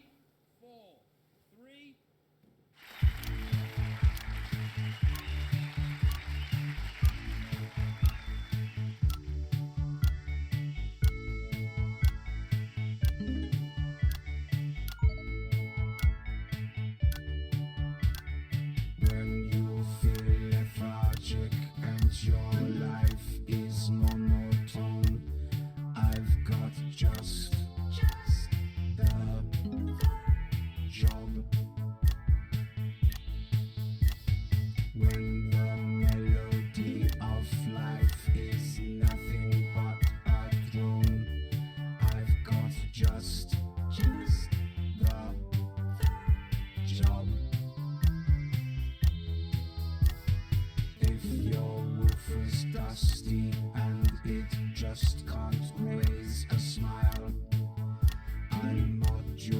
at your flanger and I'll twiddle with your dials.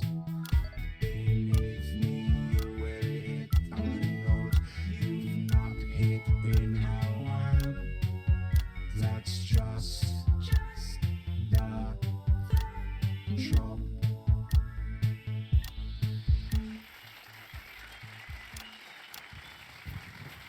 Amazing. Thank you, girls. Cracking stuff. Good evening, friends. And yes, it's true, and I can hardly really believe it myself. We are back with a special one-off reunion episode of Just the Job. And just to be clear, it is the show that you remember. With me old sidekick, little Jimmy Chisel, some top tips on how to improve your DIY, and of course, some Dave's Secret Society and Cult. How can we indoctrinate you today? Interesting. Hi, Dave. I'm Eric, we've met. Have we? Don't worry about it. I'm very forgettable. Are you? Not fucking likely. Okay, hang on a minute. And stand by, Eamon. At the mighty bevel, because go, you Eamon. will be Hold it back in a sec, Dave. For God's sake, no. It's you. Yeah, it certainly is me. You naughty, naughty little fucker. Sorry, Frank. Did you know about this? Look at that, but you fucking did, didn't you? Fuckers, the lot of you. Peter, you thought you were here tonight to record a special reunion episode of Just the Job. I can't believe this. But tonight, Peter Clement, these are the bits of your life. Come on, let's get you back to the studio. You little fuckers, I'll have you. Emma, I can't bloody dancing you about. No nuts? What do you mean, no nuts? This way, Peter. Mind your steps there now. Bloody no. I can't believe it. Honestly, I'm Right, I'm back. It's You all right, Eric? yeah, sorry, Dave. Just got the weirdest feeling of deja vu. All right. Really strong. God, that's really unsettled me, that has. You ever get that? What, deja vu? Yeah. No, mate. Never once. It's really the strangest. Oh, Eamon! Have a good show. Too easy. Have you voted?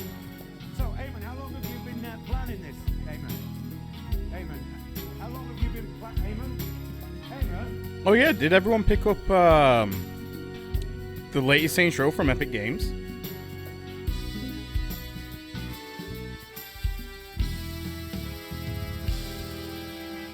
Peter Gordon Clement, you were born October 10th, 1920. The free one? In the northern town of Rotherham to Fanny and Martin Clement. And his penis still exactly same size. That's right. They got up at the crack of dawn to make the coach trip all the way down to the capital. It's your infamous old mam and her long-suffering husband, Fanny and Martin Clement. Ivan Volgovich, ambassador of glorious Kyrgyzstan. Your cards are wrong. Oh, you dreadful man. You tyrannical bugger! I bring special bottle for us, but they rush me on, and so I leave backstage. You visit me at hotel. 415 Capitol Road. Room Just note that address down in case we fancy a little drink after the show. Lovely to have you both here.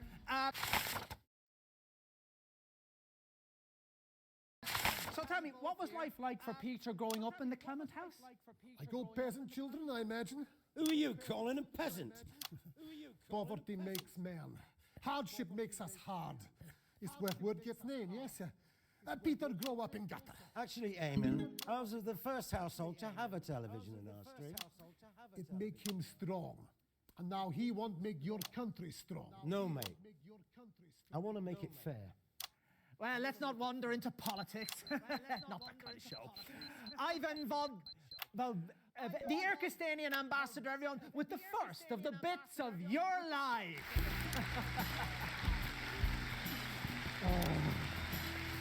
You know, it does not matter if you make it fair or strong. You know, in 7 weeks' time, you'll be back at Grange, and I'll be waiting there to beat you at golf. The Poles would say otherwise. This is why in Kyrgyzstan, we have all posters shown. You should try it. They're always wrong anyway. Turns out nobody missed them. Very popular songs. What the fuck?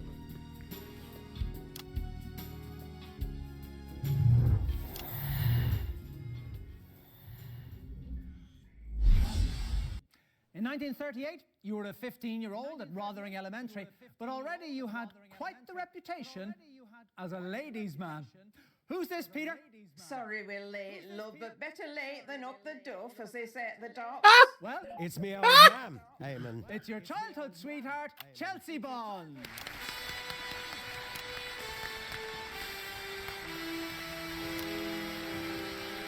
Better late than up the duff.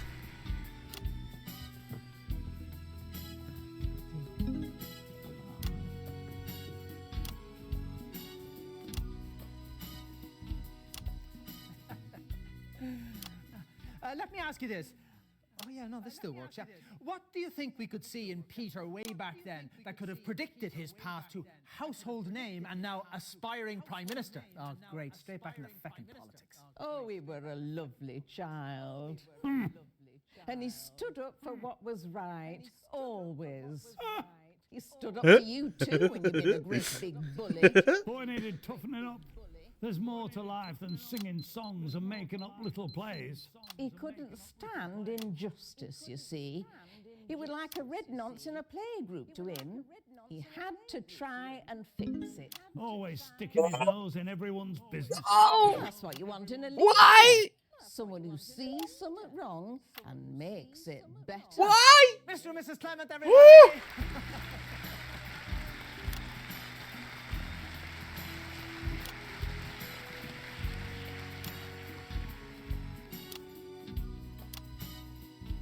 We don't mention him. Before we bring our next Fucking hell. classic clip from Just the Job. It's over on that monitor there, Peter. If you'd like to take a look. Favourite memory? And that's about 2 minutes. I'm going to take a closer look. I can't see that without my glasses. I do remember this one time. It was the height of our second run. By this time, we knew each other way too well. Anyway, we got towards the end of the show. Everything okay? I remember this one. LJ sulked for a week. Good choice, Eric. Not my choice, if I'm honest. Can we reset, please? Ah, It's all going to be political, don't you think? The bloke's running for Prime Minister. How do you think it was going to go? It would help if we could stick to the script. Well, Eamon, you are managing. 10 seconds, everybody. We're not incisors, are we? It wasn't that funny. Okay, we're going in 5, 4, 3. Pretty badly allergic, so... What fantastic memories there from one of the nation's most beloved TV shows. Now, Just the Job had 2 successful runs, of course, from 58 to 64, and again from 1972 to 1976. And across many, many of those shows, there was always one man by your side. I may be many reprehensible things, Eamon, but I am certainly not anything as dreadful as a man. Oh, Christ, that's gone for him. You called me early, you useless shower of soon-to-be unemployed delinquents. I will be calling Bozeman immediately after this debacle, don't you worry. Eric, have a full production team is sent to my dressing room.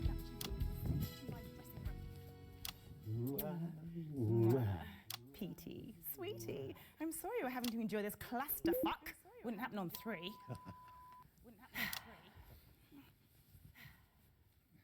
Eamon, do you have a question you want me to ignore? Well, you're certainly in a position to give us a unique insight on this bit of Peter's life. What are the differences, would you say, between the on-screen and off-screen versions of Peter Clement? Well, that's actually a good question. Oh, thank Christ. There was this famous episode of Just the Job when I was just a runner. There was this old lady coming on, and her husband had recently passed on, and she wanted to finish making his last project. A shoe rack, I think. Spice rack. Spice rack, yes, of course. Actually, yes, we've got a bit of archive footage which shows exactly what you've just been talking about. Let's roll that there. Sorry about my hands, love. They're so shaky these days. Don't you worry, Pet. Let's get that stuck in that hole, shall we? Cheeky boy. My Ernie loved to laugh. Bit of a comedian, was he? Oh, yeah. I always thought he'd end up on the telly. That he got something in his lungs, see, in the pits. That's awful, Judy. He hated that job. Dark and sweaty and back-breaking. Not fit for a person, he'd call it. But we needed the money, so he stuck it out. Hard worker. Even when they cut the overtime, he stayed loyal. But when he started coughing up blood, they couldn't get rid of him quickly enough. Threw him on the slag heap. There's a heap of slags. And the day he died, the very day, they cut the pension. Ooh. So we get by, Pat. Well, the kids are trying their best to help out. It's been easier in the summer, but winter is round the corner and... Outrageous. No one should have to. I tell you what, Judy. I'm going to pay you that pension. I'm going to pay it out of my own pocket, and I'm going to keep paying it as long as you need it. And that's a Peter Clement promise.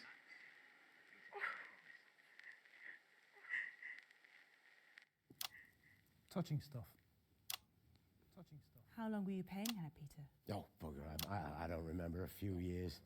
So generous. No, not really, Eamon. It's barely a fraction of what I was getting paid to fart Ryan, about on welcome TV. on in. How are I'm we? not joking, Eamon.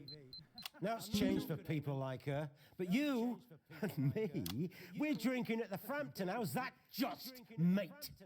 Well, I could certainly afford to pay a little bit more. Then I've got more than I know what. Uh-oh.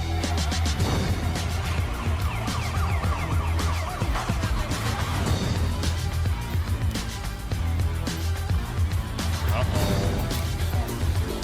me when you win. Oh, it's going to make your fanny clench, don't I promise you that. Oh, well. Had a good run.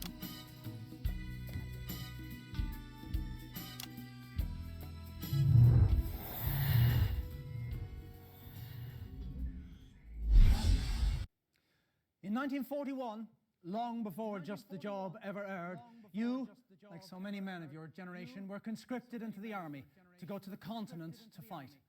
And it was on those very battlefields that the strangest of friendships was born. Oh, Peter, what have we let ourselves in for? Oh, actually, that doesn't work. It's your friend of over 40 How many years, the broadcasts current away are Turkish you in Stadium. front of the lockdown? We've had him, play the music. Because of the Bears? We finished the main game. This is the last DLC. No, still not good. I'm Julia Salisbury. I'm running for Prime Minister. Ah, that explains it. Yeah, I've no interest in politics. Over there. But yeah, welcome in, Ryan. How are we, dude? Excuse me. I hope we're good. Hope we're having a good day. Happy New Year's Eve, by the way. I'm not sure I want to. Thank The you for cooking show? joining us. What's it like to be friends with Peter No, Clement? it's like a bits of your life type I bloody thing. hope so, I've made a dreadful mistake. Well, they say that politics make strange bedfellows, but that couldn't be more true in our case. At first glance, it's like we're chalk and cheese, but dig a little and you'll find that we share the same core beliefs. It's Sunday. Yes. I only went to Thought it Postra was because of the Saturday. grant programme. Now abolished. No, it's Sunday. Yes. It's New Another Year's rather Eve. smashed out. You got me checking now. When I saw the lives and experiences of the privately educated, trust fund children who make up more than 90% of Poshborough's intake to this day, well, it really opened my eyes to what inequality really means. This is something that Julia and I hold very dear. You see, there is enough cake for everyone, but these posh twats are hoarding more than they can ever eat. Just watch your language, Peter. The viewers will be phoning in complaints. Ah, they've been bleeping me for years. Can't see it stopping anytime soon. Julia something or other, everybody!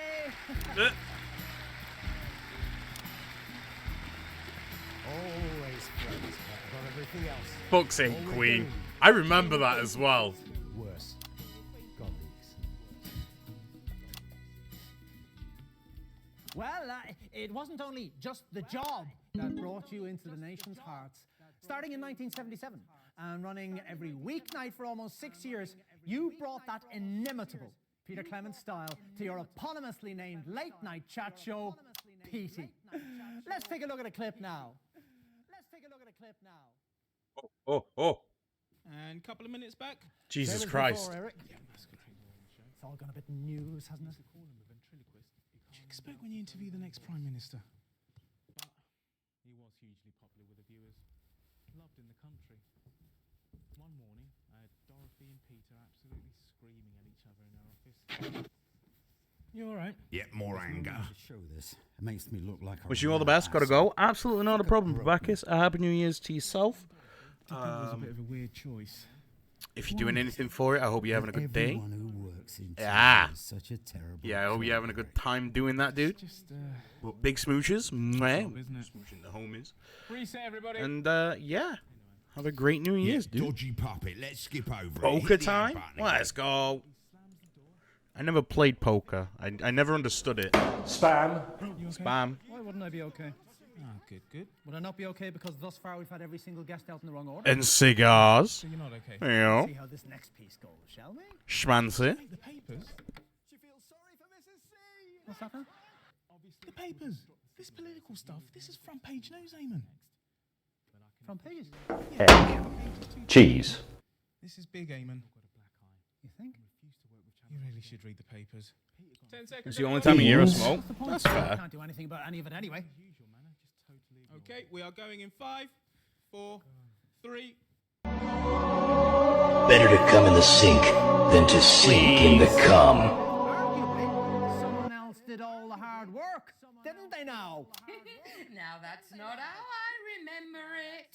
Petey always did his share of the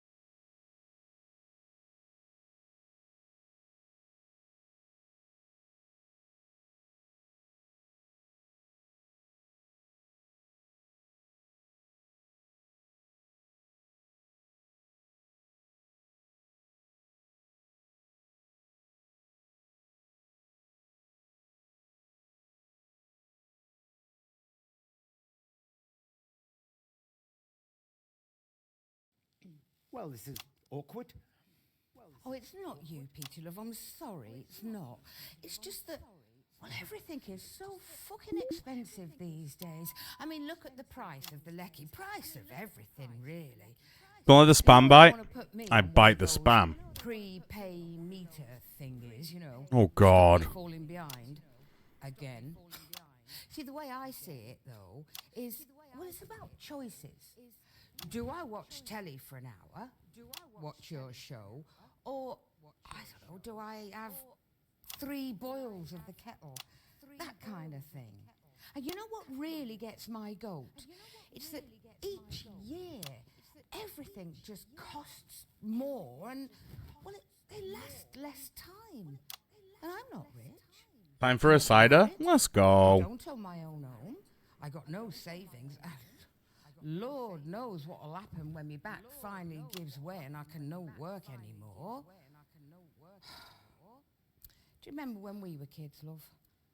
If you had a job, you could get by. MPUTs. But nowadays, even if you have got a job, you can barely keep your head above water. Let me help you, Chelsea. Come on, Petey. You barely remember my name. That's what they'll put on me gravestone, you know. Chelsea Wednesday. Disposable woman. Oh, but I do remember you. Some persons hold that there is a wisdom of the head. And a wisdom of the heart. I remember. Let me help you, Chelsea. I've got money. No, Petey. Thank you, love, but it wouldn't be right. Besides, I weren't asking for help. I was just explaining why I didn't watch your show, love. Hey, I bet it were great, though. Because you always were. Chelsea Wednesday, everybody. It's Chelsea Buns. It's not right, Charles. None of it. You do me proud, right? Or else I will go to those tabloids myself and I will tell them what we did the second time you took me under that stage. Sex.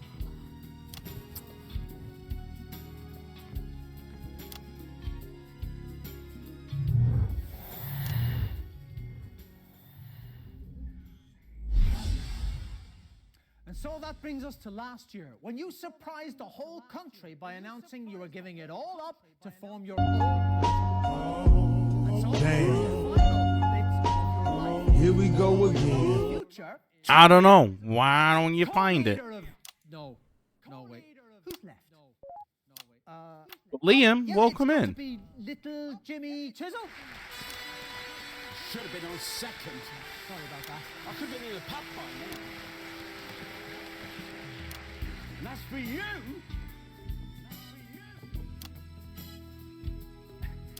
Okay, excuse me there. Let's all just take a seat now. Take a seat.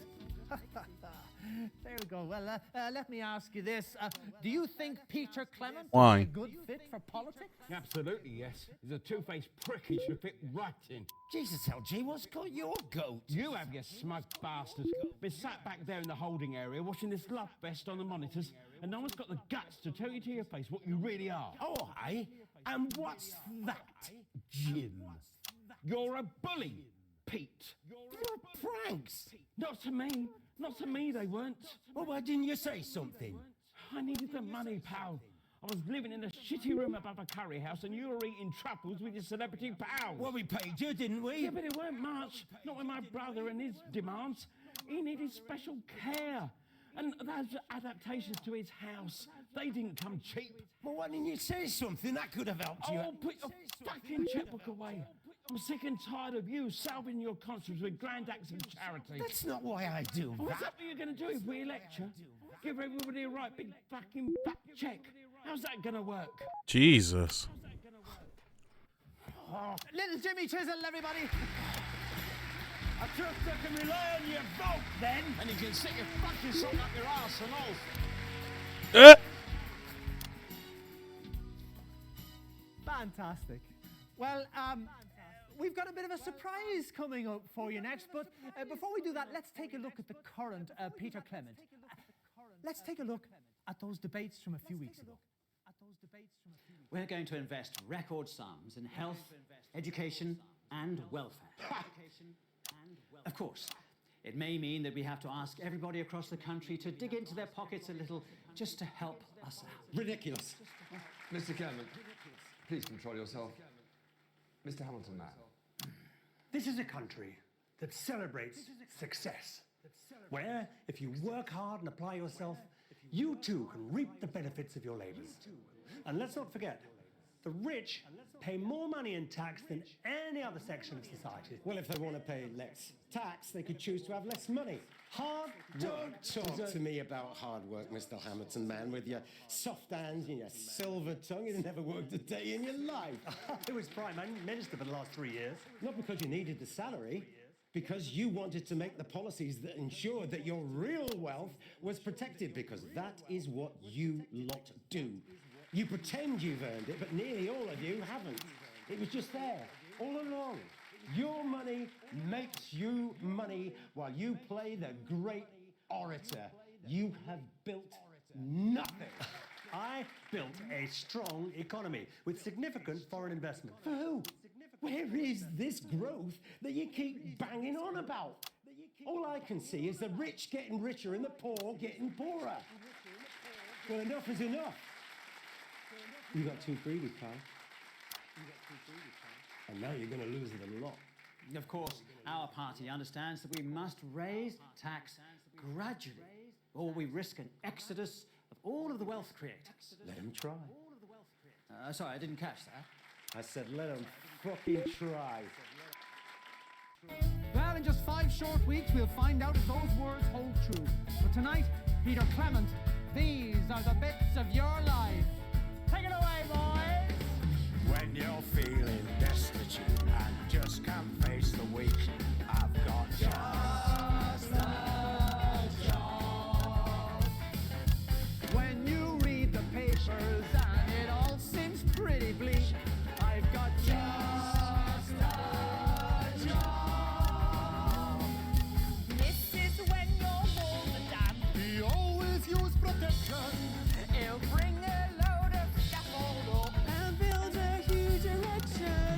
Yeah.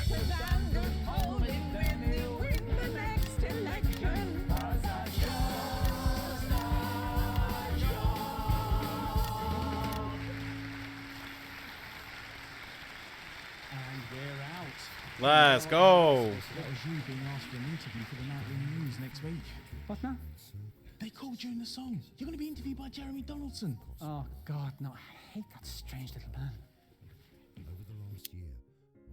You know, I'm really starting to hate this screen.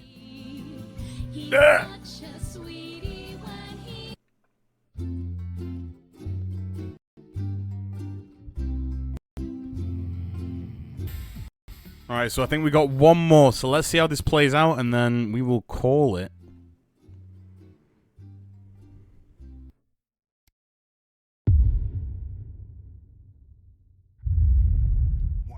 I didn't expect it to go on for this long, honestly. Still here. Told you it was the best DLC ever. Anyway, quick reminder. Yeah, one more.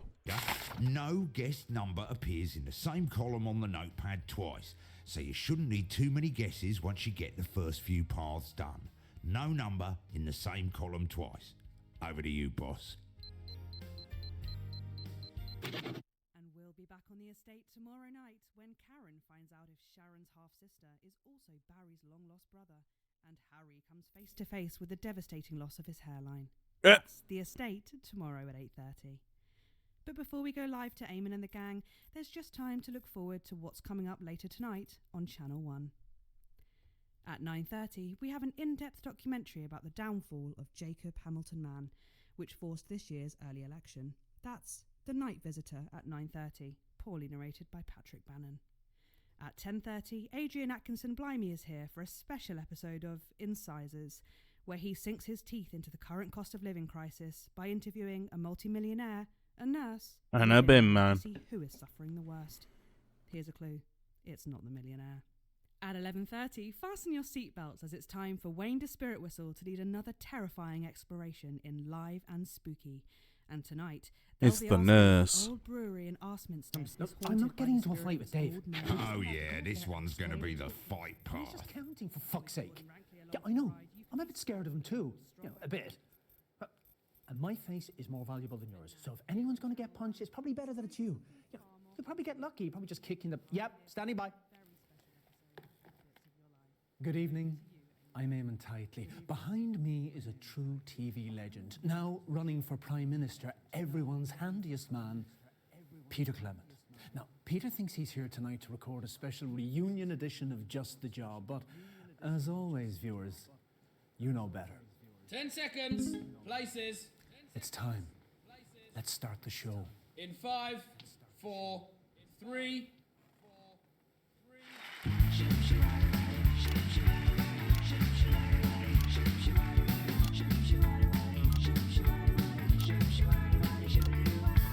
When you're feeling restless and you just can't stay the course, I got just the job.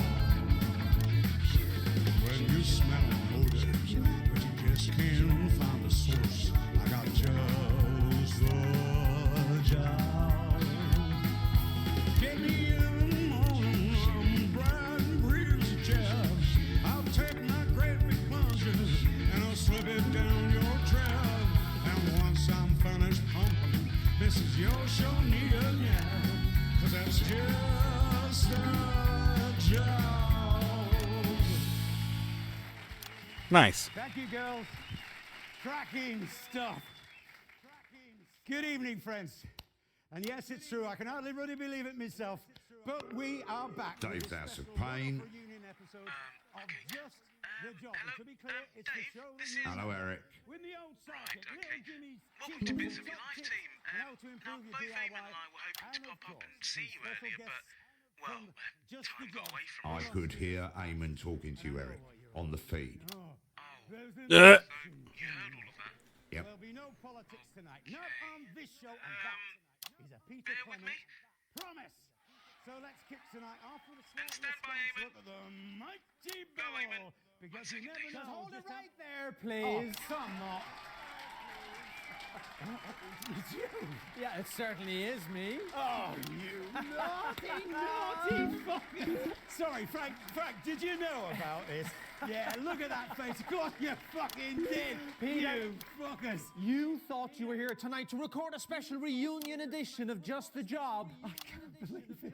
But tonight, Peter Clement, these are the bits of your life. Come on, let's get you back to the studio. You fuckers, I'm gonna hurt you. Emma, I can't bloody believe those bloody dances you're about all the way along. They do. They're all part of this way, Peter. Mind your step there I now. didn't bloody know. I can't believe it. Honestly, I'm a huge I'm back. Core, it's Deja vu, mate. Yeah, how did you know? First sign of madness. Is it? Probably. I'm not a doctor, mind. I've not got a lot to live for. Oh, you'll be alive still, mate. Just a bit, you know, loopy-loo, wibbity-dib-dab. Do you really think so? You'll get your own room, though. Yeah, stop winding me up, Dave. Probably padded. Very. Oh, there's Eamon. Gotta go. That was fun. Thank you very much indeed. running for Prime Minister. Of course I can have your vote. So, Eamon, how long have you been planning this? Eamon, how long have you been planning? Eamon? Amen.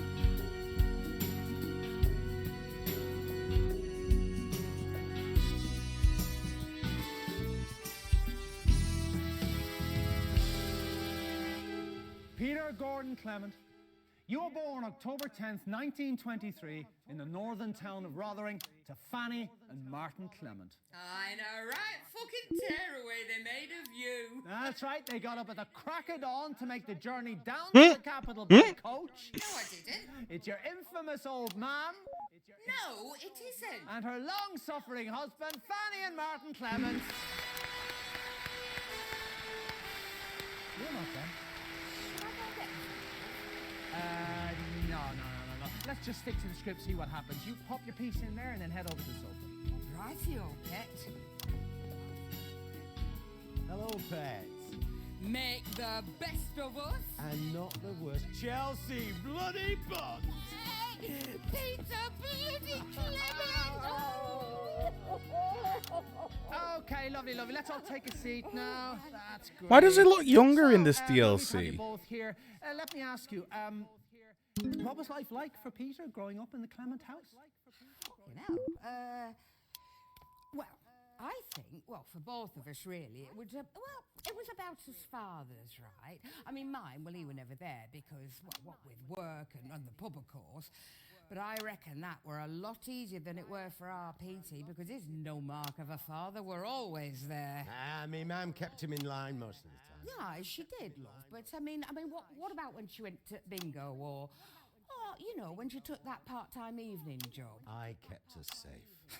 Come on, PT, love. I've spent my whole bloody life trying to make up for the lack of love off me pa, right?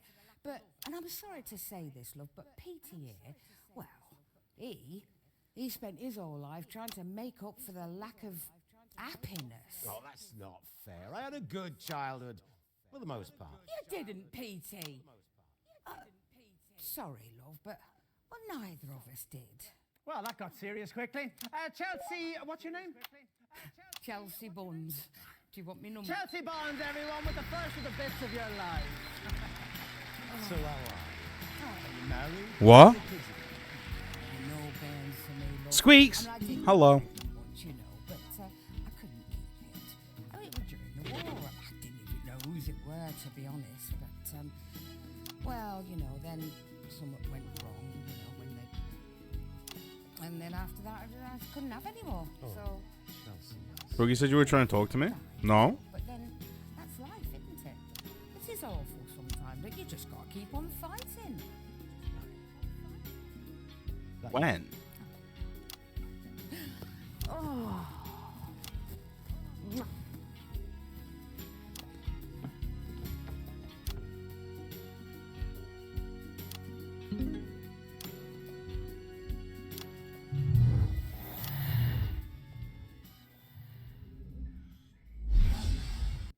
In 1938, you were a 15-year-old at Rotherham Elementary, but already you had quite the reputation as a ladies' man.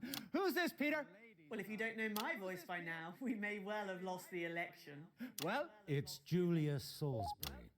no, it isn't. It's your childhood sweetheart, Chelsea Bond. She's literally just been on, Eamon.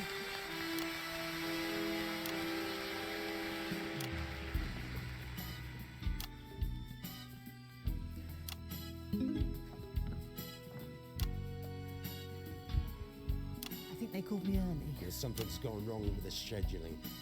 Some prick called Dave, apparently. There's the anger. I'm that prick called Dave. Julia. Yeah, it says Chelsea in the script. Would you like to call me Chelsea? Actually, yeah, that'd be really helpful. Right. Well, Excellent. So, Chelsea, let me ask you this. What do you think we could see in Peter way back then that could have predicted his path to household name and now aspiring Prime Minister? well, I mean, obviously I wasn't there, of course. You're one of his childhood sweethearts, according to the script. Seems unlikely, given our ages. Yeah, this is the last one. Well, I would imagine that that Peter was quite charming in his heyday and probably left behind a trail of broken hearts. Just a couple. And I regret them both an enormous amount. Oh, how romantic. Julie Handbrake, everybody! Julie Handbrake, fucking hell. See you for the finale. He wants to sing, apparently. Can you see? Guess we'll find out.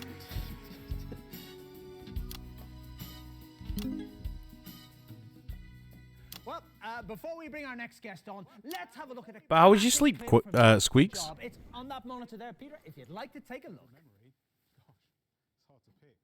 Yeah, how was your sleep? And that's about 2 minutes. Right, I'm going for a closer look, see if it cheers me up a bit. By this time, we knew each other way too well. Anyway, we got towards the end of the show.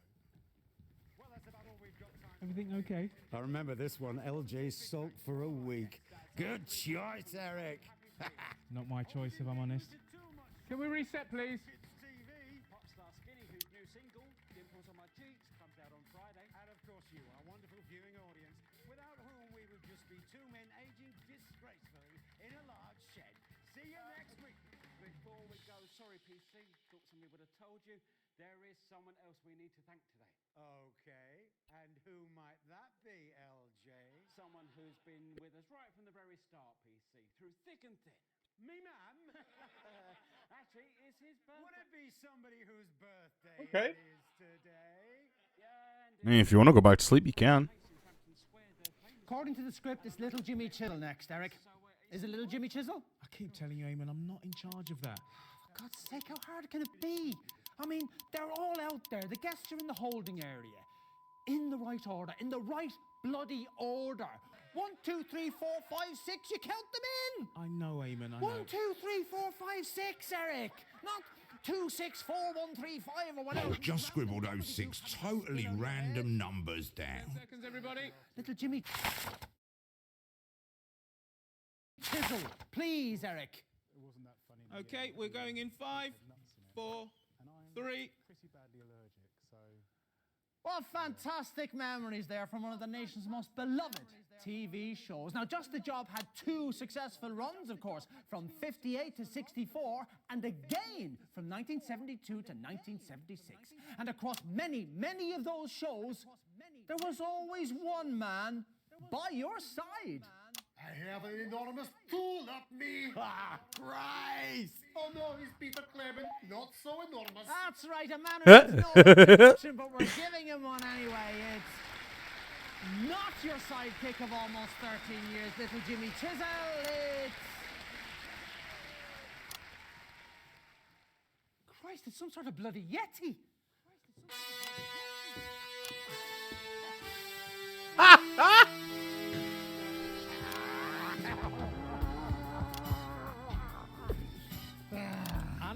No. Not there, thank you. So, you're certainly in a position to give us a unique insight into this bit. This Irkistanian Special Reserve vodka. It light fire in you. Men have given up their virgin children for just one glass of this. That's probably not true. For every drop you spill, I cut off one finger with this. Bloody Jesus. big one you've got there. Yes, it was my grandmother's. I'll put it away, mate. Stop the theatrics and pour the bloody drinks. Surprised they let you into the studio with that, you know. Thought there would have been some sort of search or something. You don't search an ambassador, pal. Anyway, he's got diplomatic immunity. He could cut your tongue out and they couldn't touch him. Down in one, yes. Like village sex goat. I don't even want to know what that means. Lovely, Danny Hatch. Oh, Jesus, erased your quick sniffing. Christ, Ivan. What the hell is that? That, Peter Clement, is the reason you wake up in morning in cell facing firing squad, yes? Another. Oh, just give us just a minute, pal. That first one is still stripping the skin off my stomach. Peter Clement and I fight in war together, Dasley men. Our units are in Konislava. We were ambushed. Smoke is everywhere. It's burning my eyes. I'm separated from my squad, lost in fog. I hear bullet whiz past ear. You hear bullet whiz past ear. I was in a fairly competitive darts match once. No, not really. Out of smoke come men wearing mask. Smoke is not just smoke, you see, it's a poison gas. He come over to me, take off mask and put on my face. He lead me out of fog. We share mask, pass back and forth. He bring me to cellar under shop. We collapse there, coughing out muck from lungs and crying. 5 days we were there, ate what we could find. Mainly dog food. And a tin of peaches, but we did spill most of it fighting over it. On morning of 6th day, all is quiet above. We venture out. No one is there. It's like, how you say, ghastly town. Ghost town. Nothing but corpses. Ghastly town. Cinders. No one is there. Everybody is gone. We fight to death over small town and nobody won it anyway. We didn't even find out who won that day. Nobody win. Everybody lose. Except maybe us. Took nearly 4 weeks crossing country before we got to command. By the time we reached it, we'd had a few scrapes. And we knew we'd be friends for life.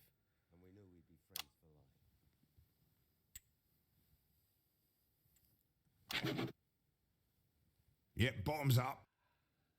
So, what are the differences, would you say, between the on-screen and off-screen versions of Peter Clement? Simple. On screen, Peter Clement never had to kill anyone. Yes, and actually, we've got some archive footage here which shows exactly what you were talking about. Oh, dear God, I hope we don't. Let's go to that now, shall we? Well, when it's a fiddly task, I know a little fella who's just the job. Let's turn to my trusty 7-inch... my trusty...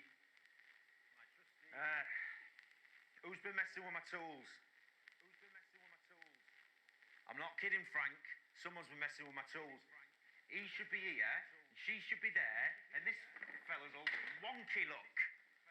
LJ! LJ! Tool me up! Don't give me that shit. Have you been using my tools? I wouldn't touch your tools, boss. Everyone knows they're the love of your life. I'm not doing a bit, LJ. Huh? Someone's been in here and mucked everything up. Should we just cut here? No! Frank, no! We should not just fucking cut. Let's keep the cameras rolling and see who's getting fired, shall we? No one's Jesus. Peter. He hates it when people use his tools. Not helping, Jim. Who's been at my fucking tools? No one's been at your tools. Remember half an hour ago when you came back from lunch, staggering round here trying to find somewhere to piss? You knocked them off. You did it. So I picked them up like I Oh. always do, put them back in, so you wouldn't have to. Because the only one messing with your tools is you. Okay?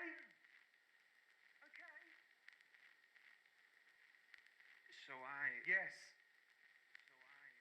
When I. Again. Yes.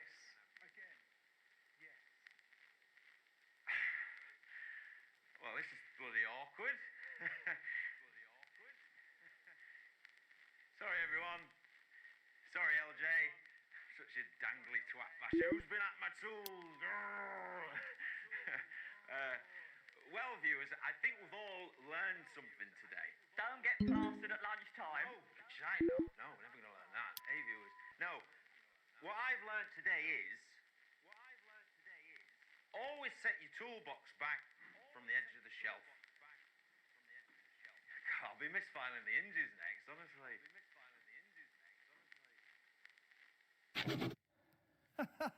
Oh, he's proper angry now. Where did you show that, Eric?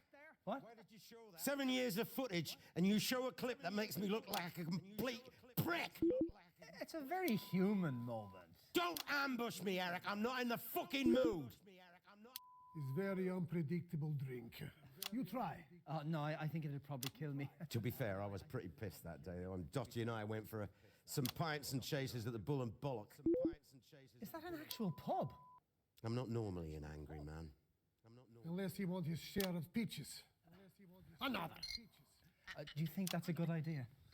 There is nothing wrong with anger, my friend. Anger is how we survive Kolislava. I'm too old for anger. And yet it's still lurk within you.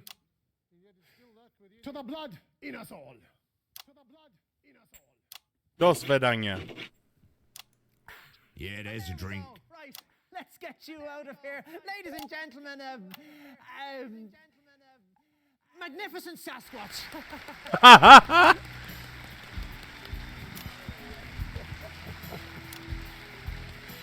Channel your rage. It make you mad.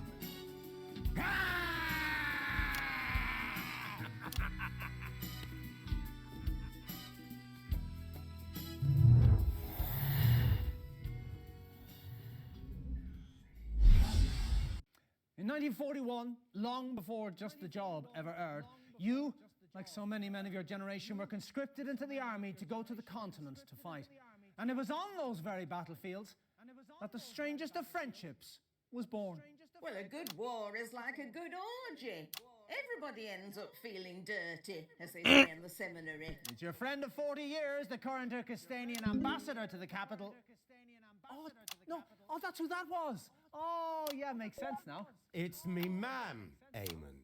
Right, Char, your mum.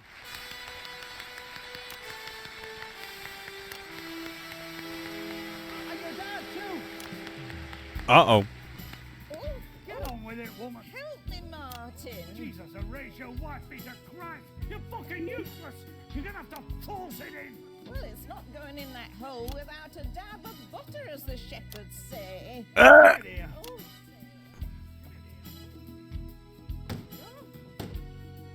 Why must you always be so loud? You can bloody talk, woman. Let's go over here. Talking all bloody day. Wonder I've always got a bloody headache. Oh, don't just stand there. Give us a pull.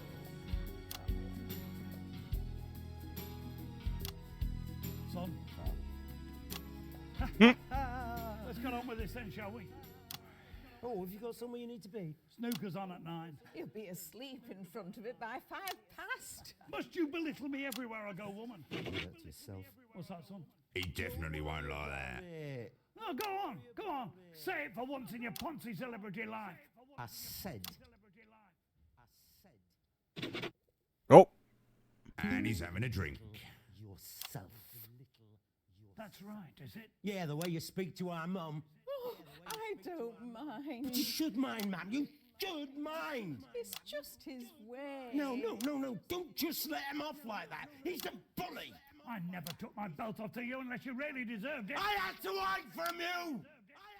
Under the stage at the bloody school. It was the only safe place I had. You ungrateful little gobshite! I don't have to sit here and listen to this. Come on, Fanny, we're leaving. See you after, eh? Jesus, Horatio, knob slurper Christ. The ingratitude! Ingratitude? Fuck off!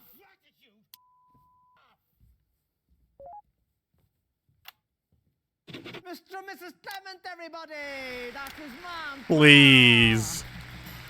Yeah, no, don't bother with that. It wasn't only just the job that got you into the nation's homes. Starting in 1977 and running for 6 years, you brought your inimitable Peter Clement style to your eponymously named chat show, Petey. Let's take a look at a clip of that now. And a couple of minutes back. I'm going for a smoke. They're roaring at each other. Roaring. Yeah, I saw that. It's very tense. Don't let it get to you, Eamon. Please. Mm. And became a rising star in church circles instead. Peter's always been a fan of his and the socialites. So he'd always regretted not meeting him. It was supposed to just be an interview. But an hour before the show, Peter and Yep, that's it. I think we can safely say we've got him drunk. Let's go. Penny LeBron. If you were Mwah. a pop star, Eric, a genuine cocaine groupies on the tour bus level pop star, How are we, would you LeBron? give it all up to be a priest? I hope we're good, dude. It's probably as crazy as giving up a 5-night-a-week chat show to become a politician. Ha! I'll drink to that. Oh, no thanks. I still need my job. Can we reset, please?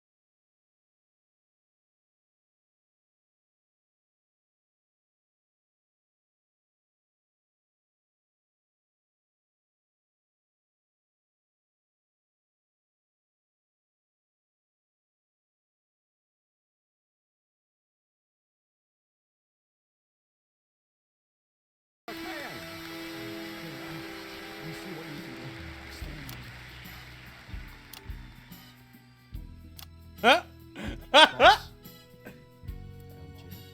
Having fun? Oh dear. Sorry to hear that.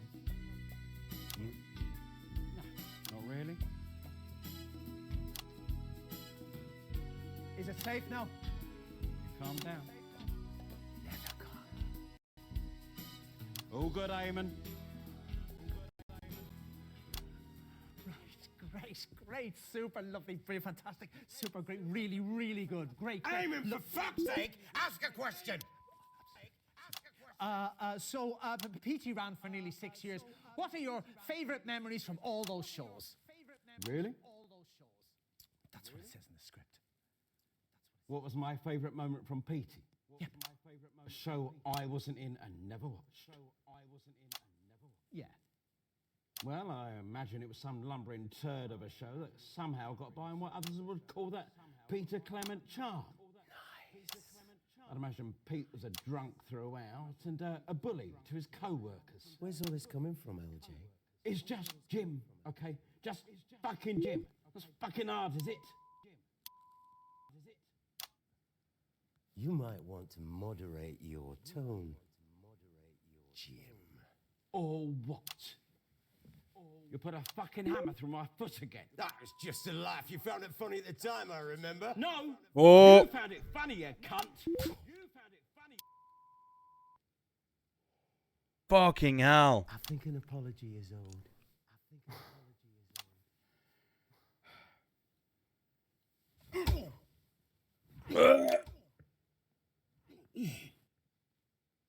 Sorry. Little Jimmy Chisel, everybody!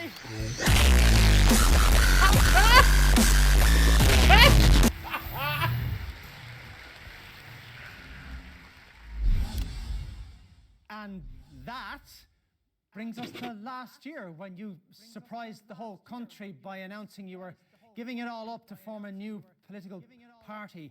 And because the final part of bits of your life is always the future. I think your future might involve stitches, darling. Okay, that's Dorothy Hammerman. Dorothy Hammerman, everybody! Personally, I think you should have brought the father back, Eamon, darling. I'm starting to think no one's in control of the calls. Yes, it does seem to be a show coordinated by a madman. Thanks very much. Don't get up, sweetie. That looks very nasty. Should we call an ambulance? Nah, it's just a scratch. I've had plenty worse. Prick can barely punch! Fuck you! If you say so, darling. Eamon, it might be a good idea to have a medic waiting at the end of the show. That's a great idea, Mrs. Hammerman. Eric! Eric? What? My Eric? Come here, sweetie! Hello, Mrs. Hammerman. Oh, how formal. Let me look at you. Well, look how you've grown. I work here now. Yes, not for long. No, please don't fire me. I'm not the one who chooses the guest list. No, you misunderstand me. I've just come off a call with Bob Bozeman on my mobile telephone, and I can officially announce that this show is going to make the historic move to Channel 3. What's that now? Yes, new set, new theme tune, might even get you a new jacket, Eamon. This is your last show on Channel 1, so you better make it a good one. The last guest just hit the main guest in the face. Yes, that's what I'm talking about, darling. Cracking stuff. This is what television will be in the next millennium. So, let's get on with it, shall we? Question, Eamon. Right, well, we're so delighted you could... no, we don't need that. Do you think Peter Clement is a good fit for politics? Well, I don't do politics, darling. You know that. Fantastic. Well, we've got a real treat coming up for you, but before we do, let's take a look at the current Peter Clement. This is you, just a few weeks ago, at the debate.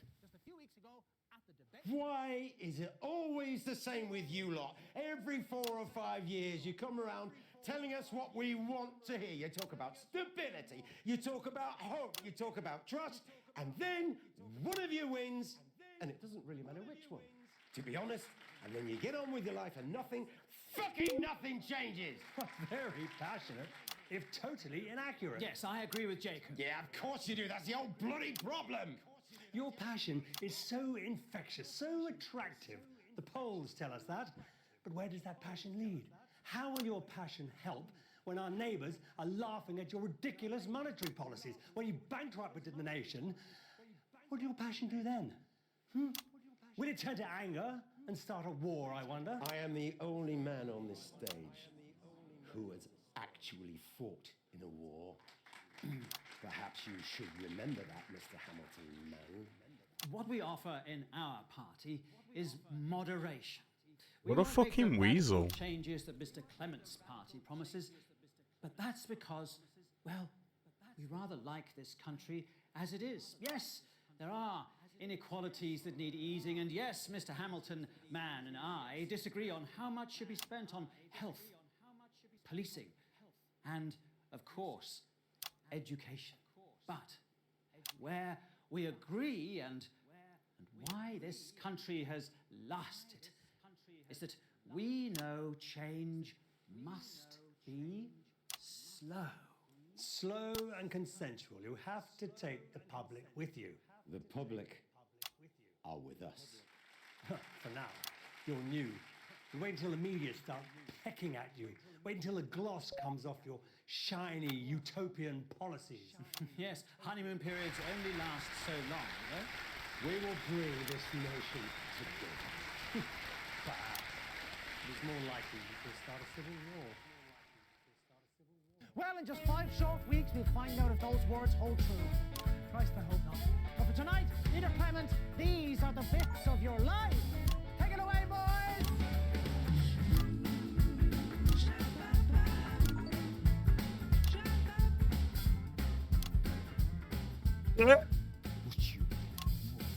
Said, what you fucking look at? Not fucking much. Ah, come on, now let's just do the song and we go. Leave them fancy men. Hey, Let them solve their problems like men, yeah? Could you please put the knife down, Mr. Budrich? God, son, fucking twatty. It's only for effect, don't worry. I am quite worried. You want to do this thing? No, I tell you, bullshit's in. What's up piss arsing about? Come on then. No, Pinky, go. It's not worth it, look. Shut up, you stupid thing. You ask your opinion. You're as loudmouthed now as you were back then when you were the town bike. All you bloody Oh, fucking hell. This is on you. All of it. Seeps down the generations like bloody mold. You bully me, I'd bully him, and this is where it all ends up.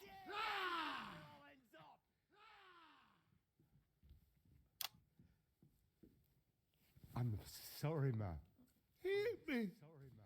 It's his own father. Oh, stop making a fuss, Martin. It's not the first time and it won't be the last. After all, if you stick your cock through a hole, you can't complain about what sucks it, as they say at the town hall. Look around you, mate. Who says that? Bits of your life. Fucking joke. You want me to go after him? No, mate. We're not in Konoslava now. Best you just go somewhere and just pass out. Good idea. Splendid show. I go and vomit. I think we'd better get you boys looked at. Yes, dear. We have a medic over here. Fucking hell. Okay, right, we do the song. Oh, yes, Eamon Peck. Come on, let's do the song. Yes, the song. How wonderfully bittersweet. I really should get back to campaign. We're gonna do the bloody song! I've had a knife put to my throat, so we're doing the bloody song. Okay. Okay, well, we'll do the bloody song. Thank you. Fucking hell. Come on, Julia. Okay, the words are on the auto cue there. See, we'll all just sing it together. Okay, right? Okay, here we go now. 2, 1, 2, 3, 4. When you're feeling angry and your world has lost its bliss, we got just the job. When you want to take your life and smash it into bits, we got just the job. When your leaves keep coming round the back beside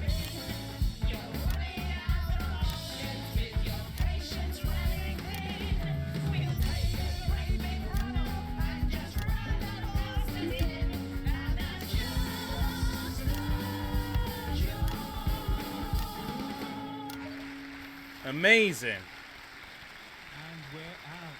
Right, good. Everyone's still alive? Why did you do the song? I thought if I did the show might end and I might finally get home to my many children. 6:30 a.m. in my offices, please, gentlemen. We've got futures to plan. Over the last year, more and more 6:30 in the morning. Does she not sleep? I imagine what it's going to look like when they're all complete. Well.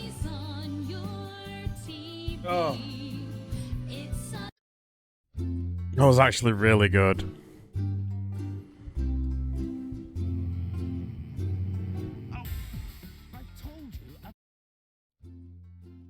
Oh.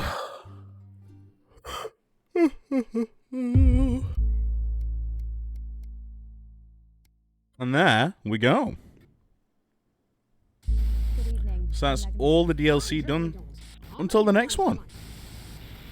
And that is where we're going to call the stream. Oh, we can get rid of this as well. There we go. Hey, look at that. But yes, we're going to call it there for a stream. And we are going to raid out. And we're going to wish someone a very happy new year. So if anyone's got any friends online that they'd like us to go and see, please pop their names in chat. Alternatively, if not, we'll take a look and see who we can raid.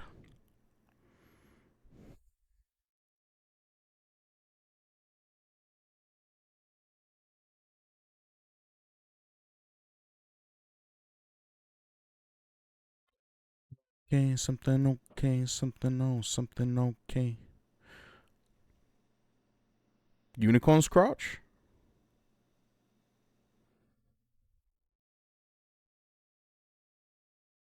No problem. Let's take a look.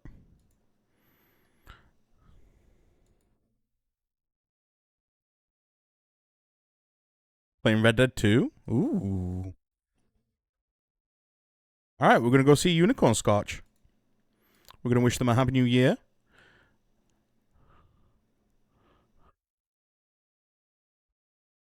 So yeah, let's go right out.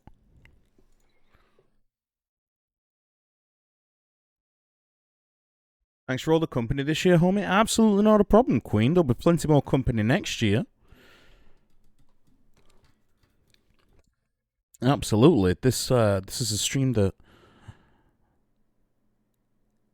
probably won't ever end. But yeah. Alright, so we're gonna see Unicorn Scotch.